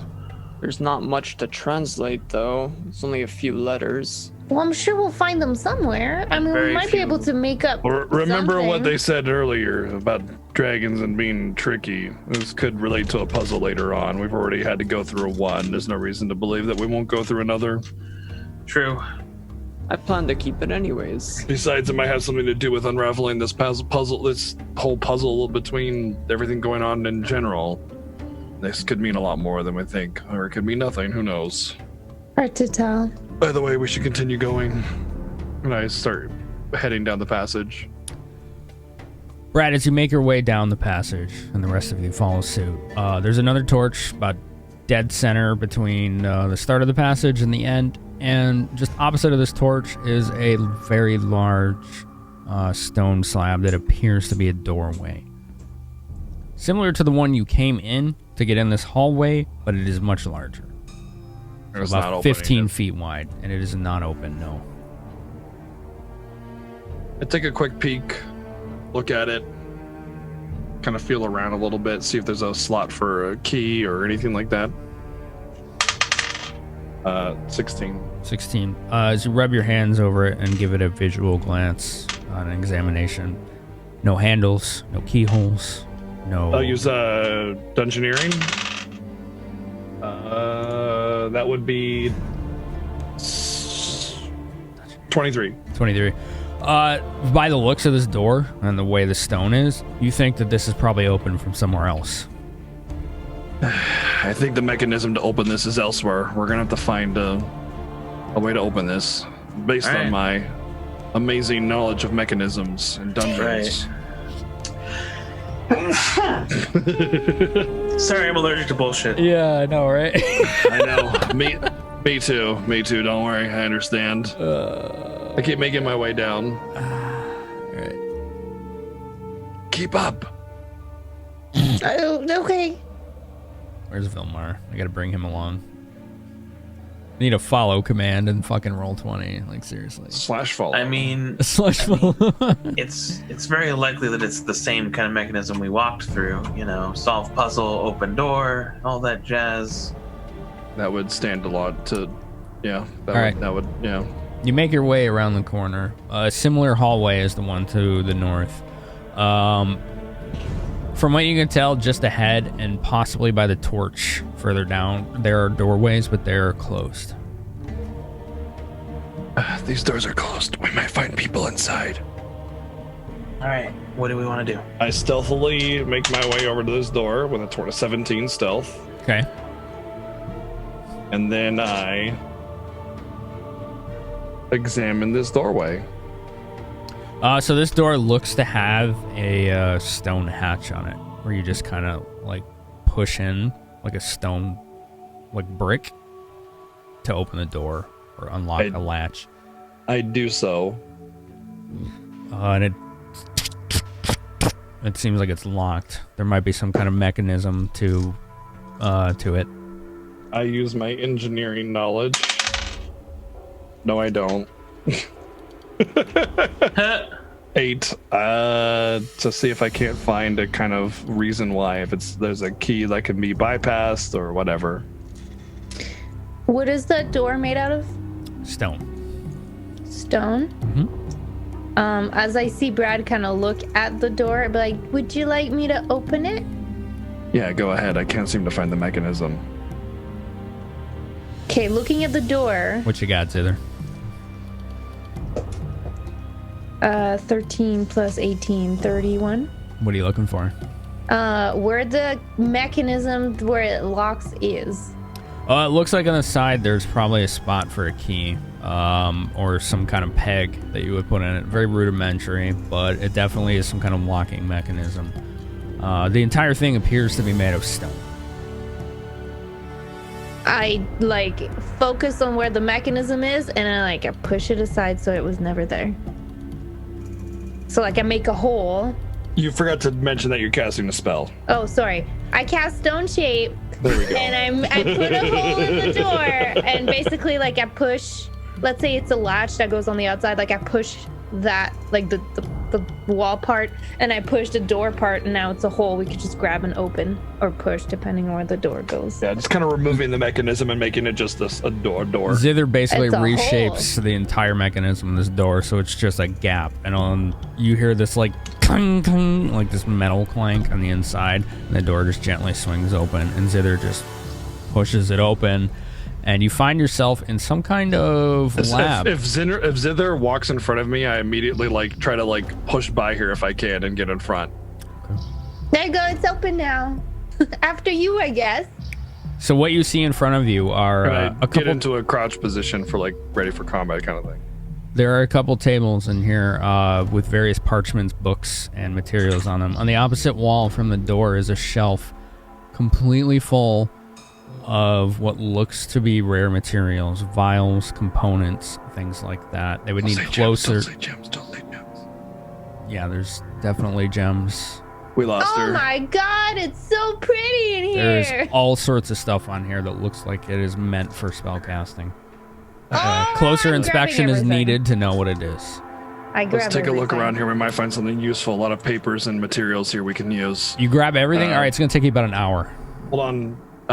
To grab we everything. don't grab everything. We're just kind of taking a quick look. No, Andy definitely said she was grabbing everything. I grab everything. It's going to take you about an hour. Vilmar, can you keep a lookout? And multiple look around bags. Here? There's a lot of stuff on that shelf. A lot. Well, can I just okay. open my bag and just swoop in my bag? So this is 15 feet wide of shelf, Okay, multiple let me walk in shelves. one You sec. basically went to the supermarket of materials. You ever see that? You're gonna need 3 shopping carts. Oh my god! Don't you have a chest of holding? Don't you have skills to determine what you need? I need all of it though. That's not a fair question. So can I scout for any materials that are that I know are really good for my own crafting, alchemy crafting, that I can use? Roll. What is that roll? I think it's appraise or spellcraft. Probably either one. Probably appraise or spellcraft, whichever one. All right, let's go spellcraft. Natural 20, 34. Nice. You feel like most of the stuff here is designed for divine and arcane spell casting. But oddly enough, while you were looking through this stuff, you noticed that some of the texts on these desks do reference alchemical experiments, but there's none in this room specifically. All right, well. Legitimately, Andy, you would need several bags to take everything, so you're I gonna don't have know to be a what to little do more here. specific here. So there's no material I can take, right? No, not specifically for you, Solo. You know specifically none of this is for you. Here's what you got with the 34 spellcraft. A lot of it is meant for mostly arcane magic, some divine, but it's all related to necromancy, divination, transmutation for the most part, but you're not familiar with the specific magic, so you would need to consult someone else who actually knows more about those things. There's a lot of components here related to necromancy. That's not all he said. Okay. What? Did I say something wrong? Necromancy, divination, and transmutation. All of those are there. So if you're holding back in character, that's fine. Yeah, I'm holding back in character. Okay. Okay. Sorry, I misinterpreted. Okay. Well, I mean, doesn't seem like something I would need, so moving right along. I don't know what to do with Zither here. I'm like, do I even... Because, okay, here's the thing. If I just let it happen, then inevitably she's just gonna, like, lose interest in anything that's arcane specific, and I'll just take those. But then, like, also, I don't want us to stay here for an hour. So... To be fair, I don't know what to do with Zither either. Yeah, Would she literally try to take everything in character, even though it takes an hour and she needs several bags to do so? Or one type 3 bag of holding. Yeah. She doesn't have the bag space for it for sure. She would grab everything that's gems, and then she wouldn't even, I don't think she would even care to identify them. She would just grab them. Okay. Be like, this is a problem for later. These are nice. They're shiny. They're pretty. They go well to my collection. Like, she would just grab them. Okay. But because that would take a huge bulk of time to begin with, I think, and knowing as a player that there's a lot of things in the room, but that's what she would focus on. She should probably ignore whatever books or scrolls or papers, even though usually she goes for this. But there's shiny stones, so I think she would grab them. Okay.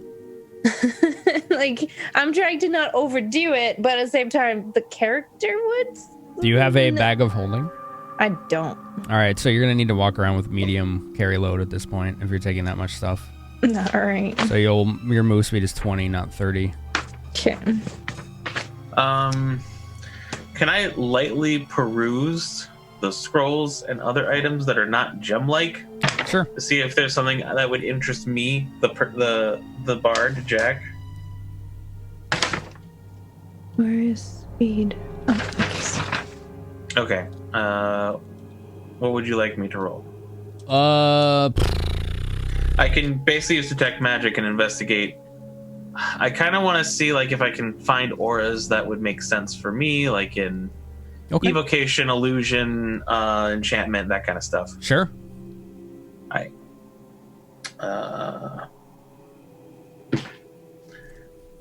Okay, and what's the roll you want me to do? Spellcraft for detect magic. Cool. I gotta remember what that is for me. That in total, it is a 29. 29. Okay, so in the desk to the right, well, to the east, the eastern side of this room. Right. There's one scroll on the desk itself that's kind of out of place, and it doesn't look like it's really referencing anything else the other scrolls are talking about. They're all talking about experiments with, like, humanoids for whatever reason. This scroll detects as very, very, very strong illusion shadow magic. Oh, shit. And this is a scroll of simulacrum. Oh, shit. Alright. Well, I grabbed that. No hesitation. Alright.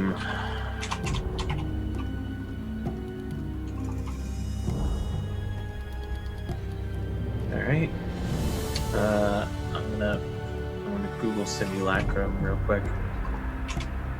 In character, you fought one. Yeah. I do remember. Okay, I wasn't sure. I just want to make sure that I have the link in my inventory so I remember what it does. Very, very powerful magic.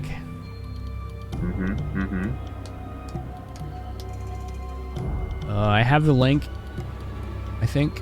Yeah, I got it. I found it. All right, I'm gonna put it in chat too. Good call.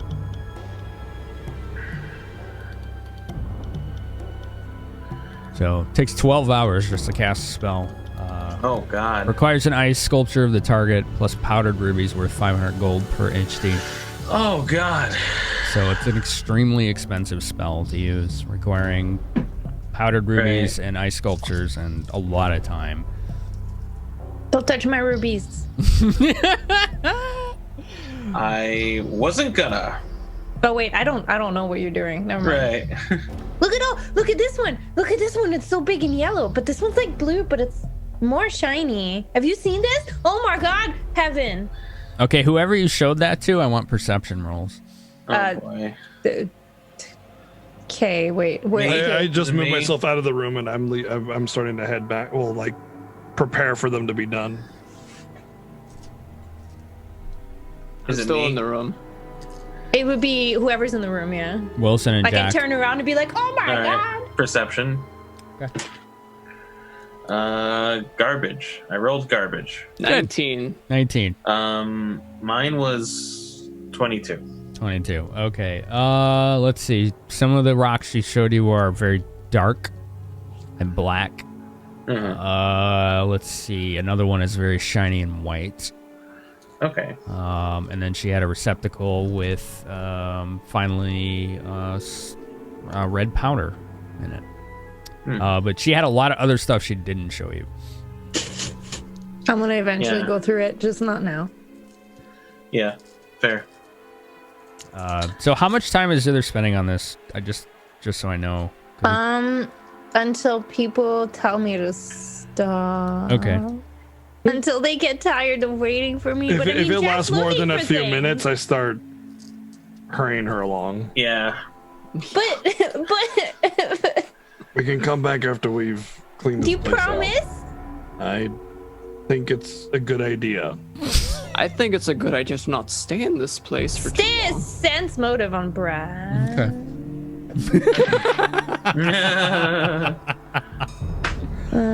Sense motive is 10, so 23. 23. All right, Brad.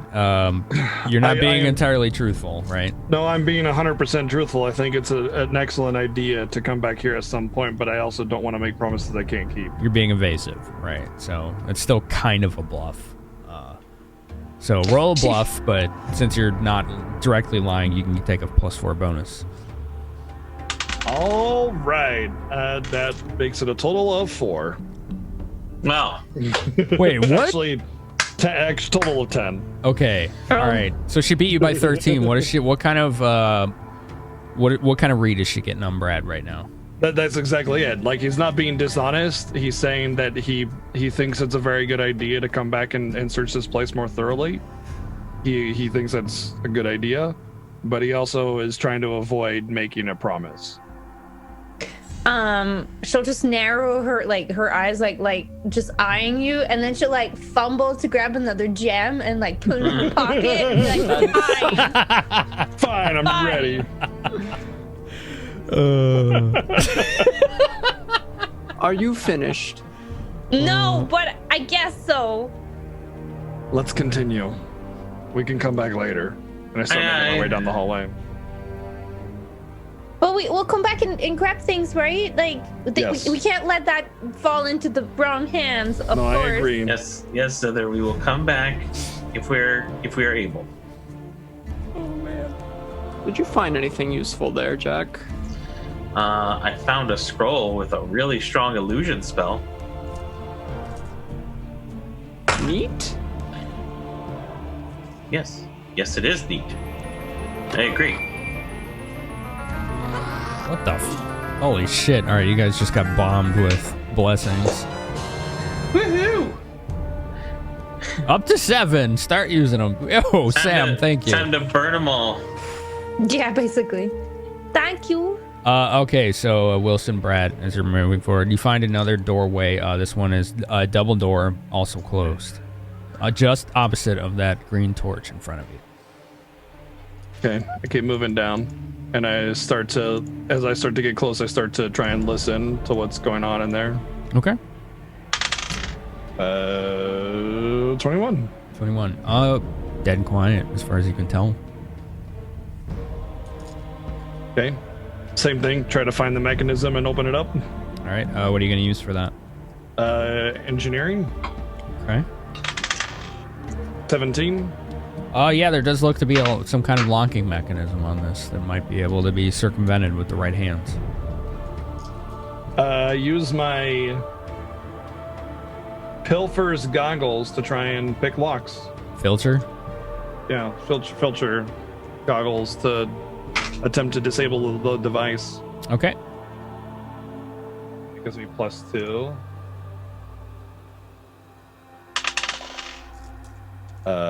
9. I'm disabling so many devices right now, you don't even know. Yeah, I'm feeling it. Did you had chat powers, my dude? Yeah, you're right. It doesn't work. I mean, you spent 6 seconds trying to unlock it, and you have no luck yet. I don't think I can get this one. Zither, you got the? It's a retryable skill. Oh, I'll try it again, and this time I'll use the chat power. Most skills are retryable, except like spellcraft and knowledge. Hey, to answer your question, no, I'm sorry. that would be a 24. It's also a skill you can take 10 or take 20 on. Oh, that's true, but it takes 10 times as long. Yeah, 20 times as long if you take 20. Well, 20 times. Yeah. So, what'd you get with your 24? 24. All right, so you get really irritated for the first 6 seconds because your hands didn't get used to these gloves, but then you just kind of did this and cracked your knuckles and another try, and you found the mechanism after you kind of peered in there and snapped it up. It's very rudimentary, and the bar pushed in, and the stone slabs just kind of going like this, just gently split open a little bit. And then I push it open, right. Confidently standing tall, because I've made a lot of noise, so if anything's in there, they know I'm there. And I step through the door. Lies before you is a room full of multiple bookshelves, a desk on the opposite wall, and a lot of books strewn on the floor, just like in the previous room. More books. Search the books. I'm specifically looking for anything that looks like the what is it again? The netheril? Netheril. Yeah, the netheril language.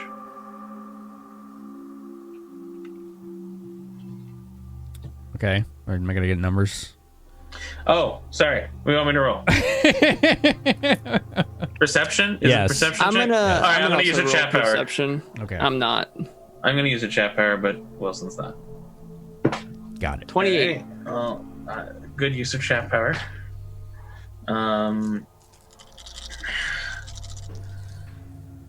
Mine is a 24. 24 to 28. Wilson, you are looking around for the same thing with the same roll, right?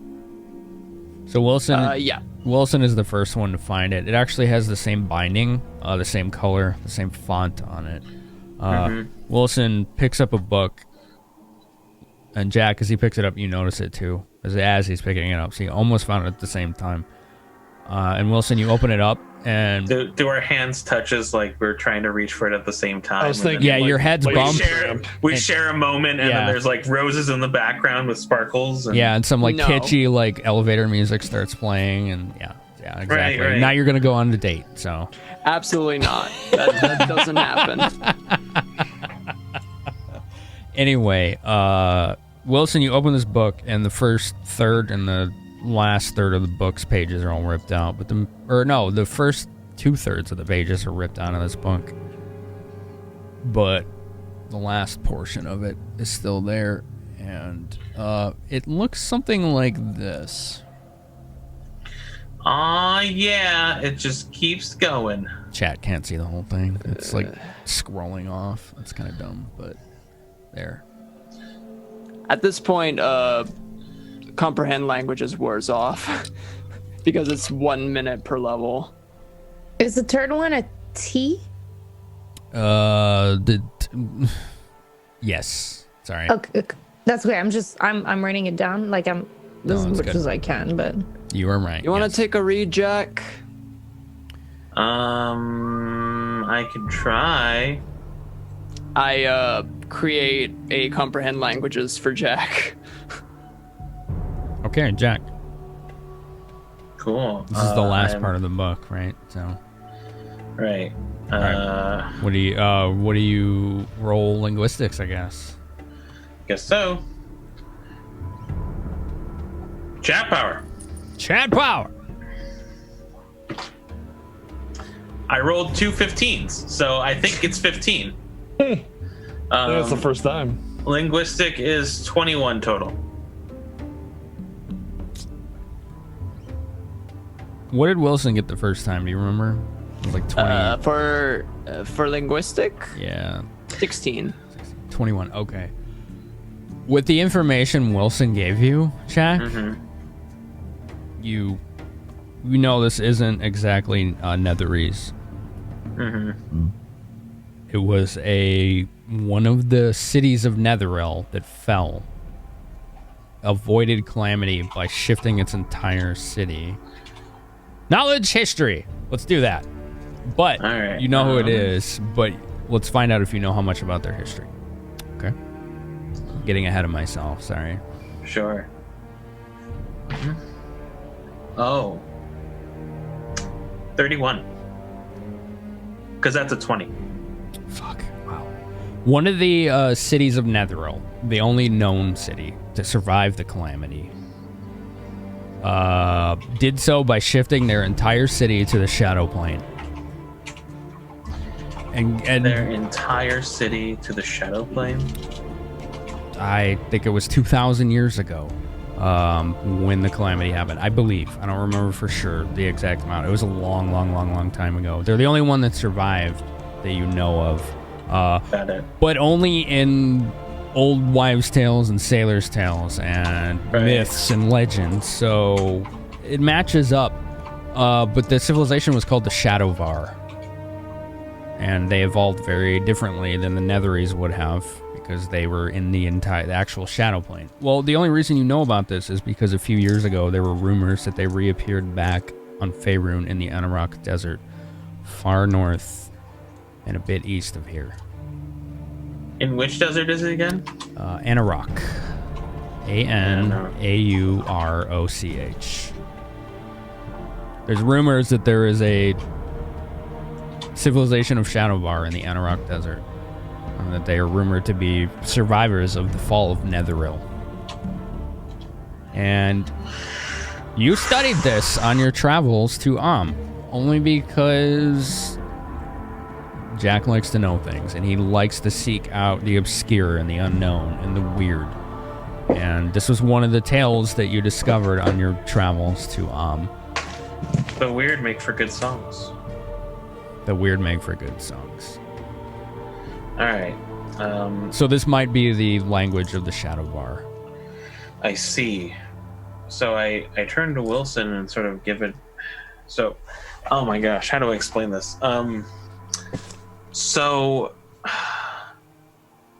I've heard a bunch of folklore and legends about a city that could have survived the calamity of Netheril. They supposedly shifted to the shadow plane, but the Shadowvar were like, they're like a legend. They're like a scary story that you told, or the sailors told to each other on long nights. It supposedly they were said to have returned in the Anarok Desert, but that's just rumor and speculation. I haven't confirmed it. Anarok Desert? Yeah, Anarok Desert. It's in chat, Solo. Yeah.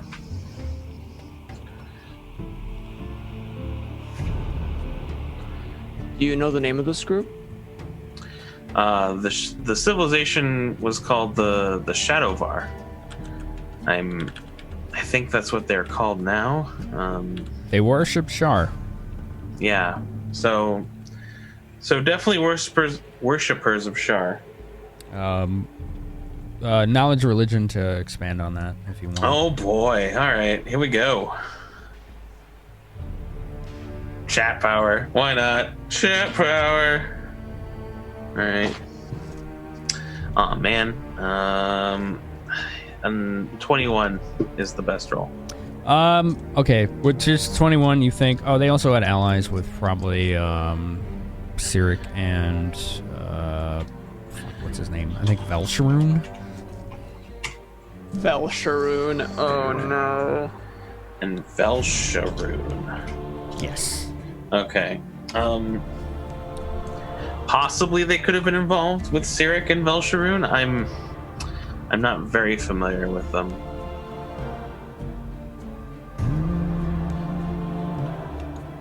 Sort of like turning to the others who might have better insight into what the fuck that means. About all that. Velsharoon and who? Cyric. Cyric. Oh, okay. Cyric. I knowledge religion to see what I know. Okay. 10. Not good on religion today. You've heard of them. You're not really... You at least have an initial, like, instinctual reaction that they're not good deities to follow. Like, they're power hungry, but that's all you really know. I think they're evil deities, but beyond my knowledge at that point, I've heard of it, I suppose. I don't think they're up to anything good if they are involved. Jack, are there more symbols in that book? Yes, but I think we're still missing a third. There's, at least looking at the books and looking at what I see, it looks like we're still missing a section in the middle. There's probably another library to this place. We might need to go find it. What are the letters? Specifically for the one I'm holding, it looks like the equivalents of the common R, S, T, U, and V, Y, and Z. Previously, we had A, B, C, K, Q, D, F, and H. So the and space, E. the space between A and E. Right, you're right. The space between H and R are not here, so there's probably at least one more. Let's keep looking. More books. All right, just give me a sec.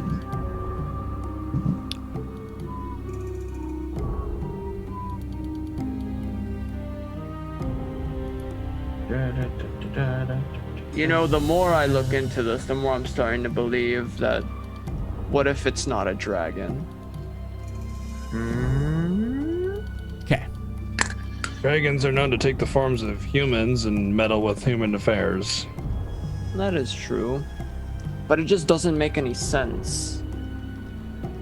Why Does it a make any temple? sense for a necromancer to raise a bunch of undead and try to kill everybody?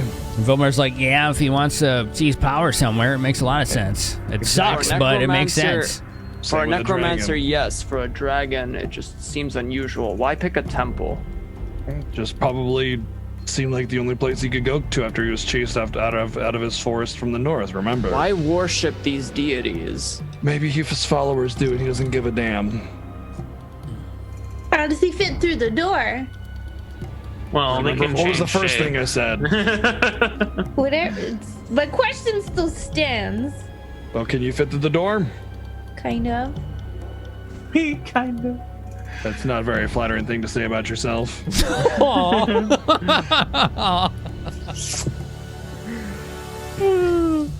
I just don't. That was a moment. I can see a necromancer. I just do not understand why. You can see a necromancer where? Well, no, I mean, like figuratively. I could see a necromancer residing here, but I think the dragon is just a dragon, and everybody else, they have their agenda. Dragons, their agenda is to just be jerks.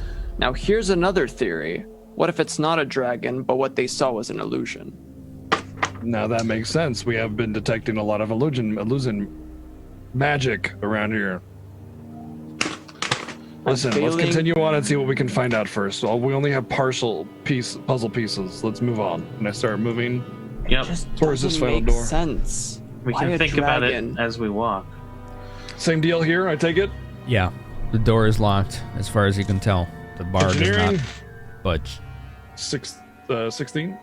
Yeah, you definitely think there's some kind of mechanism to it, and it's not opening with just normal Goggles means. with a power. That's a good thing, because that was a 1 again. Down to 2. All right, that was a 4 on the second one, so it's a 1 and 4, so that didn't open anything. 4 total? 4, as in I rolled a 4 plus. Oh. Plus 4 plus 6, that'd be 10 in total. Okay, so All right. for the first 6 seconds, you have no luck opening this thing. All right, I tried again. 13. It's pretty stubborn. We're just gonna.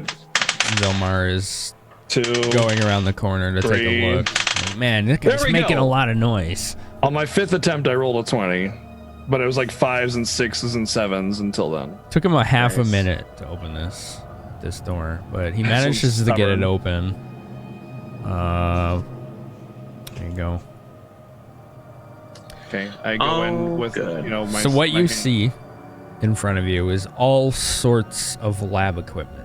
In the center of the room is what looks like almost some kind of operating table. There's some dried blood stains on it. Not many, but some. All sorts of equipment. Wilson, a lot of it looks familiar to you. Wilson, this looks like your deal. There's nobody Let's take here. a look. Perception.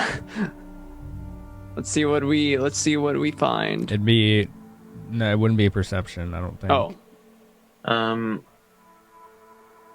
Well, why don't you tell me what you're looking for specifically, I guess. All right, so I'm first Sorry. I'm gonna enter the room and I'm examining it. And you said there was like lab equipment, right? All over, yeah. The 3 Can tables I- on each walls of lab equipment all over them with research material. I The wanna center see if I table looks like an operating recognize- table. I want to see if I recognize any of the lab equipment. Okay. So you can do spellcraft, knowledge, arcana, either one Knowledge of Arcana. those. Okay. And away we go. That is a 20. Like, some of it looks familiar, but it looks way more advanced than anything you've ever used. However, on the southern wall, there's a shelf with a lot of alchemical ingredients on it, and you are recognizing a lot of expensive alchemical ingredients on that shelf. All the other stuff, you're not sure what it's for. You actually don't know. But the shelf, you recognize a lot of alchemical ingredients. To value it, you would have to use appraise, probably. I am going to do that because I'm very interested in taking a few of that. Appraise, right? Mm-hmm. 15. A lot, but you're really not sure. At least 2,000 gold worth. You're not sure. Open bag, stick out arm, just sweep into bag. No, I'm not that picky. I take the. Can I make or is that another appraisal? Can I specifically just take the few pieces that stick out to me, that I find particularly interesting? Oh yeah, you can the do a most knowledge expensive stuff. Knowledge on that, I would suppose. That would be knowledge arcana? Yeah. Okay. I wasn't sure if that was arcana or nature. Arcana. But, okay. 22? 22. Okay, so red powder, whole bunch of that. Doesn't look interesting to you.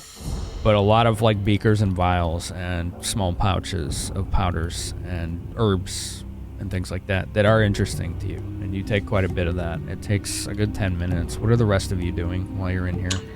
I'm looking for any of the Shadowvar runes. Or a book that might have Shadowvar runes on it.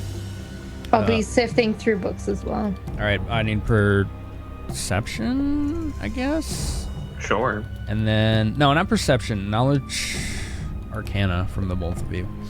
Okay. Knowledge arcana. I rolled a 30. 9. Nothing looks interesting to you at all, Zither. It's actually really complex and very scientific and weird. Yeah. I'm leaving. Where's Brad? Jack, There's all this fucking nerd shit. This kind of advanced. None of it's shiny rocks. None of it. fucking nerd shit. I want diamonds, damn it. Where's my icy jewelry? She left. Jack. Sorry. There are a couple things in here that are interesting. Some benign spell components. Okay. That were by one of the books, like specifically separate, which are used to cast a very advanced spell, in particular called Polymorph Any Object. Very high level magic. Ooh. Depending on the polymorph that's done, it lasts anywhere from a few minutes to permanent. Depending on how close it is to what you are originally. But what is more interesting is it looks like all the lab equipment in here is designed to make simulacrums and clones. Oh boy. Okay.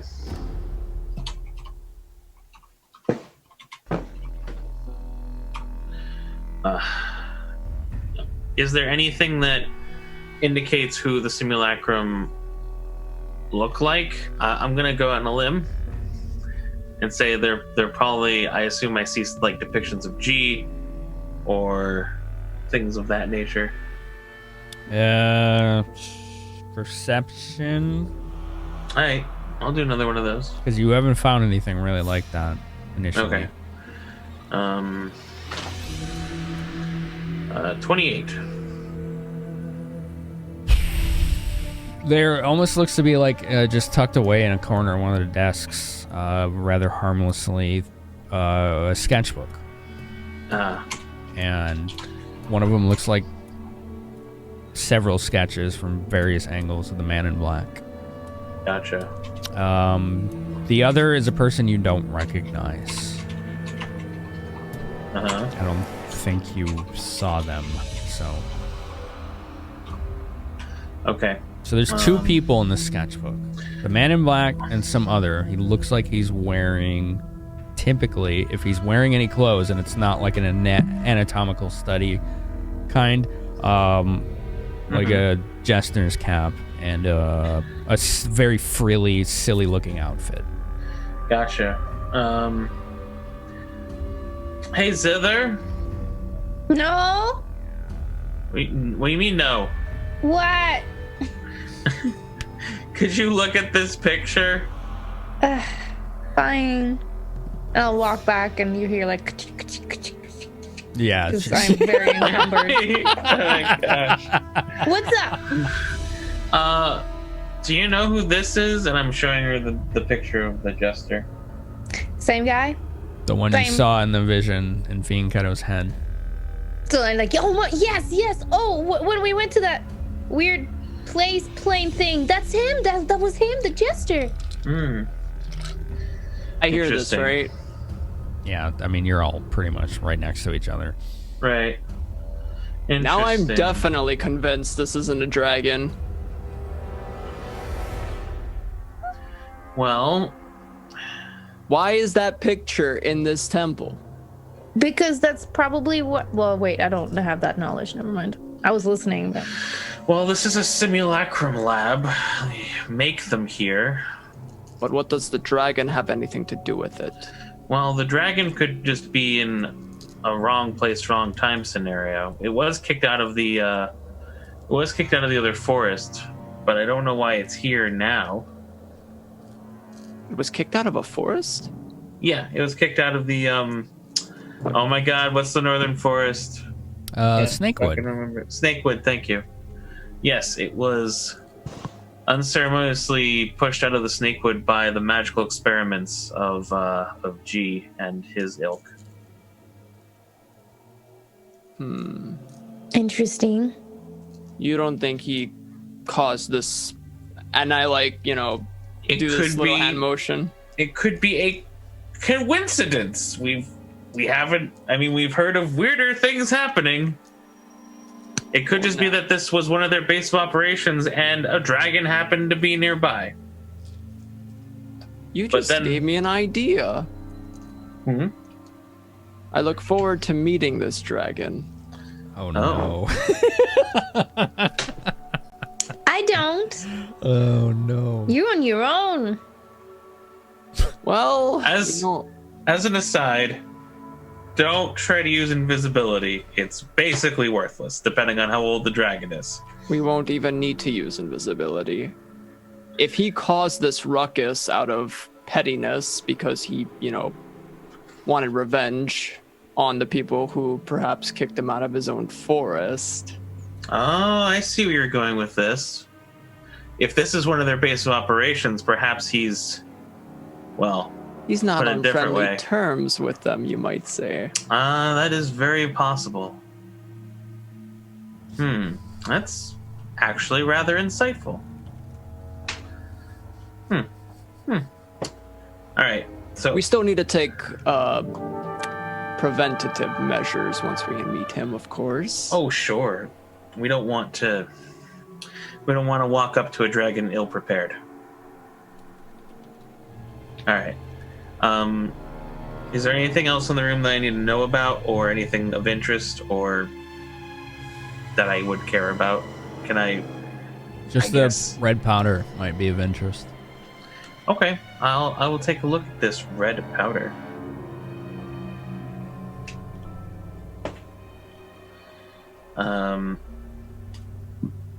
Quick, detect magic. Is it magical? No. All right. Well, shit. That means I have to appraise it, and I am not good at that. So, all right. I'll try. I'm gonna appraise it to figure out what it is. Excuse me. Okay. A 19. This is powdered ruby, and a lot of it. Oh, right. That makes sense. A lot of it. Several thousand gold worth, you think? Oh, Jesus. In multiple decanters. I'm just quite going amusing, isn't it, Jack? Gonna just start putting them in my bag. Just what is amusing? The amount of supplies that are here. Well, I imagine they were building quite a few simulacrum. And if you want them to be at least decently strong, you have to use a lot of this stuff. And Jack sort of is shaking one of the bottles of powdered ruby before placing it in his bag. Well, we can thank our friend for disrupting this place, wouldn't you say? I think we could do that, yes. Indeed, indeed. Still, they seem to have abandoned this place in a hurry. Yeah, there's a lot of evidence that they were here. There's a lot of things that seem to be, how do I put this? It's almost like it's almost too convenient. It's almost like things were set up for us to find these things. Or perhaps they just never expected some dragon to stomp on their base. That's very true. It's rare to expect a dragon out of nowhere. Brad, Vilmar kind of nudges you with an elbow on the side. He's like, you understand anything they're talking about right now? A little bit here and there. Look, I read a lot of books and I studied a lot, but this is wizard crap. Yeah, you're telling me. I had my fill of them a long time ago. At least we share that in common. I'll mark that down as 1. Oh my god. 1. Brad is so hard to get along with entirely. Just entirely. His entire essence just says, fuck off, please. Yeah. If you want to be Brad's friend, just cast Polymorph Self Horse, and you're going to be good. No, yeah. You will have a much easier time. He hasn't done anything to piss off Wilson yet, though. Surprisingly, yeah. Yeah, no, right. Give it some time. Don't worry. You'll warm up to I will it. find a way. We'll see about that. Who knows? Maybe we'll become best friends. We'll see. Polymorph But Self you're not Brad. You're not a wizard, which is already a plus. You don't make a lot of noise, which is another plus. Alright. Who's a good bear? Yeah, probably more bear than cuddled. So if I've pocketed all of these rubies, or ruby powders, I'm gonna vacate the room. Take some time, so but yeah. you get to take everything and I don't? No, you didn't take everything. Taking everything. You I'm just took taking the one ruby dust. thing. All right, so what did my search yield You me? literally said you were taking a supermarket length shelf of Hey, she can materials. still be upset about it, whatever. Yeah, I mean that's fine. Touche. If she I gets, will come back for them, Oh man. even if I'm alone. So what did my search yield me? For what again? I'm sorry, I lost I just it. I just took like the basics. Well, not really the basics, but the stuff that like really stuck out to me. And you said it like took like 10 minutes. Oh yeah. Alchemical ingredients. What was your roll on that again? For appraise, right? 15. Yeah. You're not. Or knowledge arcana. It was 22. 22. Okay, it's 3,000 to 5,000 gold worth of expensive alchemical ingredients. It's gonna take about 10 minutes to take it all, though, and every minute it takes is another minute that Zither's probably gonna have something to say about it. So, I mean, I thought I was like collecting a few things. there's a lot of it, but yeah. I don't want to collect everything. I just want to collect like to here be and fair, there. to be fair, you should just take it all. You should just take it all because Zither took all the gems and we waited around for her. I did not take No, all she the didn't. gems. I'm not gonna like. Sorry, she took most of the gems. Not even. Like Wilson is just taking like the stuff that is most interesting to him. He's not taking everything. He's like being super picky. You know, it's not like I want everything. It's just I want this, and I'm out. What I'm trying to tell you is that everything on this shelf is valuable to you.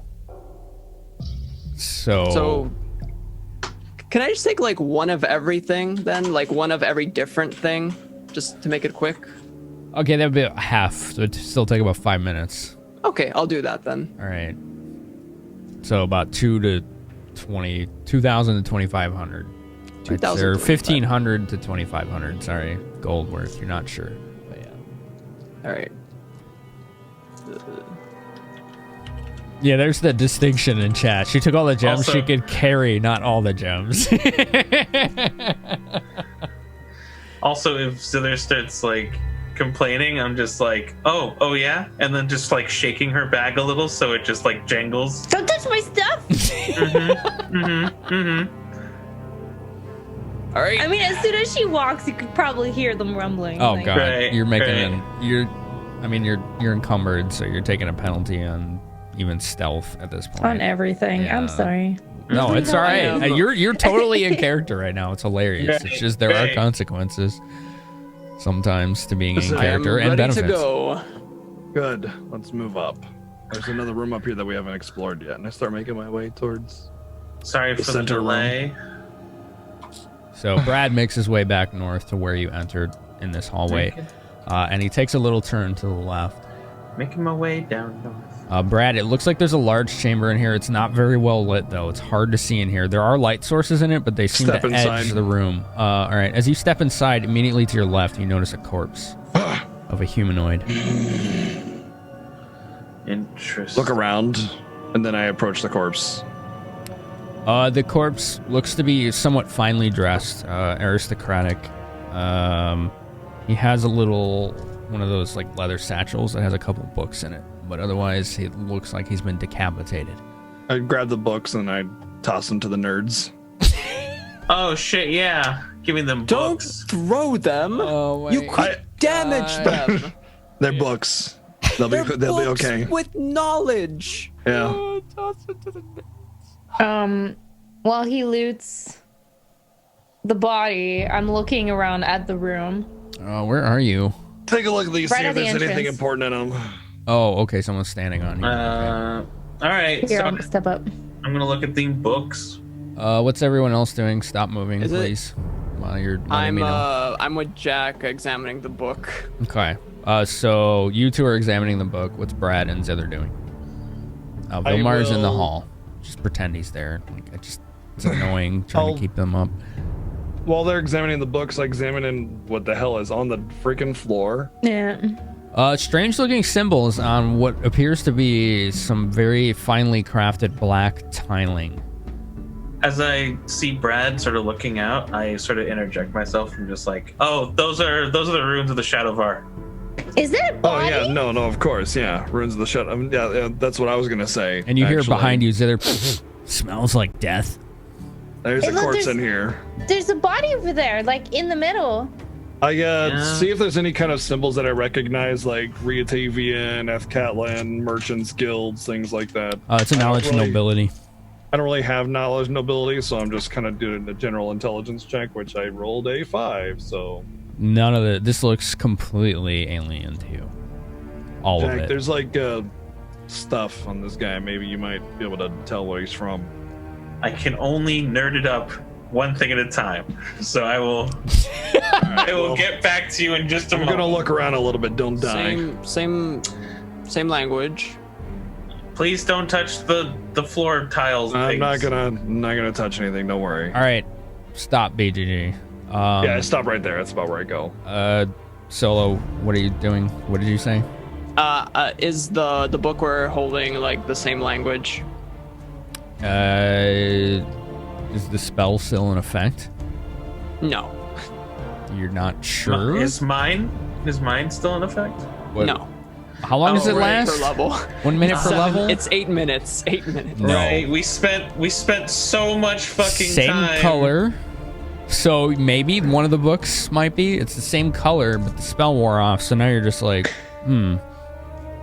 The comprehension is gone. It's hard to roleplay that, but you were magically like comprehending those languages, and you're not anymore. You're magically stupider now. Well, Jack, ready to take another read?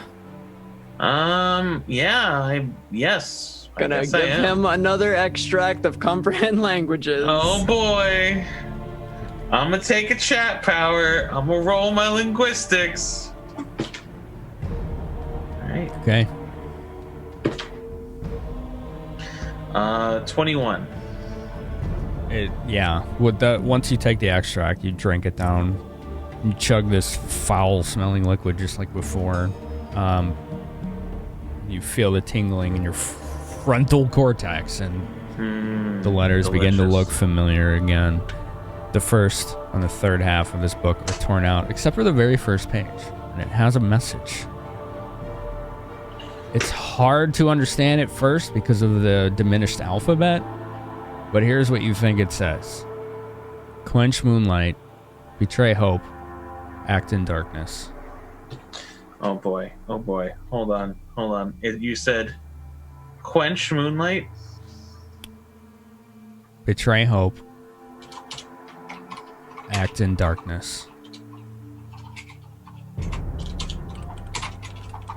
And I recognize act in darkness is a common phrase among Shar worshippers. Yes. Okay. And this is the language of the Shadowvar that you are seeing now that you have used this comprehend language extract. The tiles, the runes on the tiles are the same language. Yep. Can I get the last third of the runes? Yes, you can. Yeah. Don't forget to tell me what they mean. Right. So I'm basically pointing at them one at a time and showing Wilson their sort of like common translation. Whoops, ignore that. So we have from the common alphabet I, J and G, L, M, N, O, P. Okay. All right. I'm looking back at the first page, and I gave him the translation for that as well. Quench, moonlight, betray, hope, act in darkness. What does that mean? That's an interesting question. Is there anything else in the book? just the last third of the letters that we didn't have. So we have the full alphabet, but not sure what this hint is. Maybe it has to be a key phrase. Something about it must link to the runes which link to this room. Are you telling me those runes are the same thing as the book? Yes, the runes on the floor are definitely the runes of the Shadowvar. With I have a question. Yep. For Finn. So this area is a rune like blocking the wall here, or can we go like walk around it? I don't know what you mean when you say here. I pinged the map. Sorry. I'm not seeing it. Like it's can you walk around the runes to get to the backside of the room? I'll just do that then. Oh, no, you can walk around it. Okay. It's not a wall. wasn't sure. You can see this whole. As far as your character can see is what you can see in this room. So if there was a wall in front of you blocking these runes, you wouldn't be able to see it. Since I didn't mean to ask about that, what is this here? A little bit to the north. Moss. Just moss. Okay. Yeah. It's not green ectoplasm that's gonna kill me when I walk on it. It's not explosive acid. It's not a gelatinous cube in disguise. It's just moss that's kind of growing on the wall just under the torch light. All right, fair enough. Brad, What? can you examine the body, see if there's anything else on him? Sure. That What did you reminds guys me. uncover from all your books anyway? These runes mean something. The runic alphabet of the Shadowvar. I think we have the full alphabet, but now we have give you some kind of riddle. Yes, and I'm re-explaining it, the riddle, but essentially, the riddle is quench moonlight, betray hope, act in darkness. Which act in darkness is a common phrase amongst worshippers of Shar, but so okay, quench moonlight. That to me signifies basically turning your back on Selune, sorry. Betray hope. I don't know. Betray hope, and then act in darkness. It's either roll, knowledge, religion. Go ahead, Jack. So sorry. It has to do something with these runes. I just can't. I'm not sure yet. Well, I have a couple ideas, but let's figure out more to see if you can. Yeah, let me look at this body. I'm gonna do knowledge, noble. Did you roll, nobility. Andy? Yeah. Andy? Sorry, what? Did you I'm roll? trying to. No. Okay. I'm sorry. I cut out completely. I'm trying to see what happened. Oh, okay. Knowledge, religion, if you could. Sure. Sorry. Go ahead, Jack. You said knowledge, nobility. To check, Yeah, for that check guy. his body. 15. Okay. 15. Okay. What's your roll, Jack? And I'll give it to you, Zither, in a bit. 21. 21. There's this signet on his lapel, where his neck used to be. Sure. And it looks like a minor house of Rietaven nobility. Okay. You Sorry, think it's motorcycle guy. well, not so much minor, but Right. So this. I think it's guy- Loraxal, but let me double check. Sure. It might be Coprith. I think it's actually Coprith. This guy was Rifthaven nobility. Yeah, Coprith. I'd like to And that's say a name good you've heard. riddance, but we've already established that neither of the signs are really bad. Right. Zither, he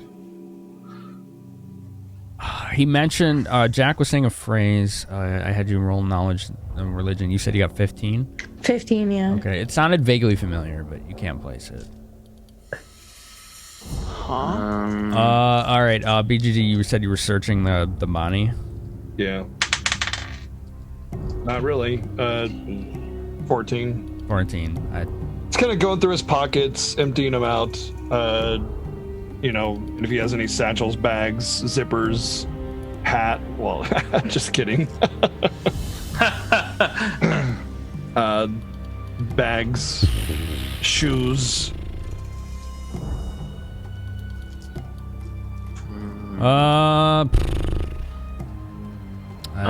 You're not finding anything else. I mean, you had a 14. You didn't use a blessing. I can't find anything here, but I'm not really good at searching. Maybe somebody else can find something on him, but he just looks like a dead noble to me. Dancing in the light. Every day. Somebody went up here? Oh, Wilson. Okay. Yeah, while they were doing that, I was just walking around. Okay. I didn't know if you wanted me to stop or anything.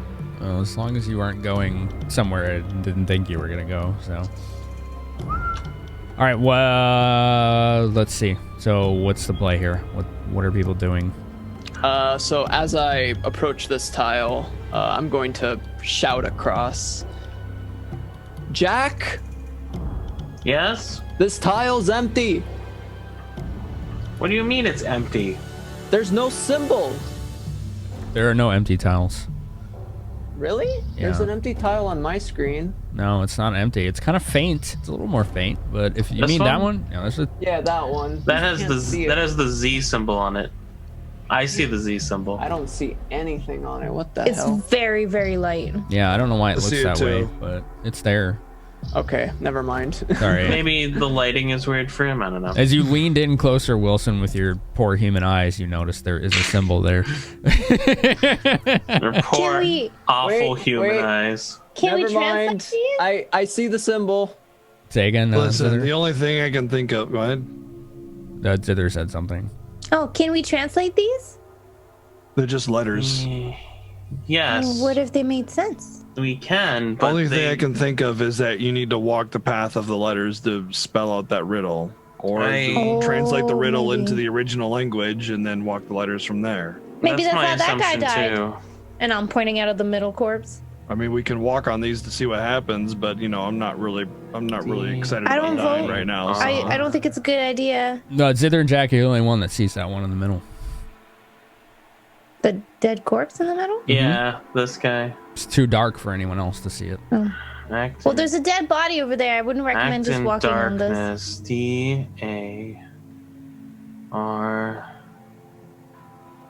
DARKN. What's going on? I'm counting letters as I'm looking at the runes. N. What's the E look like? E. Here, looks put these like- boots on and float up so you can get a better view. And I give him the boots of levitation to put on so he can look up from Oh, above. You can get about Yes, 15 thank you. feet up before you hit the ceiling, so it'll give you a better vantage. all right. So I try to look over the runes, but I don't obviously go over them. Right. But he's counting out letters because he sees a potential path. So, and this is just what Jack is sort of doing in his mind. He's like DA, and then this is R, K, N, E, and then S would be here and here. That spells darkness. Darkness. Darkness. Be sure to walk the path of darkness. I didn't realize we were playing a Kingdom Hearts game. No, Oh it's my actually God. from Thousand. No. I'm gonna play that someday on stream. The I promise. Guy, he just talks normally, and then every time he says darkness, it's like darkness. That's amazing. But why though? Because it's really bad. Why not? Oh god. Okay. The shadow. The shadow. No. The shadow. Well, if that spells darkness, what's the next letter? I'm not That- sure. Leads nowhere. But darkness is the last one. So maybe we have to find hope. Hope would lead What's to the darkness. puzzle read? What's the riddle read again? Quench moonlight, betray hope, act in darkness. Moonlight, hope, and darkness. Oh, what about the amulet? Wait. Quench it. No. Yeah, I'm not sure how that would work.